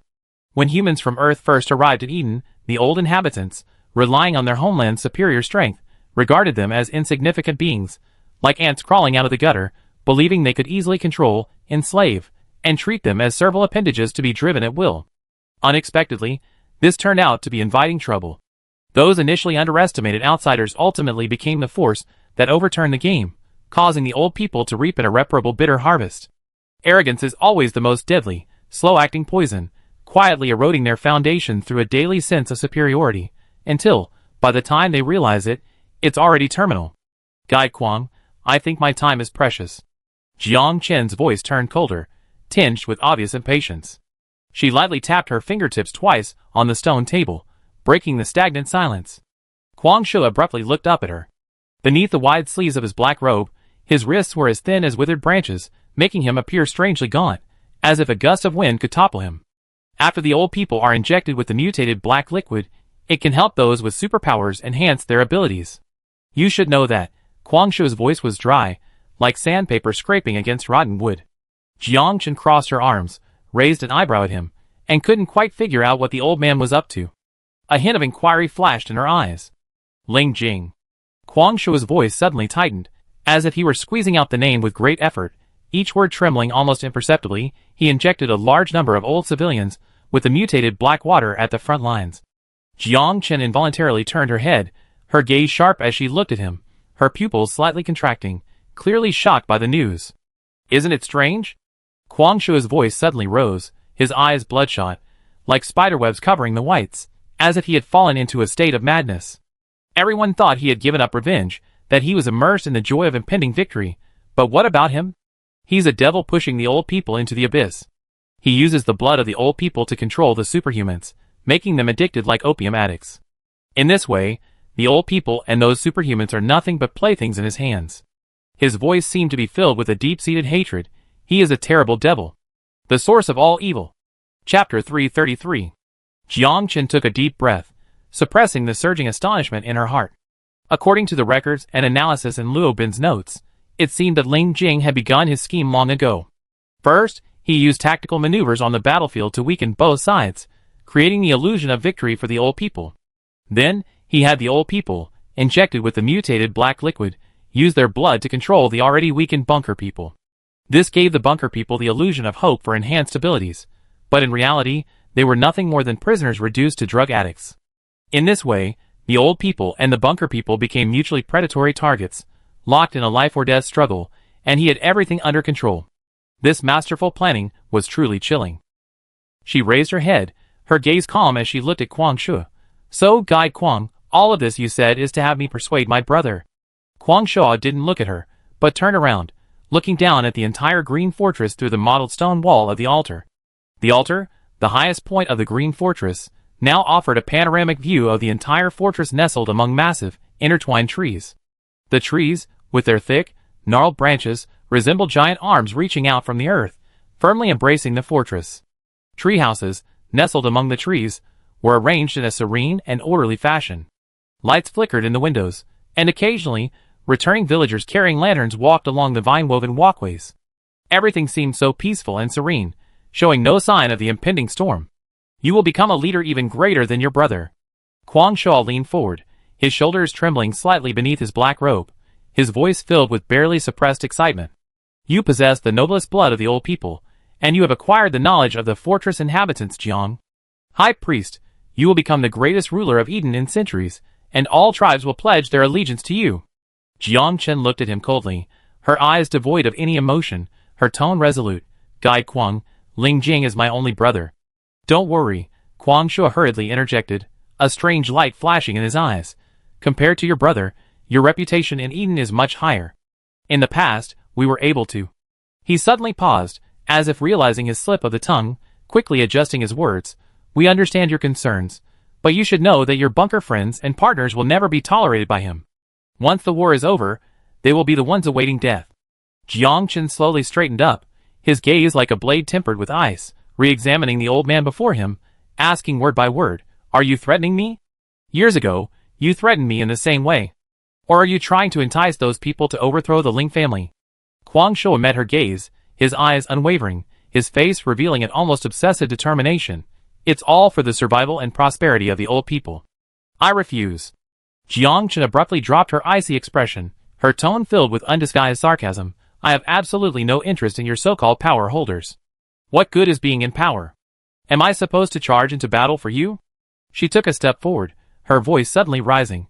Why should I fight to the death for a bunch of trash like you? You're less skilled, yet you expect me to fight those monsters? Let me tell you, don't even think about me dying for you, not a chance. Kwang Shua showed no anger, as if he had expected her refusal, simply looking at her calmly, his eyes concealing a bottomless calculation. Jiang Chen, too lazy to say more, turned to leave. When divine tablets collide, they generate enormous energy waves. Kwang Shua's icy voice suddenly came from behind, like a stone thrown into a still pool. This energy wave can destroy something. He paused, a barely perceptible tremor in his voice. If all the divine tablets were to merge together, I imagine how immense the power would be. Powerful enough to annihilate all spores in Eden. Jiang Chen's steps halted abruptly, her back instantly tensing. Of course, these are all just hypotheses, Kwang Shuo added casually, as if what he had just said was merely trivial conversation. Jiang Chen slowly turned around, her gaze returning to the frail, elderly man before her, her eyes sharp as an eagle's, as if trying to see right through him. She clearly remembered that the flames had already engulfed Luo Bin's notes, and the flames had also swept away the last hypothesis about the divine tablets. High Priest. Kwang Shuo's voice still carried that deliberately maintained piety, but now it sounded somewhat eerie.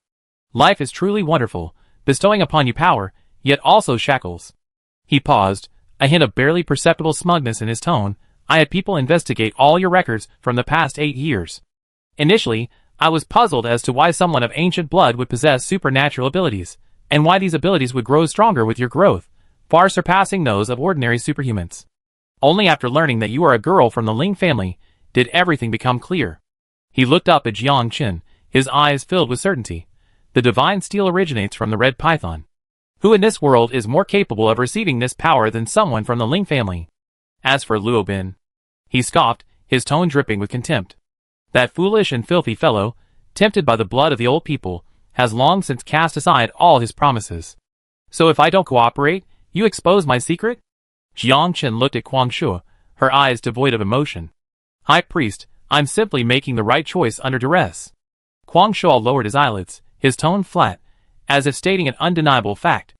Aren't you afraid I kill you? Jiang Chen's voice turned colder, carrying a subtle, almost imperceptible, sense of oppression. Kwang Shuo's wrinkled face twitched slightly, revealing a meaningful smile. You're a smart man. I dared to come see you today because I was prepared. Jiang Chen nodded slowly, as if she already knew everything. It seems you informed your subordinates beforehand that if you couldn't return, the news would spread. Kwang Shuo smiled without speaking, simply looking at her with his deep-set eyes. Silence was the best answer. All right, I agree. Jiang Chen's voice was unexpectedly calm. Kwang Shuo was clearly surprised by her quick agreement. His pupils contracted slightly as he stared intently at her, as if trying to find any hesitation or reluctance on her face. But he quickly recovered, thinking to himself, now that she held his greatest secret, if the bunker dwellers or the old inhabitants of the various tribes found out, even with her strongest abilities, she would have no chance against the entire Garden of Eden.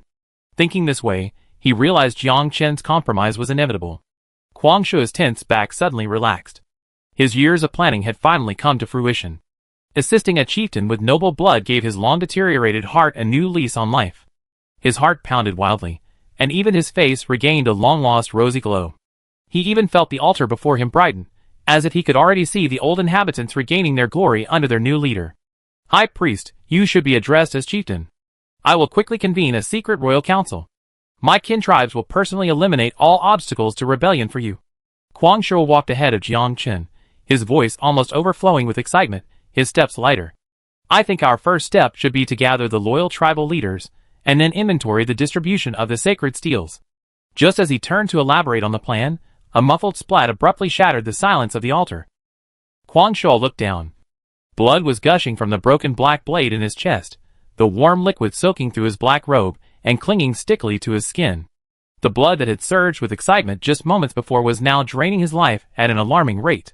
He stiffly turned his head, meeting Jiang Chen's calm, almost indifferent eyes that resembled Ling Jing's when executing traitors on the battlefield, cold and devoid of any warmth. Jiang Chen abruptly drew her broken sword, blood splattering onto her pale hand. She didn't even blink. Kwang Shuo's legs buckled, and he knelt on the ground, looking up at the girl before him, her expression almost cruelly calm. His lips trembled. You, Guide Kwang, what does it feel like to fall from the peak of your grand blueprint? Jiang Chen's voice was like ice, each word striking his heart. You've probably forgotten I am. Whose sister? Her deliberately drawn-out tone concealed a ruthless decisiveness identical to her brother's. Aren't you afraid?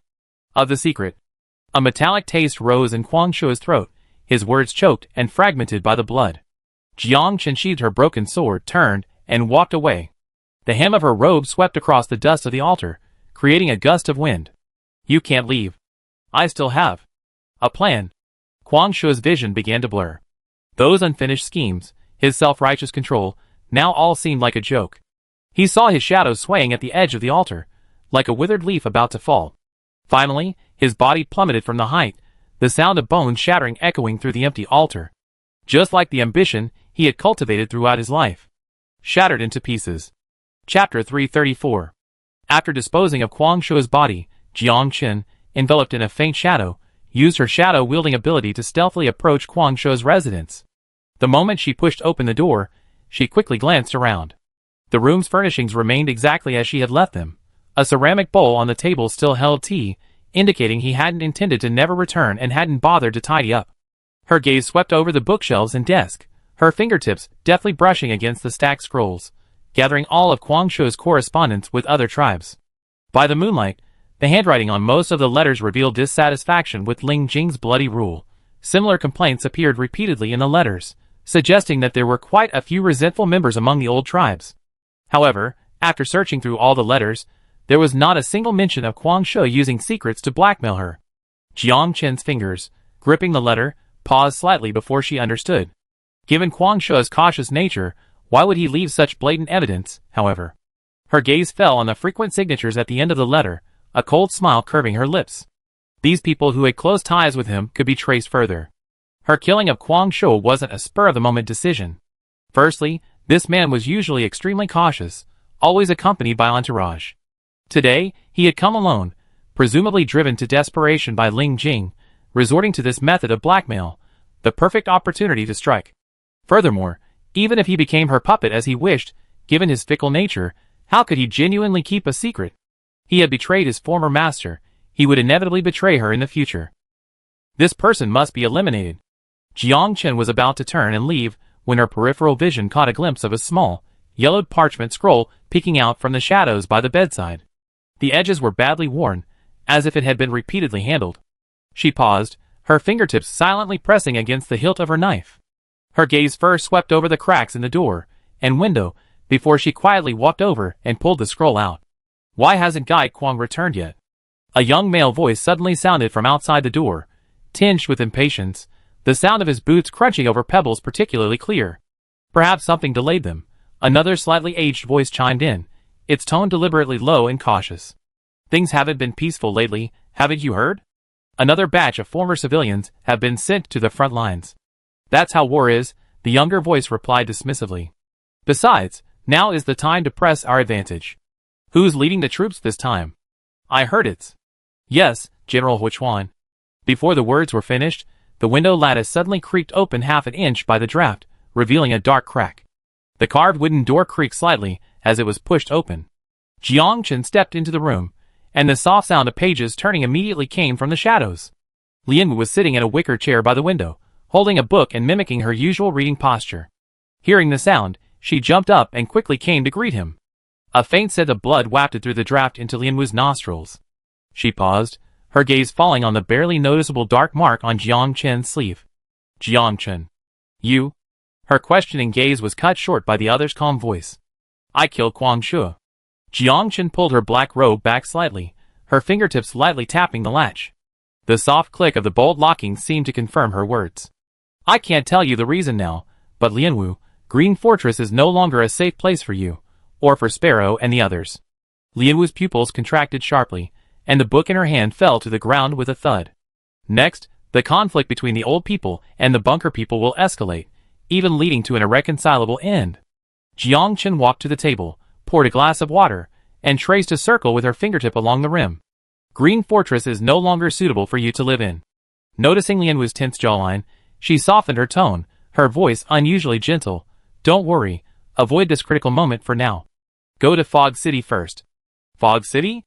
Lian Wu's hand, which was picking up the book, froze in midair. In rumors, that place was already a ruin swallowed by the White Willow. Yes, Fog City. Jiang Chen dipped his fingertip in water, and drew a simple map outline on the table.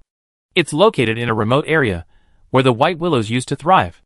Although the main root has been removed, I planted many mutated plants there over the years. Now the fog never dissipates. Even high-level ability users would be completely disoriented by the fog. All these years? You've been planning this all along, but Commander. Lian Wu looked up at Jiang Chen, her voice filled with shock. She had never imagined that Jiang Chen had already planned his escape route all these years.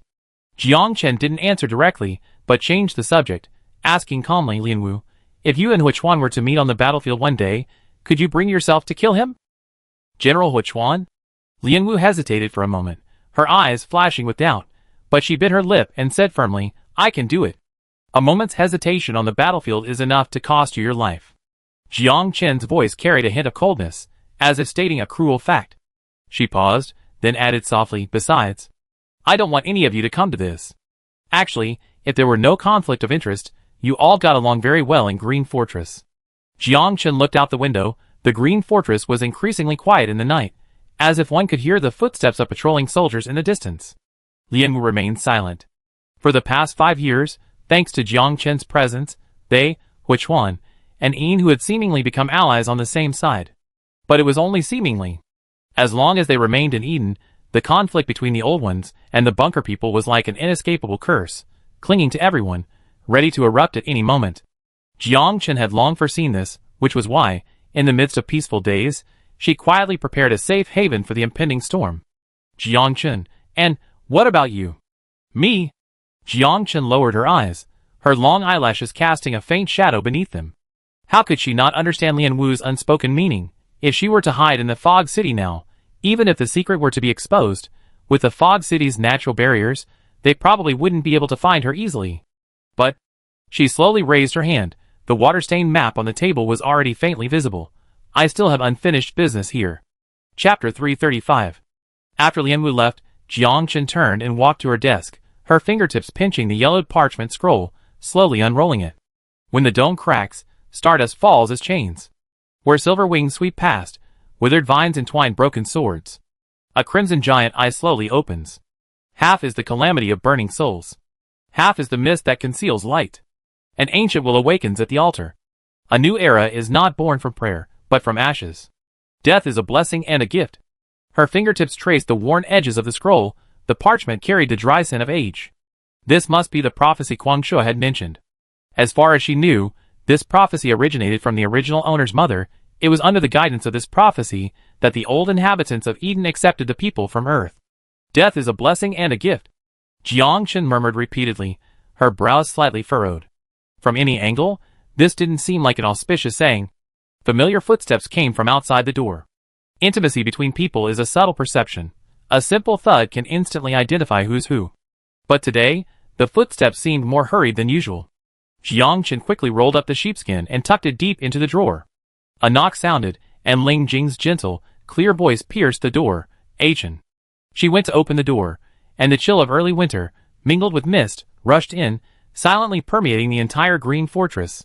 Ling Jing stood in the porch, the mist dampening his black hair, a few strands clinging to his smooth forehead, making his long, narrow eyes appear even deeper. He had a high nose bridge and well-defined lips.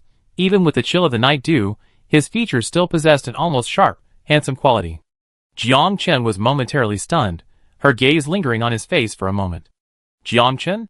Ling Jing gently squeezed her knuckles, his fingertips carrying the coolness of the outside air. She snapped out of her reverie, turned, and walked inside, a thought suddenly flashing through her mind. Ling Jing always seemed to only call her Jiang Chen or Achen, never anything else. Jiang Chen turned and poured him a glass of water, handing it to him. Since regaining her memories, they should logically be as close as they were in the bunker, but for some reason, there was always an inexplicable awkwardness between them. Ling Jing sat down in the chair by the window as usual, and as he took the glass, his fingertips instinctively grasped hers. The warmth of his palms seeped through their skin, completely different from his cool demeanor, carrying an undeniable heat. Brother? Jiang Chen was slightly startled, calling softly. He didn't speak, but simply sprinkled a little of the slightly cool water from the glass onto her fingertips, gently rubbing his thumb against them. Cold water trickled down her fingers, dripping onto the gray-blue floor tiles, leaving a small, dark stain. A moment later, a very faint trace of blood seeped from the edge of her nail. Kuang Shuo's blood. Jiang Chen instantly held her breath. She had thoroughly washed herself after Lian Wu left, assuming the bloodstains were gone, but she hadn't expected Ling Jing's senses to be so acute. His face remained expressionless, even gentle, but the emotions in his eyes were like a deep pool, unfathomable. Only the pressure on his hands suddenly increased, carrying an air of unyielding control. Then, he got up and fetched a clean towel, meticulously wiping her hands, as if trying to completely erase the bloodstains, his movements revealing a restrained concern. I handled Kuang Shuo's matter. His voice was soft, like snowflakes falling on pine branches, yet a deep strength lingered at the end.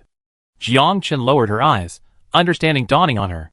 It seemed her brother had already known the final conjecture in Luo Bin's notes. Brother doesn't want my hands to be stained with blood? Jiang Chen abruptly pulled her hand away from his grasp, her knuckles turning white from the force. Her voice held a suppressed coldness.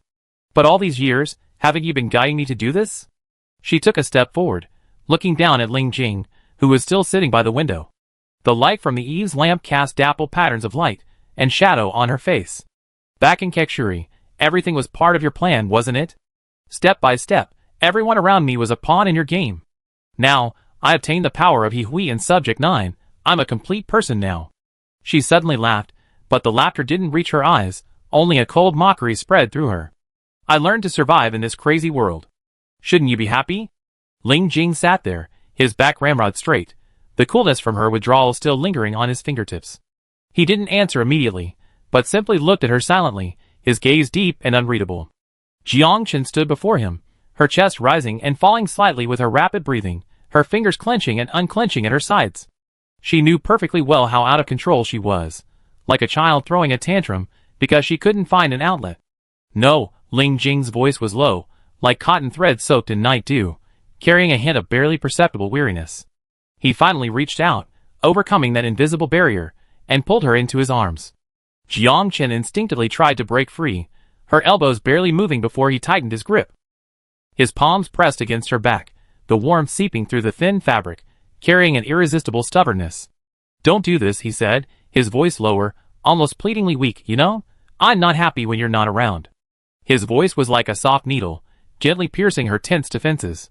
Jiang Chen's struggles froze, her fingertips trembling slightly before falling limply to her sides. Ling Jing remained seated, his arms tightening around her waist, his head resting gently on her lower abdomen. They were incredibly close, his steady breathing brushed against her fabric, gradually merging with the sound of her heartbeat, weaving a fine, intricate web in the silent room. I can't get too close to you, he suddenly spoke, his voice muffled by the fabric slightly hoarse. Although He Hui was severely injured in the bunker people have been operating in Eden for years, her informants are everywhere. When you were in the suspended tower, you are close to me. His hand tightened, his fingertips unconsciously tracing the fabric at her waist, a hint of bitterness in his voice. But ultimately, there, you smiled more often, but you promised me. Perhaps it was a natural fear of absolute power, or perhaps it was those inexplicable barriers that stood between them. Her attitude towards him before had indeed not been good. Now, held in his arms, those deliberately ignored fragments suddenly burst forth from the floodgates of memory. After her wounds finally no longer needed dressings, she almost desperately wanted to leave this unfamiliar place. Her companions in District 11 were still waiting for her. The warmth and life there made her feel more at ease than the coldness of this place. Achin. His voice came from behind, as gentle as ever, yet for some reason it made her pause. Jiang Chen turned sharply, the sunlight overhead blindingly bright, like splashed gold leaf piercing her eyes, causing her to instinctively squint. Ling Jing was still standing under the eaves, his black cloak billowing in the wind, like a bird with folded wings, poised to take flight. He was so far away, too far to see the expression in his eyes, yet she could clearly feel his gaze, heavy on her back, like an invisible thread pulling at her heartstrings. At that moment, she felt a sudden tightness in her chest, as if gripped by something, and hurriedly turned back, practically running until she disappeared at the end of the stone steps. In a daze, the old figure from the bunker suddenly appeared. On a quiet day like this, the warm yellow glow of the emergency lights cast a circle on the ceiling. She lay on his lap, counting the lines on his palms, her fingertips tracing the scars of varying depths. She made a crisp promise. When I'm strong enough, I protect you forever, just like you protected me. He smiled, his chin resting on the top of her head. The breeze from the bunker's ventilation vents carried a metallic scent. As he uttered his okay, the warmth of his palm washed over her wrist. Chapter 336. Brother, the trip to Mysosia by the C-team was accidental, right? Jiang Chen's face gently pressed against his neck, her warm breath brushing against the skin of his neck. She could clearly hear the sound of blood rushing through his veins, like a calm stream flowing in the dark night. His heartbeat remained as steady as ever, without the slightest fluctuation, only a soft hum escaping his throat. Jiang Chen nodded slightly, her cheek nuzzling against his neck, her voice low like a sigh. He's a very good person. Ling Jing didn't speak, but his arms tightened around her, holding her even closer, as if trying to convey something through that force. His chin rested on the top of her head, his fingertips gently stroking the back of her neck, a gesture that carried a soothing meaning, yet also concealed an unspeakable, obscure emotion. Jiang Chen gazed at the newly modified armored vehicle before her. The newly welded steel plates gleamed coldly, intertwined with old scars. Lei Ming's ear-piercing, hearty laughter seemed to still linger in the dust kicked up by his tire tracks. Her gaze swept over the interior of the vehicle, to the corner where Luo Bin had once huddled. The dark red bloodstains had been repeatedly wiped away, leaving only a faint mark. The armored vehicle was still in the same spot, the gravel beneath the tires untouched, but the space beside her was empty. Everything looked the same as before, yet everything had been turned upside down. Jiang? Sparrow's voice pulled her back from her reverie. Jiang Chen turned, her gaze meeting familiar eyes. Lianwu and Aya stood on the other side, morning dew dampening their hair. Aya, I thought you didn't want to go back to that place. Jiang Chen's gaze fell on Aya, her tone tinged with surprise. Foggy City wasn't a pleasant place for her. She had originally hoped Aya could help write a guide to life there. Neither Lianwu nor He Shenqing had lived there long, only Aya knew the terrain intimately. Unexpectedly, Aya had agreed to go with her. Aya laughed, tilting her head back and smoothing her wind-blown hair. Her silver earrings swayed lightly in the morning light. Over the years at Green Fortress, the knots at her brow had gradually untied, and her temperament was much more cheerful than before. Although they are all bad memories, she said, her toes crunching over pebbles, her voice light yet resolute, Foggy City is so vast, I don't necessarily have to be stuck in the mire of the past. Besides, she looked up at Jiang Chen, dewdrops rolling gently from her eyelashes. They both understood that Green Fortress was no longer a place she could truly belong. Aya met Jiang Chen's worried gaze, her fingertips unconsciously rubbing the tool bag at her waist, containing her means of survival. Her tone was resolute. I'm free now, and I have a skill. Many of the old inhabitants were rescued by me, and my information network is quite good. We be safe in Fog City. She paused, her gaze sweeping over Lianwu and Hai Tianqing beside her, before finally lowering her voice to add, don't worry, I protect them for you. Jiang Chen looked at the determination in her eyes, and finally nodded slowly. Okay. This was found in the dark tower of the Green Fortress, records about District 12. Hai Tianqing stepped forward, handing Jiang Chen a small, worn notebook, a hint of melancholy in his voice. Zhou Yang was tinkering with these things when he was imprisoned in my Sasia, saying they might be useful to you later. Jiang Chen took the notebook, her fingertips touching the rough pages. As she opened it, Zhou Yang's always neat and meticulous handwriting came into view. It was filled with densely packed records of the 12th district and the Ling family's past, not even omitting the smallest rumors. Looking at the powerful strokes of the pen, a sudden pang of sadness struck her. She hadn't expected that this family, almost vanished into the dustbin of history, would ultimately have its history written by a descendant of a bunker dweller. She looked up at Zhou Yang, who stood firmly beside Hai Tianqing. He hadn't taken the potion, and like a cheetah poised to pounce, the slightest movement around him seemed to trigger his claw-like alertness. Hai Tianqing looked down at the ground, her voice filled with barely concealed inner turmoil. I haven't made a decision yet. Seeing this, Jiang Chen reached out to pat her shoulder in comfort. Just as his fingertips were about to touch Hai Tianqing's fabric, Zhou Yang's knuckles suddenly tensed, the cold gleaming nail plates snapping upright with a sharp, piercing light. Zhou Yang, Hai Tianqing called softly, her voice as light as a feather brushing against her heart. Zhou Yang's gaze lingered on Jiang Chen's hand, which was suspended in midair. A very soft thud escaped his throat, and the raised nail plate slowly retracted, but the curve of his fingertips still held a wary tension. Jiang Chen's hand gently landed on Hai Tianqing's shoulder, feeling her tense shoulder blade. Hai Tianqing looked up slightly at those calm eyes. Although Fog City is shrouded in mist, its mountains are steep and treacherous, making it easy to defend and difficult to attack. There are many mutated herbs there, which may be useful to Zhou Yang. Lianwu and Aya will be with you. Jiang Chen's voice was as steady as the surface of a lake covered with thin ice, his gaze sweeping over Hai Tianqing's slightly trembling eyelashes. She paused, gently pressing her fingertips against Hai Tianqing's shoulder. I only hope you can take care of yourself. Since you decided to leave, you should sever all ties. Let the past be as dead as yesterday. Let the future be as new as today. Hai Tianqing looked up at Jiang Chen, countless images swirling in her mind. The overwhelming anger and hatred upon learning of Hai Tianya's death, the fear and helplessness Zhou Yang felt when she stepped onto the experimental table for her, and the piercing regret of her own blood-stained hands. Those emotions washed over her like a tide, almost suffocating her. Jiang. She suddenly threw herself into Jiang Chen's arms, her forehead pressed against his collarbone, letting down her guard. "We meet again, right?" Jiang Chen patted her back, feeling her slight trembling in her palm, but her gaze was fixed on the distant outline of the fortress shrouded in morning mist. "Take care of yourself, forget about this place." Hai Tianqing's tears dampened the hair at the side of her neck, carrying a warm touch. Jiang Chen chuckled softly, gently stroking Hai Tianqing's cheek with her fingertips. "Don't cry, Sparrow. You always look ugliest when you cry. There are plenty of colorful plants in Fog City that can dye hair. I still think your old hair color was extremely beautiful." Hai Tianqing nodded muffledly in her arms, her shoulders still trembling slightly. "Go." Jiang Chen gently pushed her forward, the force gentle yet carrying an undeniable strength. Hai Tianqing sniffed hard, forcing back her tears, and turned to run towards the armored vehicle. Looking back at the vehicle, she saw Jiang Chen still standing there, her figure outlined in a pale gold by the morning light. She bit her lip, and climbed into the vehicle.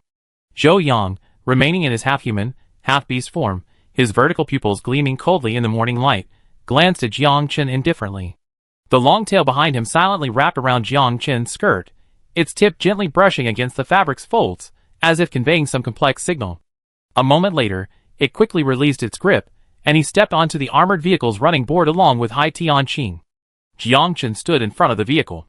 Everything at Green Fortress was already arranged. Their undercover agents would escort them along the way, and they were certain to leave safely. Lian Wu, in the passenger seat, leaned out, her brows furrowed deeply, her gaze fixed intently on Jiang Chen. "Jiang Chen," she began, her voice filled with undisguised worry. Jiang Chen looked up, meeting her gaze, a faint smile playing on his lips. "You know, once I made a decision, I will definitely do it." Chapter 337. Deep in the dungeon, the torchlight cast flickering shadows on the stone walls, the damp, musty smell mingling with a faint stench of blood filling the air. Jiang Chen's fingertips held a white silk ribbon, expertly wrapping it around the bite wound on her neck. As the ribbon brushed against her skin, a soft gasp escaped her throat, the scab on the wound throbbing painfully. Zhang Feng's control over his blood was becoming increasingly stable.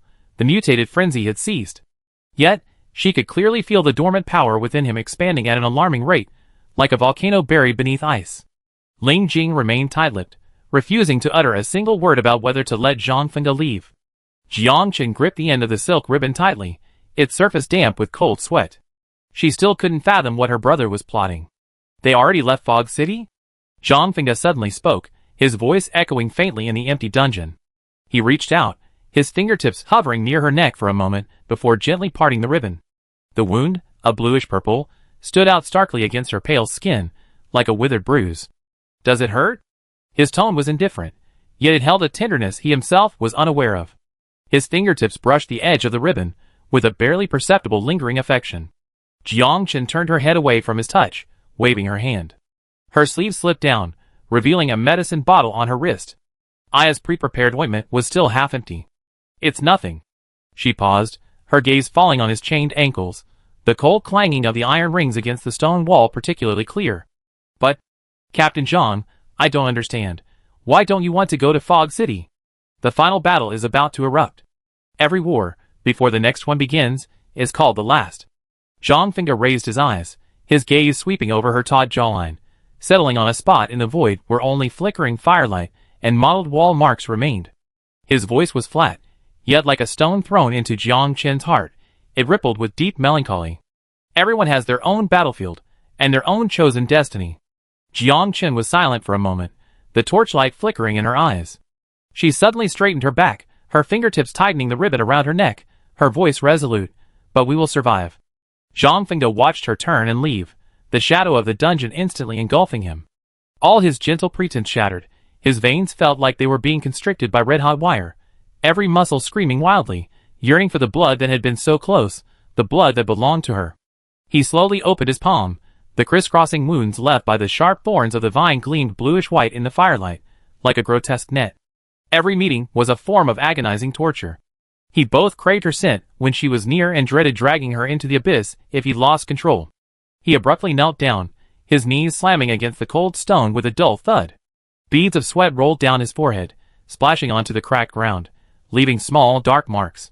The lingering scent of blood from the wound on her neck seemed to still cling to his nose, the blood that had seeped into his veins, warmed by her body, was a deadly poison, yet sweet enough to make one willingly succumb. Footsteps approached, carrying the cold thud of stone bricks being struck. Zhang Fengge froze, instantly gripped by unease and helplessness.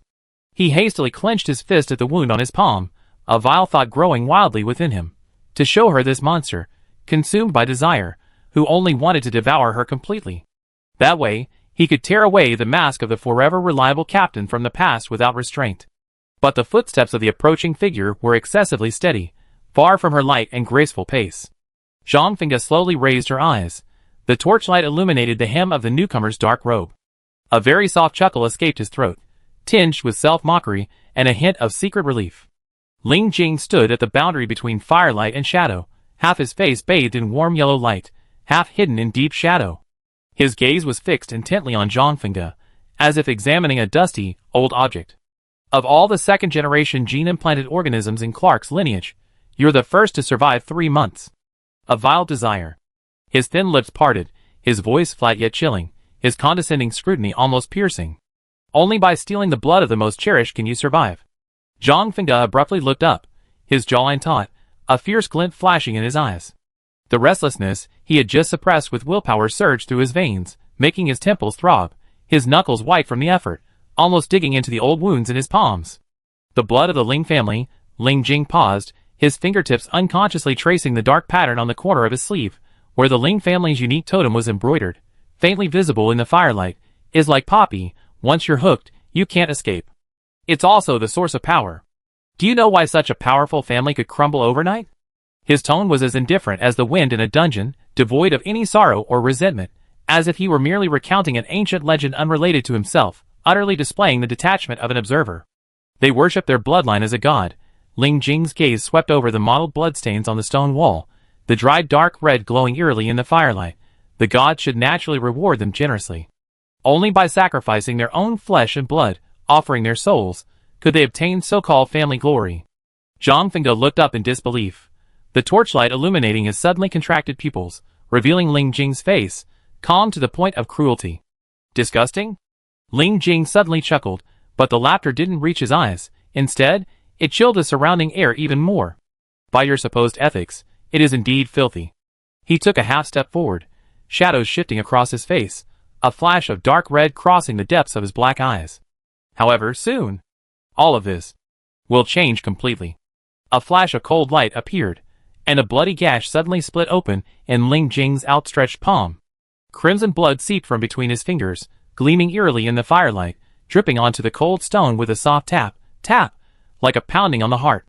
His gaze swept over Zhang Fengge's profile, where veins bulged from his suppressed rage. His voice was calm, almost cruel. The descendants of the Bunker people are fundamentally different from us. They simply cannot bear the power of the Ling family bloodline. If they want to survive, they must feed like demons, maintaining that fragile balance with fresh flesh and blood until they are completely devoured by desire, turning into mindless monsters. Zhang Fengge's breathing suddenly became rapid, his chest heaving violently. Each inhale felt like inhaling red-hot iron filings, searing his lungs with pain. He stared intently at the blood gushing from Ling Jing's palm, his Adam's apple bobbing uncontrollably, the desire in his eyes almost bursting free from the cage of reason. Unless, Ling Jing's voice suddenly turned cold, like an icy blade slicing through the air, you kill a member of the Ling family. My mother's body still carries the blood of the Ling family, he added, his tone completely devoid of emotion, as if discussing something utterly unrelated to himself. Zhang Fengge jerked his head up, blurting out, "He hui." Ling Jing nodded, his gaze sharp as a hawk's. You and Ancient entered the bunker, you should know her methods. Although He Hui is severely injured now, this woman's ambition has never been extinguished, and she will never give up. He slowly held his bloodied palm in front of Zhang Fengge, the precious blood dripping without restraint, splashing onto Zhang Fengge's cheeks, spreading into dark red blushes. Ling Jing's voice was extremely low, carrying an almost seductive power. You, like me, will never betray her. Zhang Fengge stared at the deadly red before him, the desire he had longed for day and night, the bait that could drag him into the abyss. But before that, you must enter my sasia alive. Ling Jing withdrew his gaze, his tone leaving no room for argument. My sister can no longer be your source of food. Zhang Fengge, you have no right to refuse. Jiang Chen's pale face flashed through Zhang Fengge's mind instantly, the purplish-blue wound on her neck seemingly right before his eyes, His heart felt as if it were being violently gripped. Sharp teeth pierced his palm without hesitation. Chapter 338. A drop of dark red blood still clung to the corner of Zhang Fengde's mouth, slowly sliding down his jawline and spreading a small, glaring red across his neck. That crimson hue gave his originally cold and hard face an eerie, beautiful quality, like a poisonous flower suddenly blooming in the dark night. We depart tomorrow. You only have one chance. The moment Ling Jing raised his hand, the vines binding Zhang Fengde's limbs receded like a tide, their tips scraping against the pebbles on the ground with a soft, rustling sound. Just as the vines completely detached from his body, Zhang Fengde's right hand suddenly swelled, its muscles bulging as it transformed into a gigantic arm. Its black scales gleamed coldly in the firelight, and with a whistling sound as it tore through the air, it lunged at Ling Jing. Ling Jing's eyes remained unmoved, his gaze as deep and unfathomable as an ancient pool, yet his figure moved with such speed that it left only a blur. In an instant, he stood in the shadows 10 meters away, the hem of his black robe still swaying slightly, as if he had never moved. Zhang Qi's presence in my soja wasn't a coincidence. Zhang Fengde withdrew his mutated arm, his knuckles cracking from the force, his voice cold and hard, carrying suppressed anger. Zhang Fengde, you're very clever. Ling Jing's voice came from the shadows, carrying a hint of barely perceptible approval. You're the most suitable candidate among so many people. With Zhang Qi's aptitude, he shouldn't have been able to enter the suspended tower at all. He should be grateful that you're his brother. As for his presence in my soja, it was merely driven by a thirst for power. He gazed at this pawn planted years ago, his eyes deep and unfathomable.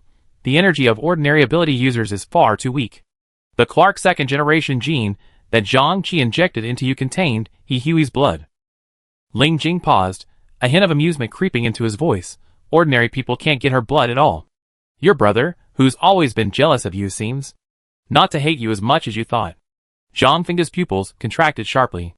So those seemingly accidental encounters were all part of a carefully orchestrated game, and he and Zhang Qi were merely struggling pawns on that board. Hi Tianai, did you arrange for him to go to my Sasia? Zhang Fengde stared intently at him, her still-grown fingers digging deeply into an old wound on her palm, blood seeping through her fingers. Ling Jing was startled, his eyes flickering slightly. In a daze, he recalled a certain late night when Jiang Chen's eyes held a mixture of confusion and wariness, like fine needles gently piercing his heart. So, in the years he was absent, so many names had already gathered around her. Hi Tianai. He slowly straightened up, the hem of his black robe sweeping across the blood droplets on the ground, leaving a winding trail. Even without him, you would have gone to my Sasia. He merely increased the probability of it happening. You know perfectly well that Jiang Chen treats him like a brother. Zhang Fengde took a sudden step forward, his chest heaving violently. Ling Jing's previously calm face suddenly cracked, a faint ripple passing through his eyes. But that emotion vanished in an instant, he quickly regained his usual indifference, even slightly curving his lips into a cold smile. All of you were carefully selected to stay by her side. As pawns, naturally, their value must be maximized. He recalled the scene when he saw Hai Tianya's name on the list. The lamplight cast flickering shadows on the dossier. His fingertips traced the name, only a fleeting thought passing through his mind. The plan was going more smoothly than expected. Like watching pawns on a chessboard advance along predetermined paths, each move landing precisely on a calculated square, almost tediously accurate. At this moment, he casually lowered his gaze, his eyes sweeping over Zhang Fengde's face, contorted with rage. The torchlight flickered at his pupils, reflecting a bottomless, icy pool. All the pieces were moving smoothly on their tracks. One day, I will kill you. Zhang Fengde's voice was hoarse, carrying a desperate resolve. Just you wait. Jiang Chen sat at the table, her fingertips lightly brushing the cover of Zhou Yang's notebook recording the history of District 12, the worn edges of the pages warm from her touch. She slowly closed the notebook.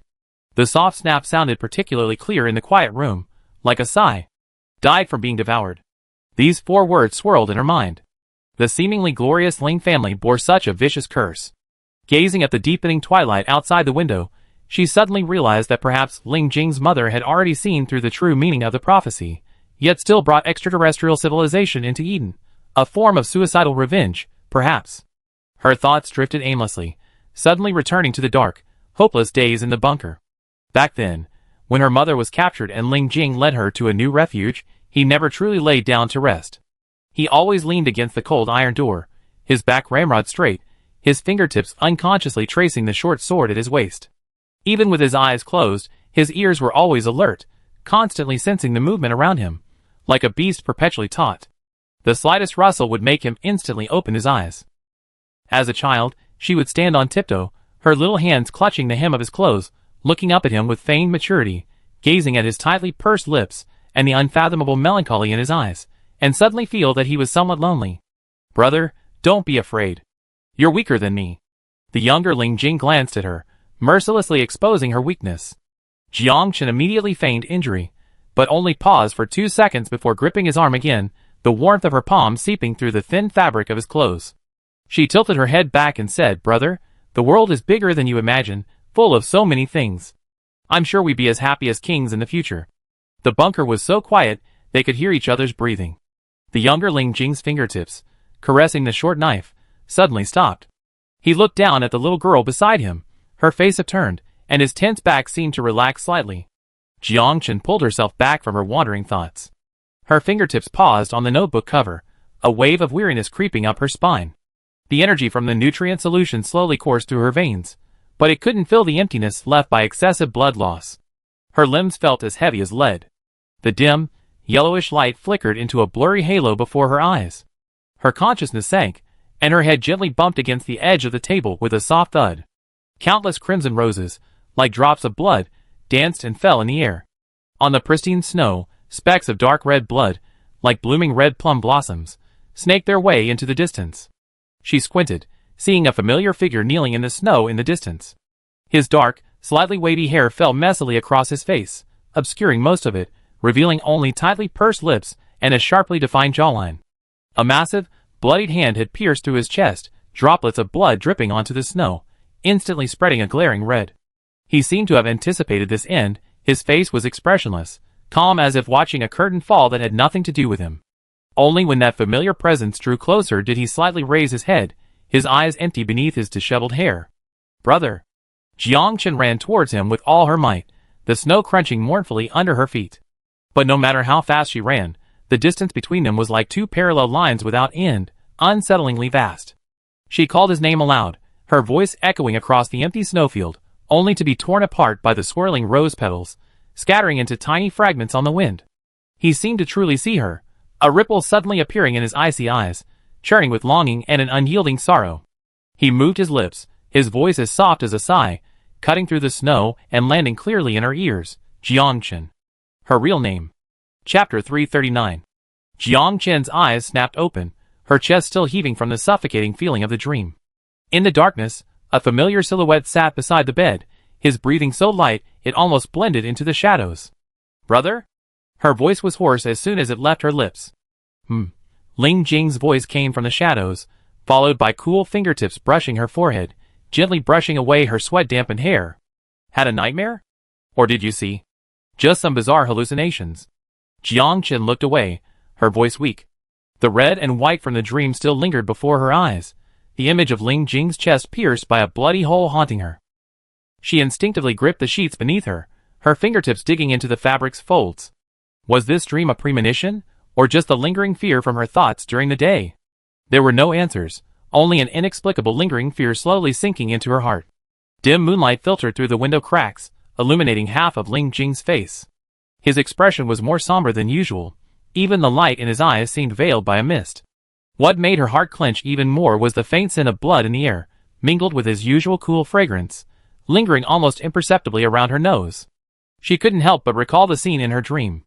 Back then, Ling Jing's eyes were downcast, his face devoid of fear, instead displaying an almost liberated calm, like someone who had trekked for too long finally reaching the light at the end. As if sensing her distraction, Ling Jing gently touched the top of her head again with his fingertips, the gesture as tender as ever. "Brother, are you hurt?" Jiang Chen's gaze suddenly darkened, following the scent of blood, her fingertips precisely grasping Ling Jing's hand hanging at his side.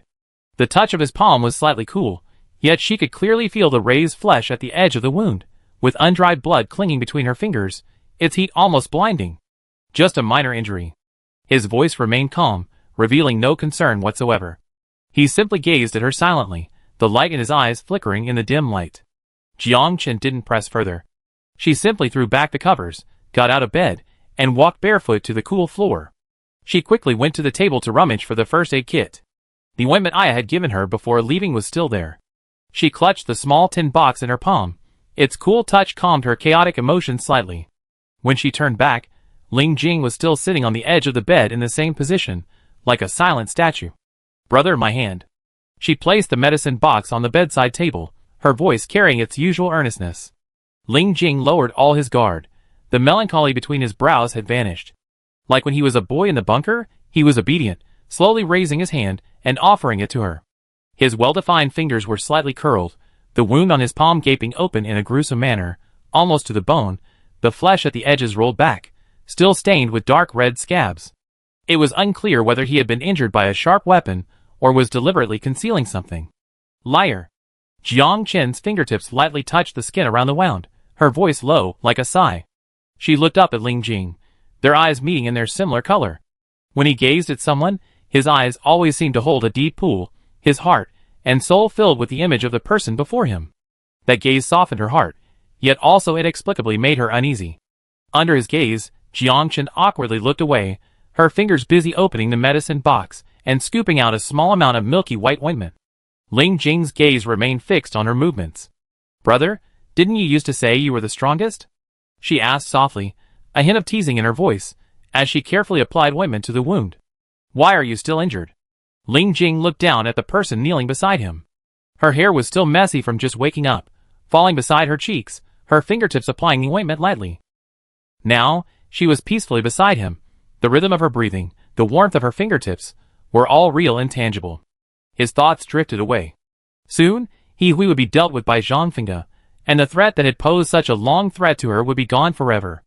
As for her secret, after the war, more ability users would survive the escalating spore crisis by consuming the blood of the old inhabitants. Then, she would no longer have to live in fear, and could live forever as she had hoped as a child, like a carefree and happy king. Would he be by her side then? "Brother?" Jiang Chen's hand, holding the ointment, froze in midair. She looked up at Ling Jing. In the dim light, a faint layer of confusion lingered in the usual clarity of his eyes, and his brows furrowed slightly. "You won't be the strongest anymore." Ling Jing's gaze returned to her face, his tone extremely calm, as if simply responding to her teasing. His fingertips gently brushed against her hair. Jiang Chen's heart sank. The gigantic hand that pierced her chest in her dream suddenly flashed clearly into her mind, the mangled outline, the drops of blood falling on the snow, and his calm, almost relieved gaze, instantly sent chills down her spine. The ointment was sticky in her palm. She opened her mouth, her voice trembling almost imperceptibly. "Brother, are you? Chun, after everything is over, let's go to Keksharilia, okay?" Ling Jing suddenly grabbed her hand. The wound on his palm hadn't been treated yet, the rough skin rubbed against her fingertips, sending a stinging sensation through her. He interrupted her, his tone unusually gentle, with a hint of coaxing. "Or do you like Fog City?" He didn't wait for her answer, continuing his sentence, his gaze fixed on her eyes, as if trying to find the answer within them. "It's indeed safer there now, a good place to settle down." Jiang Chen was speechless. Ling Jing's words were like a thunderbolt, freezing her instantly. He already knew she had moved Lianwu and the others to Fog City, but he hadn't asked her why. This realization made her face turn deathly pale, her grip tightening unconsciously, as she stared blankly at him. "Don't you like it?" Ling Jing seemed oblivious to her lapse in composure, continuing his gentle inquiry, lightly patting the back of her hand, as if to soothe her. "What about the suspended tower? You seemed quite happy there, meeting many people. Clark is a bit difficult to deal with, but it's alright, we have plenty of time, we find a way." He looked at her face, the confusion in his eyes long gone, replaced by a focused gaze filled with her image. Yet, Jiang Chen felt that behind that gentle tone lay a weight she couldn't fathom. Jiang Chen didn't answer. Her eyes were lowered, her fingertips still lingering beside the wound on Ling Jing's palm, the ointment slowly hardening into a pale white mark between her fingers. Silence washed over them like a tide, broken only by the occasional gust of wind passing by the window, creating a soft, fragmented sound in the stillness. She paused, then slowly raised her eyes, a deep melancholy settling in them. "Brother, you know, there's no truly safe place in Eden." Her voice was soft yet clear-headed. "This world is essentially destroyed. Perhaps you can use this person to control others today, but tomorrow, someone can use you, use me. Any one of us can be used as a bargaining chip, which means no one is truly safe. It's only a matter of time." "No." Ling Jing's voice tightened abruptly, a stubbornness flickering in his eyes. You will never be used as a bargaining chip. Brother, perhaps what you perceive as victory will only hasten our destruction. This world will ultimately have nowhere for us to hide. Jiang Chen gently pulled her hand away, instead pressing her cheek against his broad palm, the warmth of his skin offering comfort. Perhaps there are other ways. But I haven't found them yet. There must be, brother, we won't come to this. Ling Jing's gaze softened instantly, settling on her fair face, his fingertips lightly brushing her brow bone. The cool moonlight streamed through the window, weaving a silvery net across the bed, enveloping their figures and creating a rare tranquility. His fingertips gently ran through her long hair, his fingertips caressing the soft strands with a reassuring rhythm. After a moment, Jiang Chen's eyelashes fluttered slightly. She wanted to open them, but her breathing gradually became steady, and she slowly drifted off to sleep in the warmth of his palm. This time, there were no fluttering crimson roses, only peace and fragrance filled her dream. Ling Jing quietly watched her sleeping figure, moonlight falling on her eyelashes and casting soft shadows. He leaned down to kiss her, whispering, "When I'm disgusted with this world, I think of you. Knowing you live in this world gives me the courage to endure anything." Chapter 340. Jiang Chen discovered Zhang Fengge was missing as the morning light streamed into the dungeon the following day. The stone cell was empty, except for the vines clinging to the stone walls, which remained unchanged from the previous day, leaves outstretched, tendrils intact, without a trace of damage. This left only one possibility: he had already left the green fortress.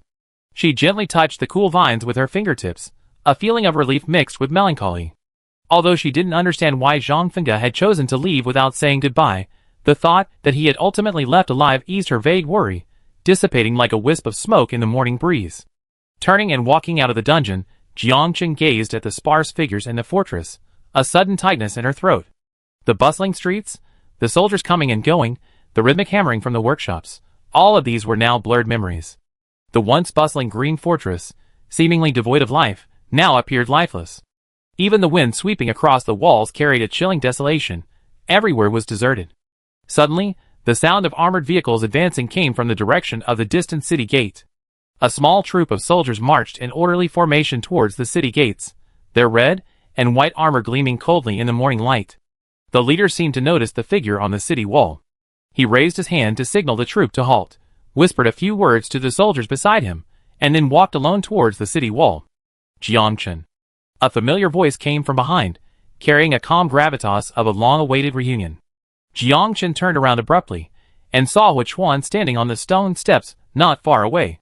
She was wearing red and white armor in the old folk style. The patterns on the shoulder armor were worn and blurred. A new light scar had appeared on the right side of her cheek, extending from her brow bone to her chin.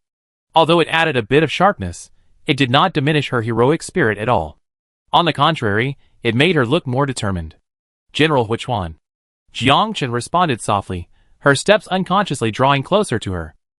The two stood side by side on the wall, neither speaking for a moment. The wind ruffled their robes, the distant horizon tinged with a faint orange-red, their gaze fixed on the direction of Mysacia. "Was Quan sure you're doing?" Hui Chuan's voice drifted on the wind to her ear, its tone questioning yet flat at the end, each word uttered with certainty, as if she had already confirmed the answer. "Yes." Jiang Chen offered no further explanation. Rumors are circulating in several fortresses that Quang Shua secretly plotted a rebellion, only to be ambushed by his own tribe. Hui Chuan turned to look at her profile, the shoulder armor of her red and white armor gleaming coldly in the sunlight. "This news is half true, half false. I suspect it was done by that lord." That lord she spoke of, both of them knew perfectly well she was referring to Ling Jing. After a pause, Hui Chuan added, "Quang Shua has been colluding with the bunker people for years, sending the old people there as commodities for experiments, all in exchange for their support. He always thought he was clever, that he could manipulate those cunning bunker people, but he didn't realize that in this deal, he and the bunker people were merely pawns, neither more cunning than the other." The wind suddenly picked up, blowing Jiang Chen's hair against her cheek. She gazed at the hazy horizon and suddenly spoke, her voice filled with a desperate honesty. "Hui Chuan, I am not an old person. The body you see now contains a soul from Earth." "Earth, do you know?" "The homeland of the bunker people." Hui Chuan merely glanced at her, his eyes as calm as a bottomless lake, showing neither surprise nor doubt. He simply withdrew his gaze, and continued looking into the distance. Silence, like a fine net, quietly spread between the two, with only the mournful sound of the wind whistling through the cracks in the city wall, exceptionally clear in the stillness. Just as Jiang Chen thought which one would press further, she heard the person beside her speak calmly. I know. You know? Jiang Chen turned her head sharply, her eyes filled with surprise. Even if you haven't talked about your past experiences, haven't mentioned the days you didn't live with the old inhabitants, Hui Chuan's gaze fell on her face, his tone still calm, yet carrying a sharp insight into her heart. Jiang Chen, you never felt a sense of belonging to the old inhabitants, or even the bunker people. Jiang Chen stared blankly at Hui Chuan, speechless for a moment. She couldn't help but marvel at Hui Chuan's keen perception. Those subtle differences in distance, those nuances she herself hadn't consciously noticed, those hidden in her words and actions, all of these had been observed and remembered by Hui Chuan. But it doesn't matter now. Hui Chuan turned to look at Jiang Chen, his red and white armor swaying slightly in the wind, the plates clanging softly. The area affected by the spores is still expanding. While the old inhabitants won't be infected, large amounts of water and food have already been consumed by the spores. Our living space has long been compressed to its limit. Even without the blood feud with the bunker people, this war was unavoidable. Since you, knowing there's no escaping it, why go at all? Jiang Chen's voice held a barely perceptible urgency. Hui Chuan this time? I know. Hui Chuan interrupted her, his gaze fixed on her eyes. The faint scar was particularly clear in the sunlight, yet it did nothing to diminish the determination in her eyes. I lived here since I was a child. My most trusted brothers are here, my loved ones are here. We stood guard together under the city walls, shared the last piece of rations together, and been inseparable for so many years. Even if we still have to face that ending in the end, at least now, I can buy them a little more time. She paused, her tone as calm as if she were stating something perfectly ordinary. Besides, this is my mission, something I was destined to shoulder from the day I was born. Jiang Chen opened her mouth, but all the advice she given, protect yourself, better safe than sorry, suddenly stuck in her throat, unable to utter a single word. Faced with Hui Chuan's unwavering resolve, all avenues of retreat seemed pale and powerless. She followed Hui Chuan's gaze to the distance, where the group of soldiers waiting to return to their unit stood straight in the sunlight, their faces devoid of fear. Hui Chuan gently patted her shoulder, a gesture carrying the unspoken understanding and farewell between former comrades. Jiang Chen, whatever choice you make, I hope you can guard your heart above all else. May the old gods protect you. Then, she took a half step back, placed her right hand clasped over her chest, and bowed slightly, performing a standard old folk salute. The movement was swift and solemn, as if bidding farewell to this land, and also to the people before her. After the ceremony, she said no more, turning and walking towards the soldiers. Her red and white figure gradually disappeared into the distance on the empty city wall, without the slightest hesitation. Jiang Chen watched Hui Chuan's departing figure, gradually becoming a blurry dot in her vision. A cold wind swirled the dust from below the city wall, ruffling her robes, the fabric clung to her arms, chilling her to the bone. She suddenly remembered Hui Chuan's words. This land was her home, home to her family, and her family was connected to her friends, to many more people, like a densely packed net, where pulling one thread affected the whole. If anyone took a step back, the entire home would be lost. And what about her? In these 20 years of struggling in Eden, could she truly remain unscathed? The past of the bunker, her studies in the suspended tower, the divine fire of the green fortress, and the people around her, familiar and unfamiliar, had already entangled her in this web. The wind blew again, and Jiang Chen's fingertips unconsciously reached for her clothes, pulling out a tightly rolled parchment scroll from the inside. The rough parchment brushed against her fingertips, carrying an old warmth. She looked down at the rolled edges, murmuring softly, her voice broken by the wind, yet unusually clear. Death is a blessing and a gift. Time flowed silently, the light outside the window shifting from dawn to dusk, then slowly enveloped by night. Jiang Chen sat at her desk, her fingertips gently tracing the books recording the history of the old people and the bunker. The yellowed pages curled and frayed, the past hidden between the lines making her almost forget the changing of day and night. These past few days, she rarely stepped out of her room, spending most of her time buried in these old scrolls. A moment later, a soft knock broke the silence. Come in. Jiang Chen's voice was slightly hoarse from immersing herself in books, her gaze still fixed on the pages. A maid entered carrying dinner, the white porcelain plate landing softly on the table. The porridge in the plate was still steaming, its aroma of wild vegetables slowly spreading in the air. Jiang Chen didn't move, still staring at the yellowed pages, her gaze fixed on the blurred handwriting. She raised her hand and gently waved it to indicate she understood, her fingertips unconsciously tracing the words on the pages. "You haven't eaten all day," the maid whispered, her voice filled with cautious concern, afraid of disturbing her. Jiang Chen slowly raised her head. The dim light fell on the maid's face. She recognized her as the old-fashioned girl who often brought her meals, yet there was a familiar strangeness in her eyes. "Wanwu." She frowned slightly, her tone uncertain. The girl blinked gently, the timid look from before vanishing instantly. A moment later, she regained her usual composure. This was indeed Lianwu, who should have been in the Misty City. "What are you doing here?" Jiang Chen jumped to her feet, the chair legs scraping against the floor with a screeching sound. "Has something happened in Fog City?" Seeing this, Lianwu hurriedly waved her hands, explaining, No, Hai Tianqing and the others are all safe and sound." She took 2 steps forward. "The roots of the white willows you cultivated have densely covered Fog City, firmly taking root in every inch of the land. Now Fog City is completely under our control, and we set up several layers of defenses outside. Even if the most powerful Walden army were to attack, they wouldn't gain any advantage. They simply wouldn't be able to break through anytime soon." Hearing this, Jiang Chen's heart finally settled. Over the years, she had cultivated many mutated plants and creatures at the Green Fortress, each one designed to create a safe fortress.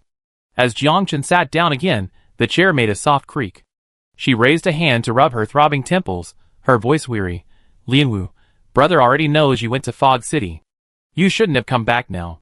Lianwu's gaze fell on the faint dark circles under Jiang Chen's eyes, noticing her tight lips. After a moment of silence, she finally made up her mind. "Jiang Chen, come with us to Fog City. Like you said, it's safe there now. No one can hurt you." Hearing this, Jiang Chen looked up at her with slight surprise, a flicker of astonishment in her eyes quickly replaced by helplessness.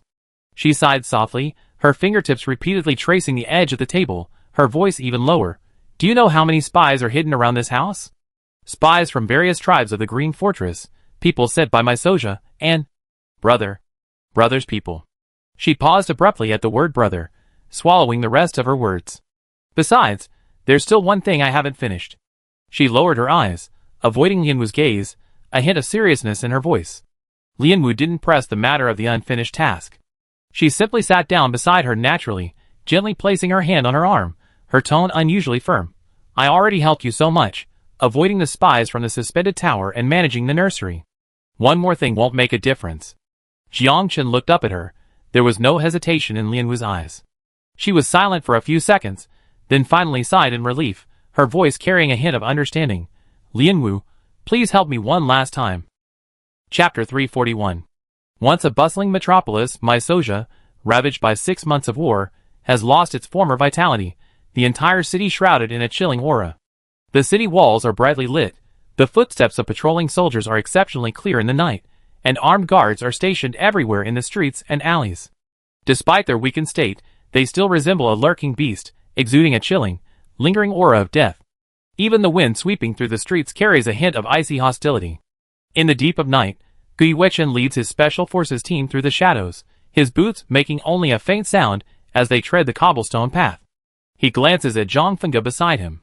The man remains silent, his figure as upright as a pine tree, yet like a sharp blade sheathed in its sheath, surrounded by a faint aura of death, so dangerous that no one dares approach. Gui Wechen recalled Zhang Fengge, whom he had met at the suspended tower. Back then, Zhang Fengge was a man of few words. With a gentle air about him, others often described him as gentle and not good with words. But the Zhang Fengde before him seemed like a completely different person. His taut jawline, icy eyes, and ever-present readiness to pounce made it impossible to tell when he would suddenly bare his fangs and deliver a fatal blow. "Captain," the sergeant at the back of the column whispered, about to report, but was frozen in place by Zhang Fengde's sudden gaze. That gaze was too sharp, like an icicle in winter, sending chills down one's spine. The sergeant shivered violently, swallowing the words that were on the tip of his tongue, even his breathing becoming unconsciously shallow. Gui Wechen, standing beside him, was also stunned. He stared at Zhang Fengde, who had been expressionless all night, wondering why the other had suddenly reacted. Zhang Fengde glanced coldly at the sergeant, uttering not a word. The chill in his eyes receded like a tide, quickly replaced by his previous indifference, as if the earlier intimidation had been merely an illusion. The sergeant pressed his pounding heart, composed himself, and continued in a low voice, Hui's team is stationed in the core area, but a large force is currently diverting their attention. While there are quite a few high-level ability users here, if we concentrate our firepower and fight back fiercely, perhaps we can still. The word still had barely left his lips when Zhang suddenly moved. He didn't wait a second longer. With a long stride, his figure plunged into the deeper darkness, like an arrow released from a bow, his movements so fast that only a blurry afterimage remained. Team! Captain! The sergeant nearly cried out in surprise. Follow him. Guiweichen quickly caught up, his gaze locked on the figure disappearing into the night, his brows furrowed tightly. Just as they stepped into the outer perimeter of the core area, a dull cracking sound of bones breaking echoed in the night. Guiweichen's pupils contracted sharply. He saw Zhang moving like a ghost among the guards, giving them no chance to react. With his left hand, he gripped the back of a high-level ability user guard's neck, and with his right, he seized the guard's wrist. A crisp crack rang out, and the guard's neck was violently snapped. His head lolled to one side at an unnatural angle, and as his body slumped to the ground, his fingertips twitched unconsciously. Another guard had just raised his gun when Zhang pounced. His knee struck the guard's abdomen, and simultaneously, his elbow slammed into his shoulder blade. Another dull thud followed, and the guard's shoulder bone caved in. The gun clattered to the ground. In the blink of an eye, the three guards were reduced to stiff corpses, each a gruesome sight. Their necks and joints were twisted at angles far exceeding human limits, warm blood dripping from their clothes and spreading dark stains on the stone pavement. Guiweichen stood frozen in the shadows, staring at Zhang covered in blood. Dark red bloodstains splattered on his collar, cuffs, and even the tips of his hair, yet he seemed oblivious, casually wiping the blood from his face with his fingertips, his movements utterly emotionless. A fear he had never felt before crept up Guiweichen's spine. Did the commander know that the person they had personally nurtured was no longer the gentle, charismatic ability user they knew, but perhaps a monster that had gone out of control? Beep, beep, beep. A piercing alarm suddenly tore through the night sky, red siren lights flashing wildly through the streets, like dancing blood shadows, staining every corner an eerie dark red. Guiweichen subconsciously looked up at Zhang only to find that the figure, who had been standing beside the corpses just moments before, had vanished in an instant, leaving behind only a mess of bodies and the pungent smell of blood. Team leader, he's gone! The sergeant beside him trembled, his eyes fixed on the direction Zhang had disappeared in, his voice filled with terror. How could this be? Guiweichen took a deep breath, forcing himself to calm down. His gaze swept over the corpses, and the flickering red light, his Adam's apple bobbing.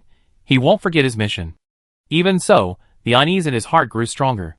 How much reason remained in that figure, who had disappeared into the red light? And what kind of storm would he stir up in this blood-soaked Mysoja? The laboratory lights shone a stark, frosty white, making the metal instruments gleam irritatingly.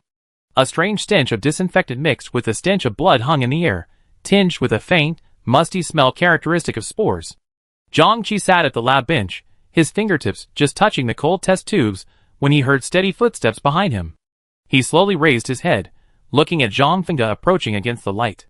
The light fell on his irises, clearly showing the tiny hyphae slowly wriggling within them, like a tangled spiderweb, crawling across every corner of his eyes, a sign of the irreversible late-stage spore infection. He looked down at his hands, his pale skin covered with countless needle marks. The blood of the old people, the blood of the superhumans, even Dr. Huey's specially formulated medicine, had all been injected into his veins through these needle marks. But those liquids hadn't saved his decaying life. Instead, they had given his skin a sickly bluish-gray hue. Zhang Qi's gaze returned to Zhang. His elder brother remained tall and upright, each step steady and powerful, radiating vibrant life force and a formidable strength. And him? Just a useless man trapped in this laboratory, clinging to life with various drugs. Why is fate so unfair? He suddenly spoke, his voice hoarse as if sanded. It was like this before, and it's still like this now. You never craved power, yet you were born with enviable talent and ability, and even opportunities always seem to revolve around you.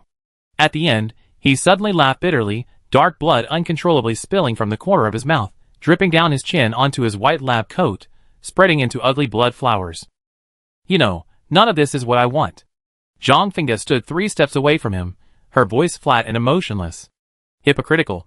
Zhang Qi suddenly looked up, the filaments in his eyes writhing violently with emotion, his gaze towards Zhang filled with malice. But fate is cruel. You hold on to what you don't want, and what you truly crave will ultimately leave you. Hai Tianai, Lei Ming, and that little team member you risked your life to protect. All these people you cherish will disappear from your life one by one. He paused, looking at Zhangfenge's still calm face, his voice laced with malicious provocation. Angry? In pain? Zhangfenge seemed not to hear him, her gaze passing directly past him to the closed laboratory door behind him. That casual glance, however, was like a sharp knife, piercing deeply into Zhang Qi's heart. He clenched his fist tightly, the skin around the needle prick cracking open and bleeding. You're always like this. Always like this. In your eyes, I always been nothing but trash, not even worthy of your glance. His voice suddenly rose, filled with years of suppressed jealousy and resentment, echoing in the empty laboratory, making the metal instruments clang softly, yet still failing to draw Zhangfenge's attention for even a second longer. The cold, pale light of the laboratory still shone brightly. As soon as Zhang Qi's roar subsided, the metal support on the lab table suddenly emitted a sizzling sound as it melted. The silvery gray metal softened and flowed visibly, instantly transforming into dozens of sharp, liquid metal droplets, like poisoned arrows, piercing towards Zhangfenge. Zhangfenge's pupils contracted slightly, his footsteps leaving a blur as he moved to the other side of the lab table almost the instant the liquid metal pierced the air. The liquid metal plop sank into the wall behind him, splattering fine metal fragments and leaving deep holes in the surface. He wiped away the blood from the cuts on his cheek caused by the metallic blast, his gaze finally hardening. This time, he was no longer distracted, his aura suddenly tightened, like a cheetah poised to pounce, as he rapidly scanned the metal equipment in the lab. Suddenly, a rapid whooshing sound came from behind. Zhang Qi had somehow circled behind him, the mycelium in his eyes writhing wildly with excitement. With a clench of his fists, the scattered metal fragments on the ground instantly coalesced into a gleaming spear. Gripping the hilt, he lunged at Zhangfenge's back. Driven by instinct, Zhangfenge whirled around, his right hand precisely gripping the thrusting spear shaft. His arm muscles tensed like a fully drawn bow, forcefully halting the spear's momentum. In that instant of stalemate, Zhang Qi suddenly curled his lips into a smile, a strange, resolute glint in his eyes. At that very moment, he abruptly released all his strength, causing the metal shield in front of him to crumble instantly, scattering into helpless metallic droplets on the ground, offering no resistance whatsoever. By the time Zhangfenge realized something was wrong, it was too late to retract his grip. The spear, thrown off balance by his opponent's sudden loss of balance, lurched forward with inertia towards Zhang Qi's unsuspecting chest. A sharp thud echoed as metal pierced clothing and flesh, the sound jarring in the silent laboratory, like a hammer striking ice, freezing the air instantly. Zhangfenge froze, his hand gripping the spear shaft trembling uncontrollably. He stared in disbelief at the person before him.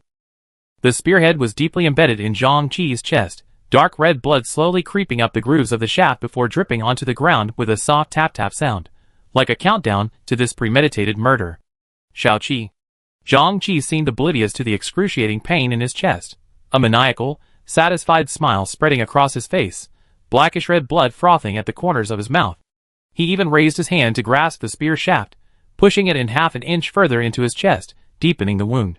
His hoarse voice, filled with triumphant pleasure, uttered each word like a poisoned needle, piercing Zhangfenge's heart. Brother, I want you to live in this regret for the rest of your life. With those words, his body went limp and slumped down. Zhangfenge quickly released the spear shaft, reaching out to catch him, his palm instantly soaked with warm blood. Zhang Qi leaned against his chest, his eyelids heavy, as if weighed down by a lead. The sharp pain in his chest gradually subsided into numbness, and he felt his entire body sinking. In his hazy consciousness, a scene from his youth suddenly flashed before his eyes. The wind was strong that day, and his brother carried him, frail and sickly, step by step, to the gates of the suspended tower. The guard swept his pale face across his chest and coldly said, "Useless trash without superpowers. The suspended tower won't accept you." But he stubbornly broke free from his brother's grasp, gritting his teeth and saying, "I want to stay." He remembered those days when the contemptuous gazes of the strong pierced him like needles.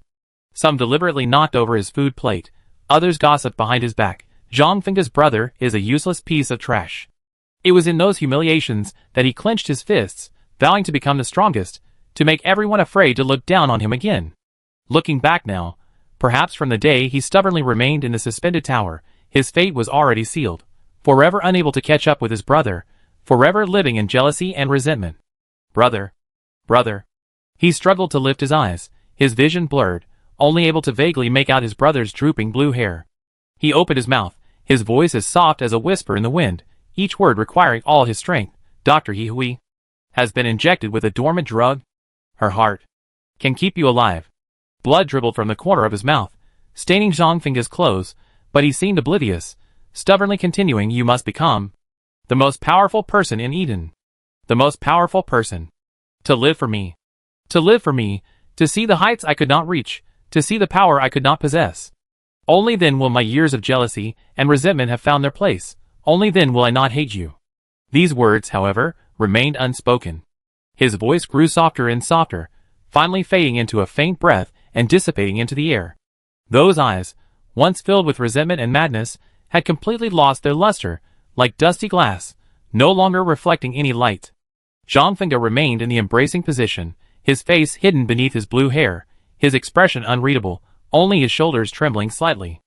Only the faint hum of the instruments and the dark red blood scattered on the floor remained in the laboratory, silently telling the story of this revenge paid for with lives, ultimately leaving only endless regret and emptiness.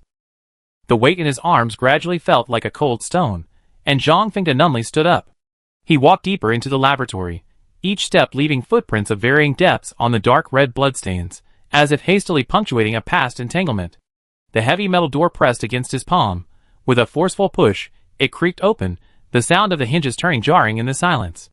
Behind the door was another secret room. Under the cold light, a transparent hibernation pod stood silently in the center. Inside lay a woman. Her features bore a resemblance to Jiang Qin's. Her soft contours were like meticulously crafted porcelain. Yet, upon closer inspection, one could see a sharpness hidden in the closed curve of her eyelids, identical to Ling Jing's, only now concealed by the calming effect of the hibernation drug. The glass of the hibernation pod slowly rose, and the woman slowly sat up. Perhaps due to the excessive dose of the sedative, her movements were noticeably slow, her fingers trembled slightly as she braced herself against the warehouse wall, yet she maintained her upright posture, like a plant refusing to bend in the cold wind. When she finally opened her eyes, that latent aura erupted instantly. Her pupils held a haughty light, every glance radiating a confident, commanding presence, sharp as Ling Jing's, piercing directly at Zhang Fengge. Repulsive. You have their blood in your veins. Hui's voice was like a frozen lake, devoid of any emotion. Her gaze swept across Zhang Fengge's chest, as if she could see through the secrets flowing in his veins. Zhang Fengge didn't respond, only staring intently at her. I need your heart. Hearing this, a faint smile suddenly appeared on Hui's lips, her eyes showing no surprise. She didn't even raise her hand to resist, she simply raised her chin slightly, exposing her chest to Zhang Fengge, her posture as composed as if she were welcoming a grand ceremony. In the next instant, Zhang Fengge's sharp claws shot out, a flash of cold light, piercing straight through Hui's chest cavity. Warm blood spurted out instantly, staining his fingertips and Hui's pristine white lab coat. His fingertips precisely grasped the still beating heart, its warmth and vitality carrying the final pulse of life. Hui didn't utter a cry of pain, instead, a victorious smile of satisfaction appeared on her face. Her gaze passed over Zhang Fengge's shoulder, looking at the empty doorway behind him, or perhaps piercing through the wall, looking towards a distant corner known only to her. We have never failed. Her voice grew softer, yet carried a sacred resolve. The bunker man will be reborn in our blood. As the heart was completely removed from her body, Hui's body, like a puppet with its strings cut, slowly fell backward. Her hair traced a soft arc in the air, like a wingless white dove, gently landing on the cold ground, motionless. Zhang Fengge stood there, clutching the bloodied heart. Blood dripped continuously from between his fingers, forming small puddles on the ground. He looked down at the beating heart in his palm, remained silent for a few seconds, then suddenly leaned forward slightly, bringing the heart close to his lips. The sound of chewing was exceptionally clear in the silent chamber, carrying the stench of blood, yet imbued with an eerie reverence. As the heart was slowly swallowed, a surge of immense power suddenly erupted from his limbs and bones. Veins bulged slightly beneath his skin, glowing with a faint red light, and the tremors of energy seemed to emanate from the air. His pupils slowly contracted, surging with an unprecedented power, like a slumbering beast finally awakening. Somewhere far away on the horizon, Ling Jing's previously lowered eyelashes suddenly lifted, his black eyes, like deep pools of ink, staring straight towards my Sasia. The black chess piece he held between his fingers slowly turned into fine ash in his palm. A gust of wind blew, and it drifted away into the air, leaving only a slightly cool touch on his fingertips, like some omen quietly fading away. He didn't linger, turning and walking deeper into the green fortress. The hem of his dark robe brushed against the withered grass by the roadside. In those dreamy nights, that was the deep, dark pool where he could hide. The familiar door finally appeared before him. He raised his hand and pushed it open. The sound of the hinges turning was as soft as a sigh. The room was softly lit. His gaze unconsciously fell on the table, where a familiar figure sat, eyes lowered, fingertips lightly resting on the open pages of a book. Long hair cascaded down her shoulders, obscuring half her face. Her appearance perfectly matched his memory. Achin. The person at the table looked up at the sound of his voice, their eyes meeting. But in that one glance, Ling Jing's body stiffened abruptly. It wasn't her. His loneliness, his darkness, his heart's hunger were pierced by a naked arrow. Chapter 342. Rewind 3 days. Jiangchen stood on a desolate high ground, once again embarking on the path to the suspended tower. She raised a hand to gather her wind-blown clothes, her gaze passing over the ruins before her, looking towards the direction of the green fortress. There, Lianwu was protecting her, buying her a final moment. Given Ling Jing's personality, he would never let her set foot near the current suspended tower. Her fingertips unconsciously tightened around the parchment scroll hidden in her sleeve. Her thoughts, like tangled threads in the wind, scattered. She took a deep breath, forcing herself to avert her gaze, suppressing all distractions. The distant suspended tower had long lost its former grandeur. The spire that once pierced the clouds had collapsed, leaving only half of the tower leaning precariously in the center of the ruins, exuding a deathly desolation. Jiangchen ducked into a collapsed archway, quickly traversing the ruins. The protective shield of the suspended tower had long since failed, and the exposed space had become a breeding ground for spores. Jiangchen had just rounded a broken stone pillar when she smelled the stench of decay in the air, a mixture of rotting flesh and the musty smell of spores. She moved forward, hugging the shadows of the ruins, her gaze sweeping across what was once a bustling city center, her heart suddenly clenching. The ground was littered with staggering figures. Some were ragged, their exposed skin crawling with grayish-black mycelium, their eyes cloudy as if veiled by a layer of mist, and thick saliva constantly dripping from their mouths. Some had limbs twisted at bizarre angles, their arms dragging on the ground with a grating sound. Hearing any movement, they would abruptly turn their heads towards the source of the sound, howling and emitting strange hoarse sounds from their throats. Several mutants sensed Jiangchen's presence and were dragging their heavy steps toward her, their fingernails carving deep marks into the ground. Jiangchen held her breath. She finally understood why both Green Fortress and Mysacia had completely abandoned this place. There were simply too many mutants here. They crammed into every corner of the streets, blocking every viable path. The suspended tower, once known as the safest place in Eden, had now become a living hell, every step fraught with deadly danger. Not daring to linger any longer, Jiangchen quickened her pace. Using the ruins as cover, she skillfully avoided the mutants' gaze, weaving through the broken walls like a wisp of smoke. Crossing the street piled with rubble, a display screen on the wall ahead suddenly came into view. The words "Welcome to District 11" were still clearly visible, but the once bright neon lights had long since gone out. The plastic casing was cracked, the edges brittle from oxidation, creaking softly in the wind. Jiangchen paused, her gaze lingering for a moment on the dilapidated display screen before she continued walking towards the equipment room. The equipment room door was already rusty. She used her tools to pry it open and squeezed inside. Dust swirled in the dim light, and the air was thick with the smell of rusted metal and mold. She rummaged through the cobweb-covered shelves for a moment, finally finding the familiar terminal. Its black casing was worn, but still intact. She gently placed the terminal on her wrist, her fingertip on the fingerprint sensor. With a soft beep, the screen slowly lit up. "Dear Jiangchen, welcome back. The terminal will continue to serve you." A mechanical voice, tinged with electrical static, echoed in the empty equipment room. Unexpectedly, after so many years, this terminal was still usable. Messages flooded the screen like a tide. She gently swiped through them, carefully reading each one. "Jiang, my arm injury hasn't healed yet, so I haven't had a chance to thank you for saving me. If I have the chance, I really want to meet you and properly thank you. Wang Qing. Jiang, where have you been? Reply to this message as soon as you see it. Du Hai. Jiang, could I borrow your notes on mutant botany? I hit a roadblock in my research lately, and would like to refer to your ideas. Wu Ling. Jiang, I haven't heard from you in a while. Are you alright? If you need any help, please don't hesitate to ask. I do my best. Wang Qing. Jiang Chen's fingers slowed slightly, as her gaze continued to slide down the screen. More messages flooded in. Xiao Jiang, The spore infection area outside is expanding. If you're still alive, you must hide well and not expose yourselves easily. Du Hai. Xiao Jiang, how did you get wanted? And Captain Zhang. You must be careful, don't trust anyone. Du Hai. Jiang, I believe you're innocent. An unsigned message popped up. She continued scrolling down, messages appearing one after another, mostly from her intermittently sent over the years since she left the suspended tower. Until a message from the first half of the year popped up on the screen, she suddenly stopped. It was from Du Hai, only 12 words long, but repeated 3 times. Don't come back, don't come back, don't come back.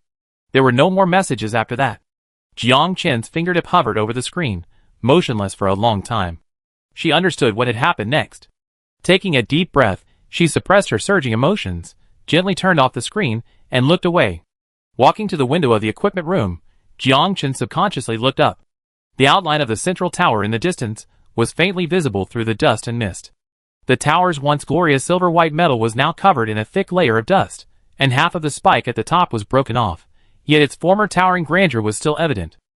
That remaining glory was like a faded old painting. It was still there, but it had long lost its former vibrancy. She looked away, her fingertips swiping across the terminal screen, bringing up the information page about the alien monster Clark. The screen loaded for a moment, but the pop-up messages were mostly repetitive warnings. Ordinary citizens are prohibited from entering the North District Port Authority. North District area is closed. Violators will be dealt with as violations. But there was no specific description of Clark. She tried switching to a higher authority access point, and a red warning popped up on the screen. This information is top secret. Unauthorized access is prohibited. Jiang Chen's brows furrowed slightly, her fingertips pausing on the screen.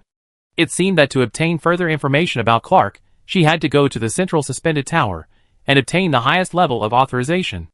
Jiang Chen lightly pressed the terminal, and the screen's light instantly went out. She subtly twisted her wrist, sliding the terminal deep into her sleeve. Her gaze inadvertently swept across the corner of the changing room, and a flash of silver suddenly caught her eye. A set of city guard uniforms hung on a hook. Although the fabric had a worn look, the name tag on the chest gleamed with a metallic sheen, engraved with her name. She took 2 steps closer, her gaze falling on the broken glass at the changing room door. The cracked glass reflected her blurred face and the empty room behind her. A familiar voice drifted out from the cracks. Little Jiang, did you hear? Captain Hai said there's extra food tonight. Now we can really satisfy our cravings. Lei Ming's voice was as cheerful as ever. Didn't you just eat 3 bowls of rice in the cafeteria? Hong Rui teased, half-jokingly. So what if I ate 3 bowls? Can't I even think about something good? Alright, everyone get some. Hai Tianya's gentle voice interjected, try my new dish. Little Jiang, come and try it. Captain Hai. Jiang Chen instinctively turned around. All 3 were smiling at her. Hiss. A dark figure lunged from around the corner of the changing room, its face writhing with mycelium, rotting fingers aimed at her neck. A flash of cold light, and the mutant's body collapsed to the ground. Only an empty room and bloodstains remained. She sheathed her broken knife and walked outside. The gates of District 11 had been slowly closing. The aircraft's hatch descended slowly. Jiang Chen tightened her grip on the broken knife, first peering over the edge of the open space in front of the tower. The metal walls of the central command tower gleamed coldly. The ground was spotless, without a trace of struggle, clearly indicating prior warning and the successful evacuation of some personnel. Just as she reached the side of the tower gate, a dark figure suddenly lunged. Jiang Chen dodged to the side, her broken knife slashing towards the mutant's neck. The mutant groaned and collapsed. She didn't immediately advance, but instead took a half step back, confirming the mutant was completely still before crouching down. Her fingertips pressed against the mutant's stiff wrist, slowly lifting it. Even though the skin was covered in fungal hyphae, the lines on her fingertips were still clearly visible. She removed the terminal from the mutant's wrist and lightly tapped the screen with her fingertip. The moment loading was complete, a dense barrage of information popped up, several times more than on her own terminal. The energy distribution of the suspension tower, the mutant's regional statistics, the evacuation list. She quickly scrolled the screen, but her gaze paused when she touched the entry related to Clark. The latest movement trajectory column was still grayed out, marked insufficient authorization. Click. Suddenly, a white light abruptly illuminated the previously dim command tower. Jiang Chen's movements froze instantly. Her hand gripping the terminal tightened sharply, her other hand clutching the broken knife, the blade reflecting the light and revealing her wary gaze. Then, a second, A third. The lights illuminated the corridor one by one, the warm white light spreading across the floor, but intensifying the tension in the air. She looked down at the senior administrator's terminal. A new notification suddenly popped up on the screen. The location was pointing to Command Room 1. A white dot was flashing steadily marked Survivor. Are there survivors? Jiang Chen frowned slightly, her gaze sweeping over the mutant corpse on the ground, then quickly scanning her surroundings. The lighting was too deliberate, as if someone was guiding her from the shadows. She didn't act rashly. First, she tucked the terminal into her pocket, then bent down and pulled the thunderstorm pistol from the mutant's waistband. After checking the magazine capacity, she sheathed the broken knife. Jiang Chen held the gun with both hands, pointing it in the direction of the lighting, and slowly walked into the gradually brightening corridor. Jiang Chen pressed the senior administrator's terminal against the sensor lock on the alloy door. After a soft beep, the lock slowly opened. The moment the alloy door slid open, a moist, warm feeling, completely different from the cold outside the tower, rushed out, carrying a faint smell of disinfectant, but it didn't dispel the darkness. The interior was pitch black, without a single ray of light. Is anyone there? She stood at the edge of the door, hesitant to step in, her voice steady, her gaze scanning the darkness warily, her finger still on the trigger of the thunderstorm pistol. Long time no see, Jiang Chen. A familiar yet unfamiliar voice came from the depths of the darkness. The instant the words fell, the overhead lights suddenly switched on. The white light pierced the darkness, illuminating the scene in the command room, and the person sitting in the command chair. Jiang Chen's gaze fixed on that person. Professor Norman. She murmured the name, her fingertips tightening slightly. Chapter 343. Norman looked at the young man before him.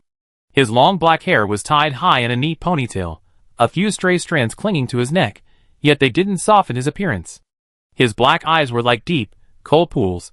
The youthful naivete of the past had long since faded, leaving only a cold, calm demeanor.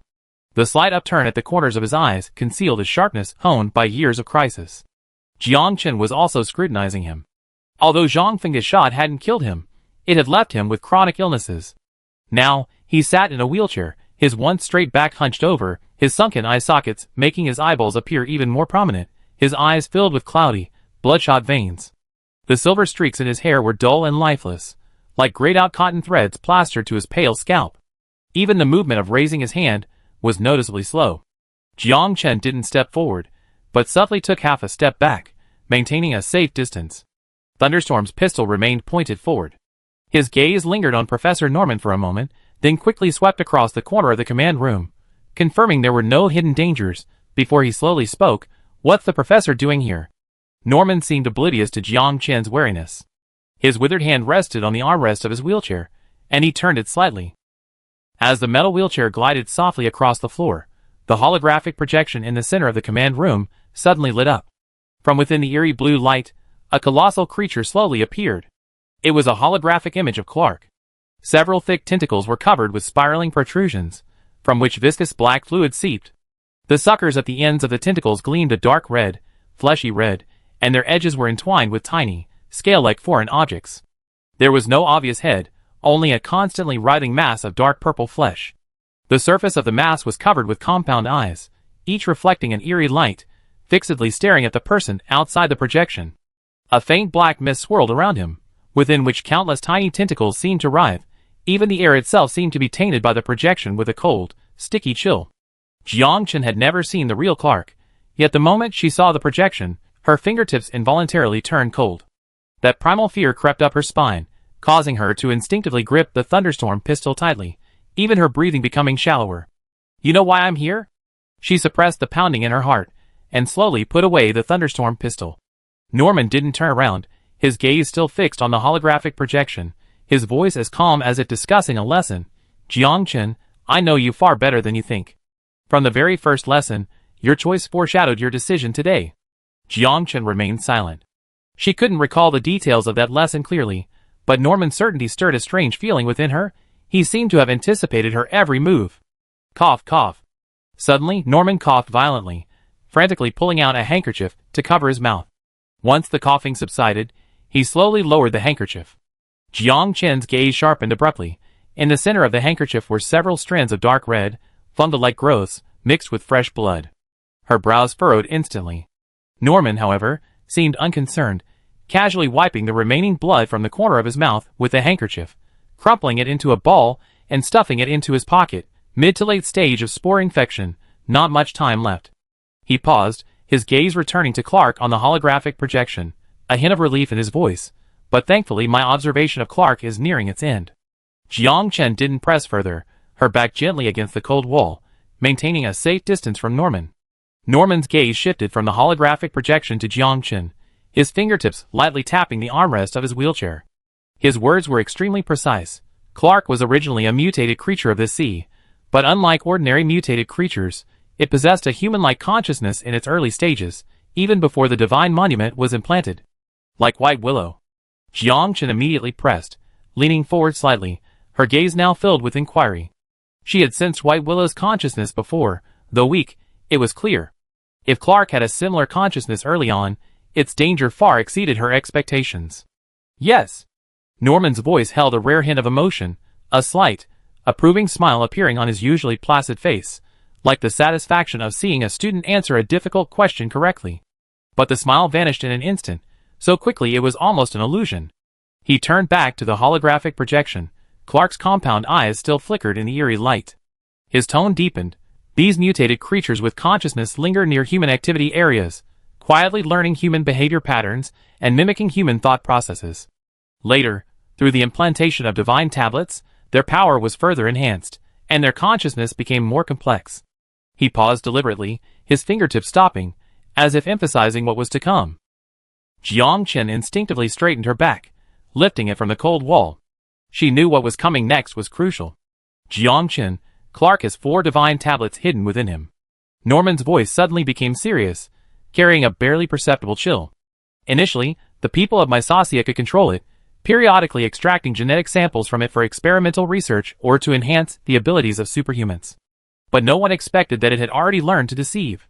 He paused, his speech slowing, each word seeming to strike the air. Later, those who went to collect samples, seemingly completing their mission smoothly, would suddenly lose control upon returning to Mysocia. They would first kill everyone around them who had come into contact with the samples, and then choose to commit suicide. There were no exceptions, and no warning signs.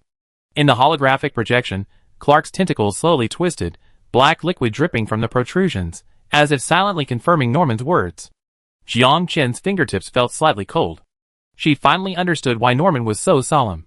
Clark's danger wasn't simply its immense strength, but its high intelligence, capable of deception and manipulation of humans, far more chilling than brute force. You mean, it can control humans?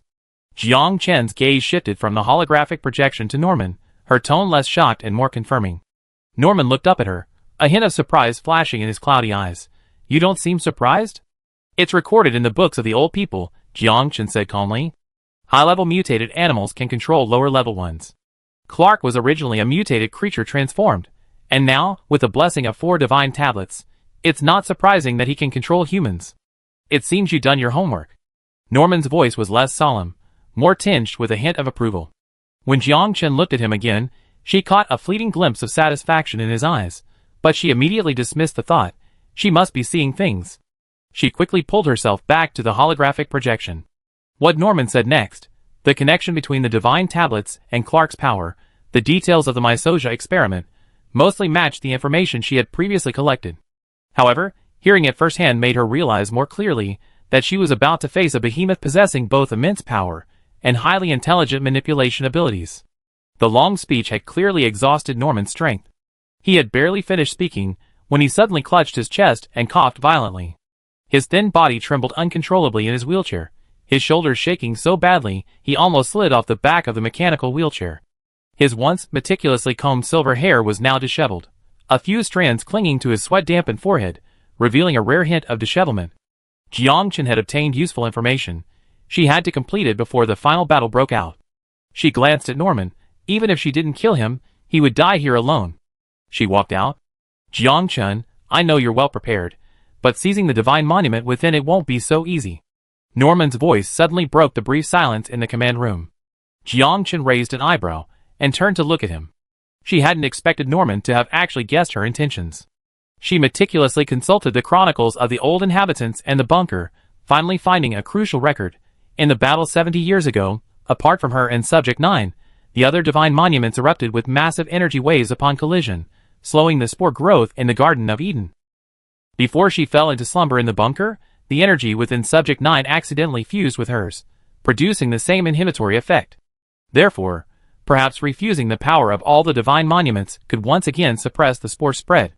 She turned back, her gaze towards Norman now more cautious. She neither denied nor explained. Some plans needed no further explanation. Norman met her gaze, saying nothing more, simply turning his mechanical wheelchair and moving towards the safe in the corner. The sound of the wheelchair wheels scraping the floor was exceptionally clear in the quiet command room. He stretched out his withered hand, entered a complex password, and the safe clicked open. He took out 2 items, then wheeled himself back to Jiang Chen and handed them to her. Jiang Chen didn't take them. The wariness in her eyes remained undiminished. She had suffered greatly at Norman's hands.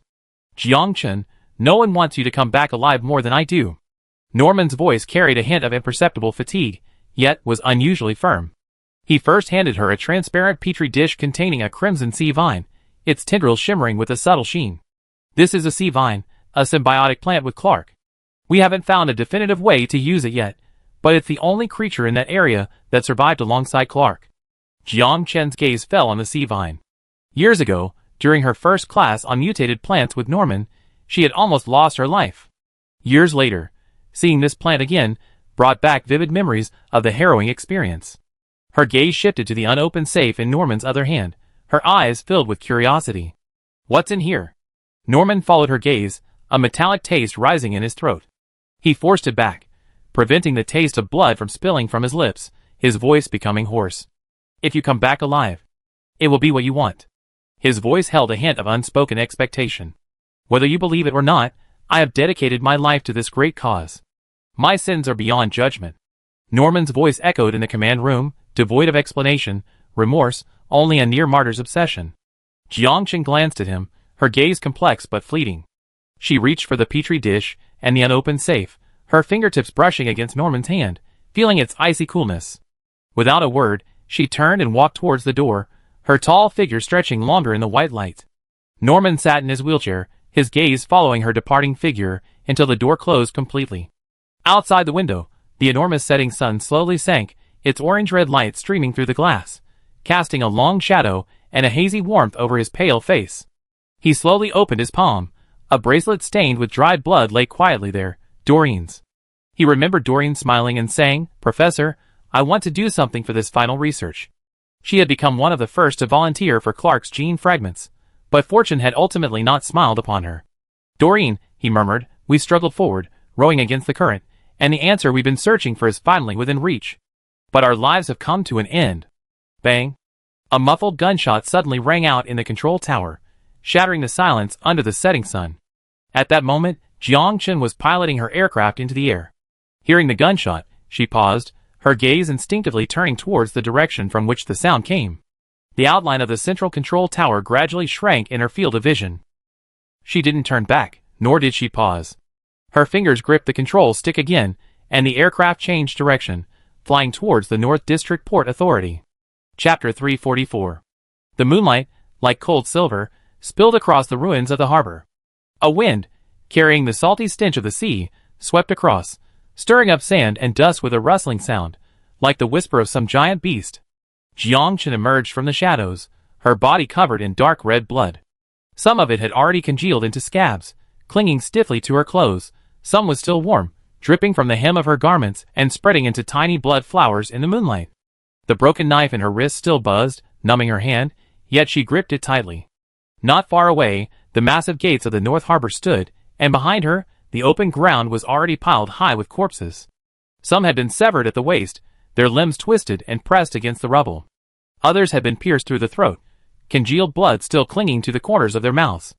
Their pupils were dilated, and lingering traces of their supernatural abilities remained around them, but they were already lifeless. These puppets, once controlled by Clark, rushed forward one after another, only to become victims of her blade. Jiang Chen's ears vigilantly picked up on every movement around her, the clue Norman had given her flashing through her mind. The North Port Authority had been keeping Clark under its wing for a long time, until 7 months ago, when Clark suddenly disappeared, followed by the deaths of numerous superhumans, leading to the complete sealing off of this area. She raised her hand and activated her terminal. The screen glowed faintly in the night. After the twists and turns at the central command tower, she had obtained the highest authorization. Her fingertip lightly tapped the screen, and with a soft ding, the massive alloy door in front of her slowly opened, the creaking sound of metal scraping against metal particularly jarring in the silent port. Jiang Chen stepped inside. The alloy door behind her slowly slammed shut with a loud bang, completely shutting out the moonlight and the sound of the wind outside. The North District Administration Bureau was located next to the port. The damp air, carrying the stench of the sea, assaulted her senses, making the already thick darkness even denser, like indelible ink, almost threatening to engulf her. She slowed her pace, moving cautiously through the darkness, the cold light in her eyes shining startlingly brightly. She walked towards the core observation area, each step extremely light, yet the sound of her shoes scraping against the metal floor was still exceptionally clear in the vast, deathly silent space, like a fine needle repeatedly piercing the thick silence. The terminal screen glowed faintly, its tracking point firmly fixed on the core observation area, the place where Clark had last appeared. Jiang Chen stopped at the bottom of the glass enclosure. A pale blue light seeped from the bottom light strip, spreading across the transparent glass and making the water within the enclosure appear like a corner of the deep sea. The shimmering light only served to accentuate the darkness within, making it seem even deeper and more intense, as if harboring a whirlpool capable of swallowing everything. Her face was reflected in the cold glass, strands of hair clinging to her cheeks. The wariness in her eyes overlapped with the darkness behind the glass, making it impossible to tell which was colder. Her fingertips unconsciously tapped the glass. A soft thump fell into the silence, like an abrupt greeting, or a pebble thrown into the deep sea, its echo swallowed by the darkness. She remembered the records in her terminal. This area of water connected to the outside ocean, only now separated by a protective shield. The entire protective shield of the suspended tower had long since disappeared, but the energy source here was still operating. The pale blue halo of the shield, hidden at the edge of the water, silently testified that it was still effective. Whoosh! A dark shadow suddenly swept across the water beside her, so fast that only a blurry afterimage remained, seemingly near yet actually far, leaving no ripple on the water. Jiang Chen's nerves tensed instantly. She jerked her hand, gripping the thunderstorm pistol, raising the muzzle to the direction the shadow had passed, her fingertip on the trigger, holding her breath. But after a moment, the water remained calm. The shadow seemed never to have appeared. Disappeared? She slowly turned her body, her gaze sweeping over every inch of the glass enclosure. Her heart pounded heavily in her chest. Was it her imagination? What unsettled her even more was her connection to the divine monument. She had a faint connection to the remaining divine monuments, but now it felt like a thick barrier separated them, so weak it was almost non-existent, as if something was deliberately blocking this connection, completely isolating her from the target. Jiang Chen searched the observation area, her fingertip tracing the location interface on her terminal, confirming that Clark was not there. She holstered her pistol, turned, and walked towards the testing area, her steps quickening. Unbeknownst to her, in the instant she turned, a pair of blood-red compound eyes slowly opened in the darkness deep within the glass dome. The pupils spiraled, gleaming, fixed intently on her departing figure. Tiny tendrils around the eyes twitched slightly, as if silently sizing up prey. The testing area was above the observation area. Jiang Chen climbed the metal staircase, and as soon as she turned the corner, she saw the scene inside through the thick protective glass. In the laboratory behind the glass, a desiccated corpse leaned against the lab bench. It was a researcher no more than 40 years old. Extreme terror remained frozen on her face, her eyes were wide open, her mouth agape, as if she were uttering a silent scream before death. Even more horrifying were her limbs, pierced by something sharp. The wound showed no signs of healing, instead crawling with tiny microorganisms.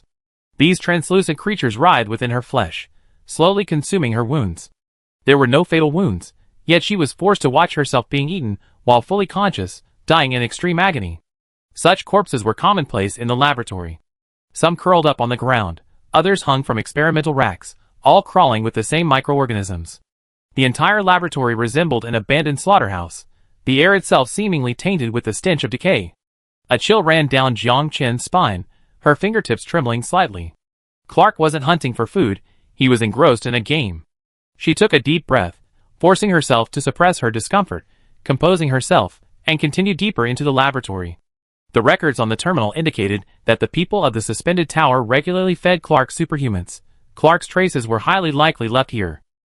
She noticed a passage between the experimental and observation areas. The metal gate was ajar, its edges bearing traces of biological scratching. The protective shield of the observation area was intact. This was Clark's only exit. Jiang Chen quickened her pace, heading towards the passage. She knew she was getting closer to Clark. Just as she left the lab, the microorganisms on the wrist of the female researcher's corpse leaning against the lab bench suddenly stirred. They emerged from the wound, coalescing into a writhing black mass, slowly moving along the lab bench, leaving a slippery trail, as if searching for something, or perhaps carrying out some unfinished command. Jiang Chen hurried to the control room. She glanced around. Beside the control panel lay a male corpse, its skin a bluish-white, scalp pressed tightly to the bone.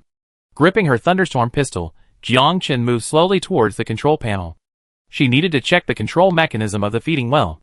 Just as her fingertips were about to touch the control button, the corpse suddenly moved. Whoosh! He abruptly sat up, his stiff neck making a crisp click as he turned.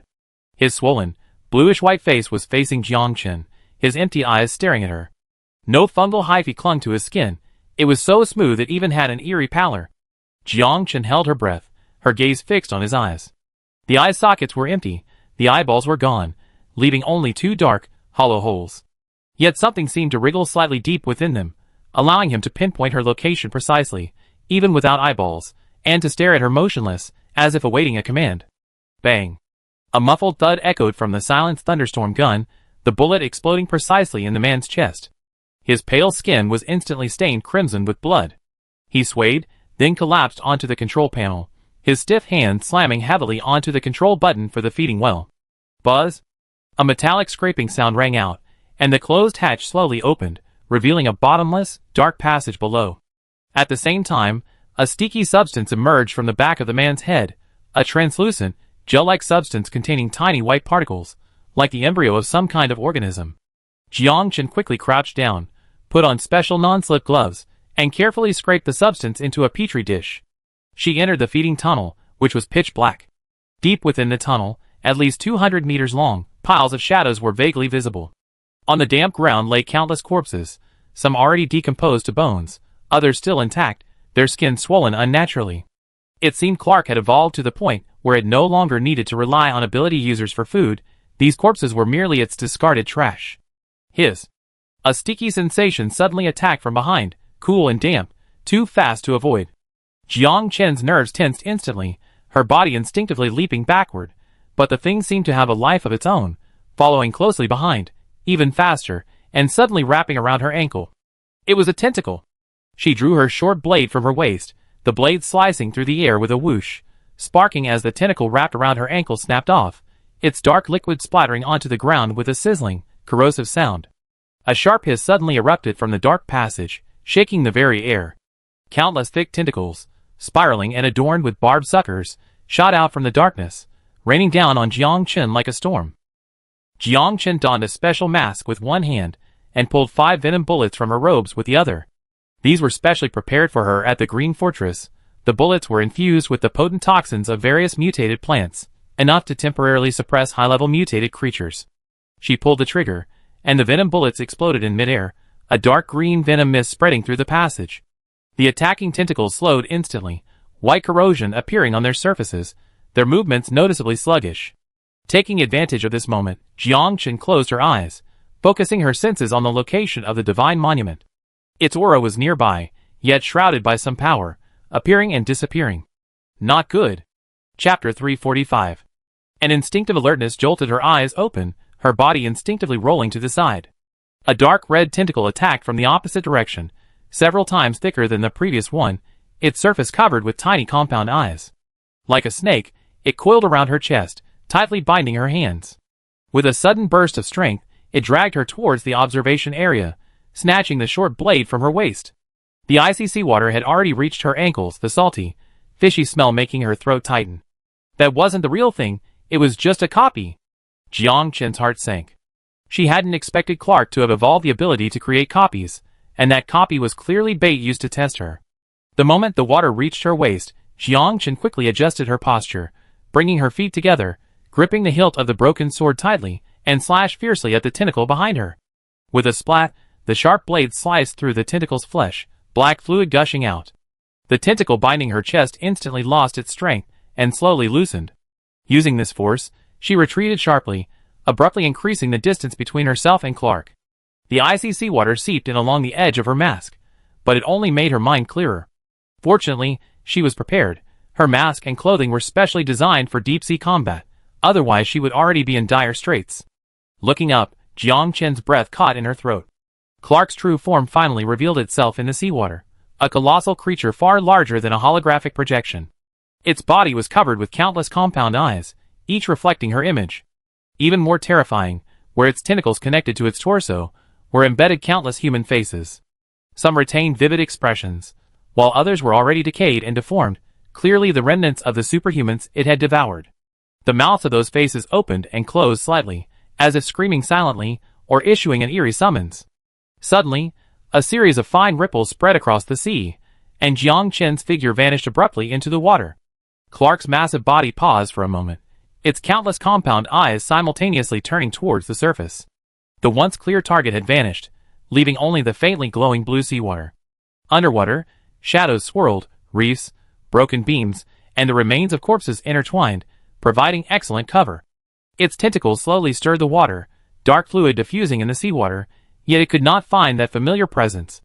Meanwhile, under the cover of shadow, Jiang Chen silently crept into a crevice in the reef above Clark.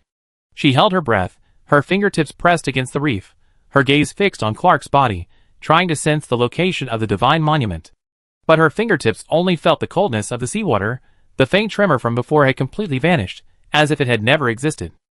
How is this possible? She exclaimed inwardly. Unless... A chilling thought surfaced. Clark had not only guessed her purpose, but had even learned to conceal its power like a human. It deliberately masked the aura of the divine monument within its body, causing her to completely lose sight of its target, turning this confrontation into a one-sided hunt. She's here. She's here. The countless human faces embedded in Clark's body suddenly twisted simultaneously, their rotting lips opening and closing, emitting sharp and chaotic screams, as if countless voices were simultaneously pointing to her location. The words had barely left its lips when a thick tentacle, accompanied by the sound of water being broken, attacked, the barbs on its suckers gleaming coldly, aimed directly at the crevice in the reef. Jiang Chen's body tensed instantly. Her shadow ability activated at full power, and she flashed behind the reef, barely dodging the fatal blow. The tentacle slammed into the reef with a crack, shattering the hard rock instantly. She knew that Clark had devoured too many ability users, and these assimilated consciousnesses were now attached to it, instinctively craving the power within her. No matter how well she hid, she would eventually be locked on. Worse still, every ripple in the water became Clark's tracking signal. The tentacles attacked from all directions like a storm, each attack precise and ruthless. Its body moved with agility in the water unlike that of a behemoth, more like a dark shadow, filled with frenzied excitement, clearly completely immersed in this hunting game. Jiang Chen gripped her broken knife, repeatedly severing the surging tentacles. Dark green sap spread in the water around her, but her stamina was rapidly depleting. At this rate, she would eventually be worn down. A breakthrough must be found. Her gaze swept across the distant observation area's protective shield, then she turned, her figure blurring in the water, as she swam rapidly towards it. Behind her, Clark's roar followed closely, its massive body pursuing her like a ghost, its tentacles slicing through the water with sharp, cutting sounds. The distance was closing. Faster! She gritted her teeth, her chest aching from lack of oxygen and exhaustion. The water pressure felt like an invisible hand, squeezing her chest, as if even her veins were bleeding. The pale blue halo of the protective shield drew closer, right before her eyes. Jiang Chen's fingertips swiftly reached for the terminal. The screen glowed faintly in the water. With trembling hands, she pressed the shield activation button. A mechanical hum echoed through the water, as a crack appeared at the edge of the shield, releasing a pale blue light. Without hesitation, she darted through the crack like an arrow. Close the shield. She immediately pressed the button again, her voice hoarse from rapid breathing. Beep. 5 seconds until the shield closes. The terminal's cold, mechanical voice rang out. A countdown. Jiang Chen cursed silently to herself, her gaze fixed on the seawater behind her. Clark's countless compound eyes stared intently at her. She could even see a hint of almost manic excitement in his spiraling pupils. 5, 4. The first tentacles attacked again, only to be blocked by the shield's glow, emitting a hissing, corrosive sound. 3, 2, 1. With a clang, the shield closed completely, shielding Clark's massive body on the other side. Clark's body pounded wildly against the protective shield, the pale blue aura flickering violently, as if it might shatter at any moment. Jiang Chen watched Clark on the other side of the shield, the embedded human face still roaring with resentment. She turned and left, seawater dripping from her hair, her limbs feeling like lead, each movement exhausting all her strength. She stared at the reef not far away, where a small patch of dry rock protruded, her only place to breathe. Her arms trembled as she paddled in the water, finally reaching the edge of the reef. Her fingertips gripped the rough rock tightly, pebbles seeping into her fingernails.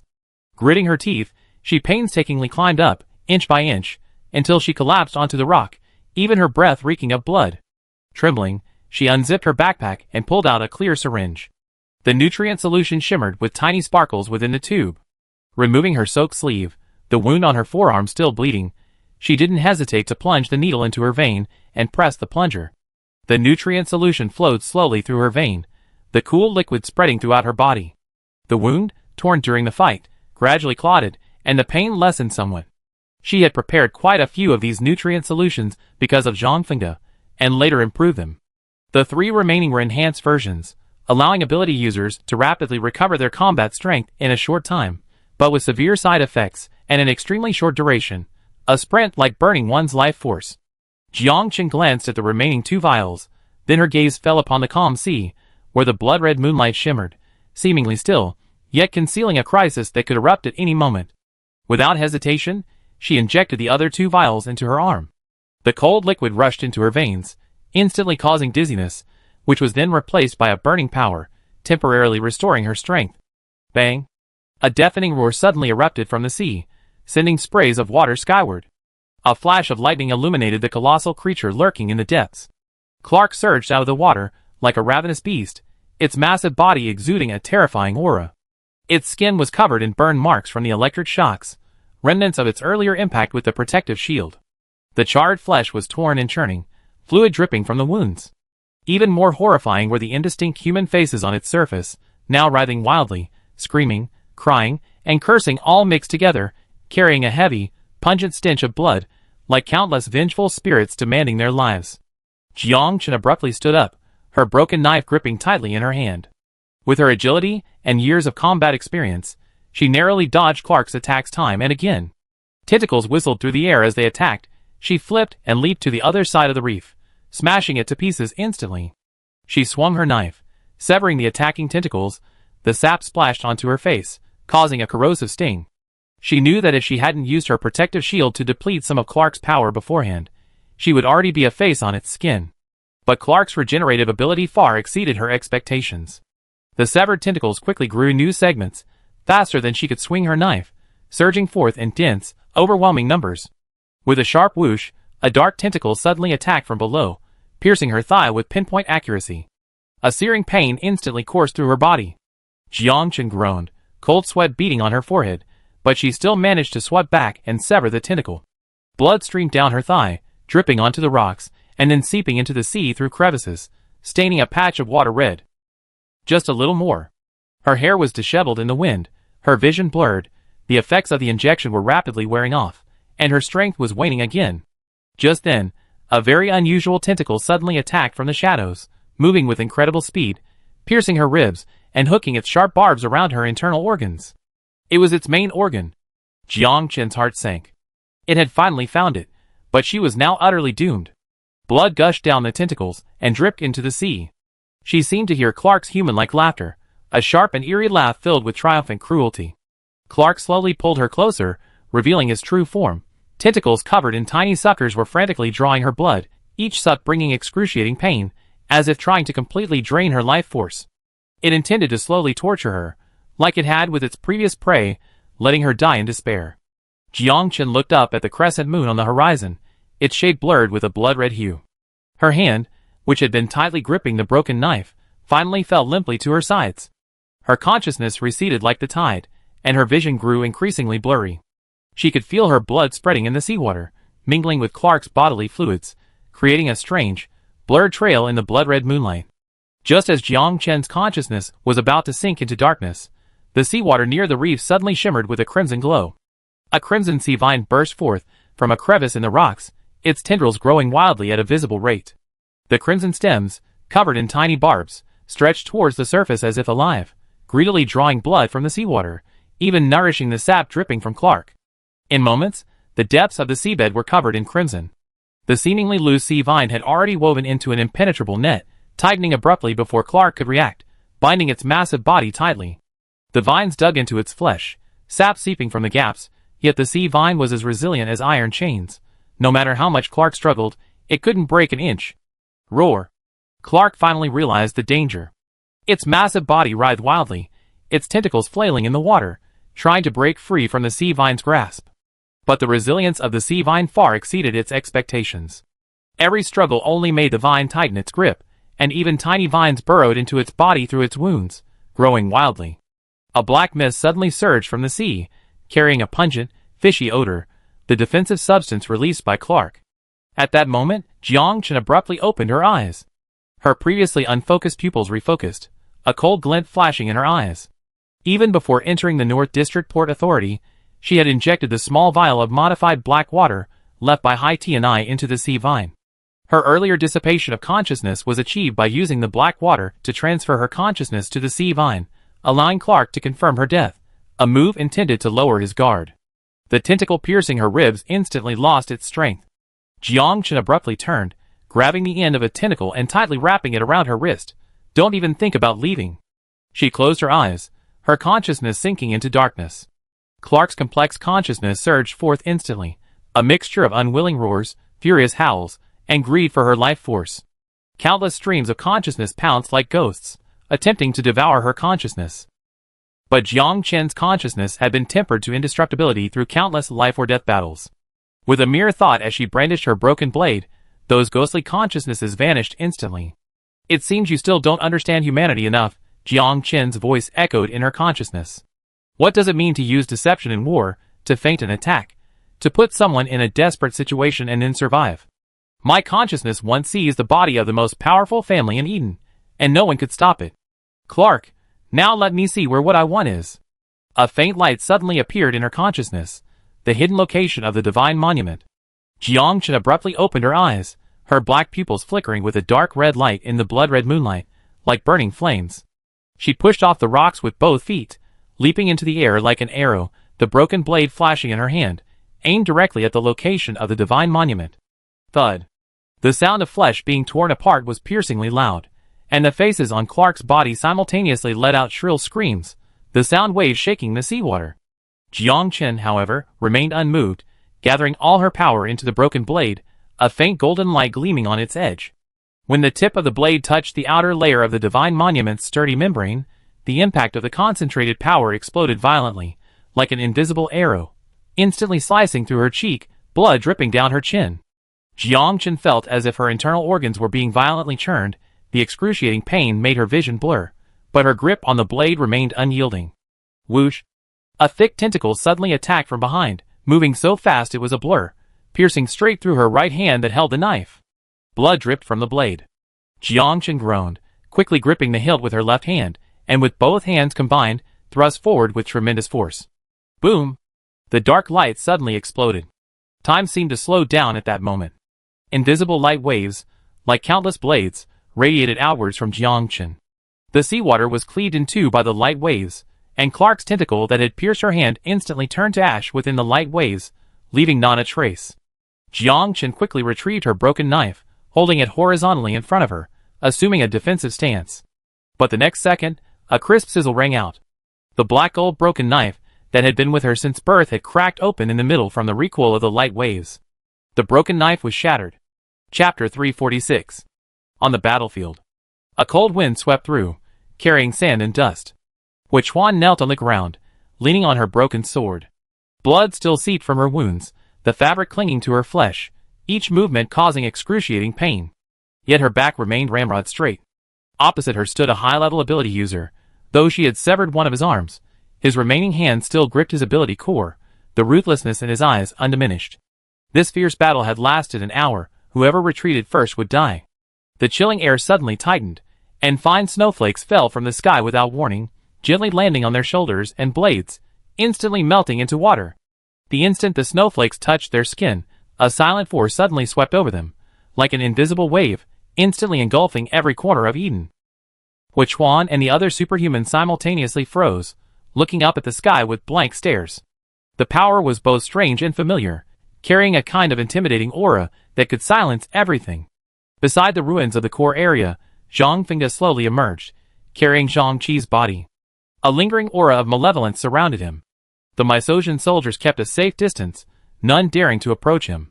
Pei Du stepped forward from the ranks of soldiers, saying, "Zhang Fengde, your joining will turn the tide of our war." Before he could finish, the silent power struck him.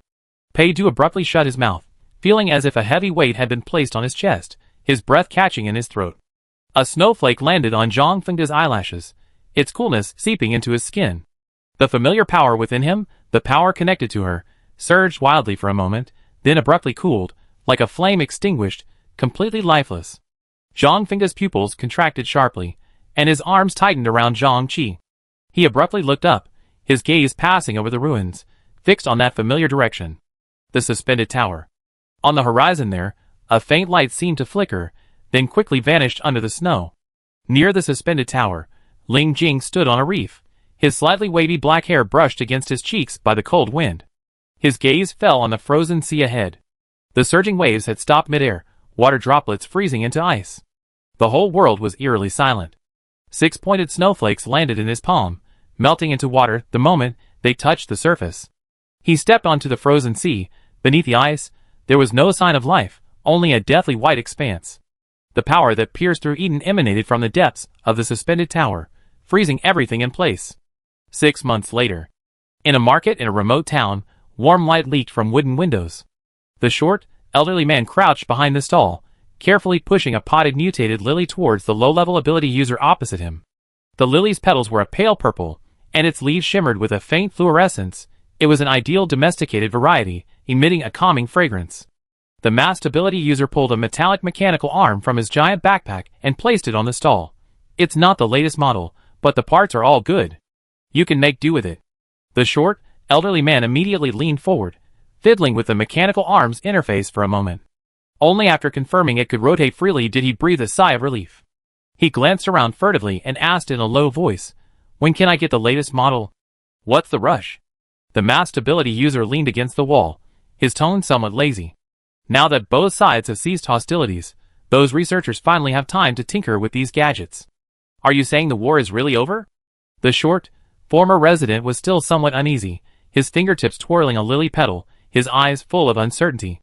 The masked superhuman glanced at him, then leaned closer, feigning mystery. What's the point of fighting? Ever since the commotion from the suspended tower 6 months ago, the entire Garden of Eden has entered an ice age. They say it lasts at least 70 years, and the spores have long been suppressed. Haven't you heard? The superhumans, the former bunker dwellers, now live north of the suspended tower. The spores there are almost completely gone. You old-timers live to the south, where the land is fertile and water is plentiful. War means death. Now that life is better, who wants to risk their lives? Let others fight. I don't want to get involved. Yes, you're right. The short old-timer nodded quickly, then added, "Don't forget mine for the latest model." "Don't worry, I got it covered." The superhuman waved, slung his backpack over his shoulder, and turned to leave, the cries of vendors from the market gradually fading away. At the end of the Chuhan border, the suspended tower stood like a silent tombstone on the frozen earth. The temperature here had long since plummeted below freezing. A biting wind, whipping up ice pellets, swept across the abandoned city walls, freezing even the metal brittle, making it an uninhabitable wasteland. Only the occasional shooting star could streak across the dark sky, adding a fleeting glimmer of life to this desolate city. On the third basement level of the North District Port Authority, Jiang Chen pulled her thin sleeves tighter. A gust of cold wind rushed in through a ventilation duct. She instinctively reached for her broken sword, only to realize with a start that it was shattered. The energy wave from the detonation of the divine monument was far more powerful than imagined. The broken black gold sword that had accompanied her through countless life and death situations shielded her from the majority of the impact, shattering itself into dust and scattering in the deep sea. Even so, the aftershocks nearly killed her. She remembered being dazed at the time, instinctively summoning sea vines to bite her body and sink into the darkness of the ocean. Looking down at the scars on her palms and ribs, 2 deep scars, like winding snakes, crawled across her skin. If it weren't for the 3 enhanced nutrient injections beforehand, and the month she spent lying in the abandoned room, she would probably have become part of the ruins of the suspended tower. What frustrated her even more was the change within her body. Her power had completely vanished, even her supernatural abilities had faded, and she could no longer sense the familiar energy fluctuations at her fingertips. "It's like going back to square one," she muttered softly, a self-deprecating smile playing on her lips. Fortunately, she had never slacked off in her physical training over the years, so her speed and agility remained, and she had also luckily retained her ability to control mutated creatures, preventing her from becoming a helpless ordinary person. Jiang Chen walked to the safe in the corner. This was the countless times she had opened it in the past few months.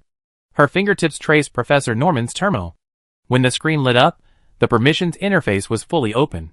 She clicked on the recording she had listened to countless times. A buzzing sound filled the air, and a young voice came through. "Professor, today is our 134th day back on Earth, and we have made a major discovery." She leaned closer to the terminal, holding her breath. "The spores we carried have neutralized the viruses on Earth, and—" The recording paused, its tone filled with excitement. "We have discovered that there are still survivors on Earth, and large mutated creatures, but manpower and equipment are limited. We request your support." Turning off the recording, Jiang Chen's gaze darkened. Norman had long been planning a return to Earth, leaving the bunker dwellers another escape route. But Clark's appearance and the worsening spore infection ultimately shattered that plan. She looked out the window. The frozen sea gleamed coldly in the moonlight, and a few shooting stars streaked across the night sky, leaving long trails. Walking through the familiar corridor, Jiang Chen arrived at the equipment room. She had walked this route countless times. Every step was etched into her memory. She knew very well that now was the best time to leave. Her brother was still searching for her, and the search team came to the suspended tower at least a dozen times a month. If it weren't for the fact that this place had once been Clark's lair, and the lingering scent that made others avoid it, she would have already been discovered. Not to mention the searches by other forces.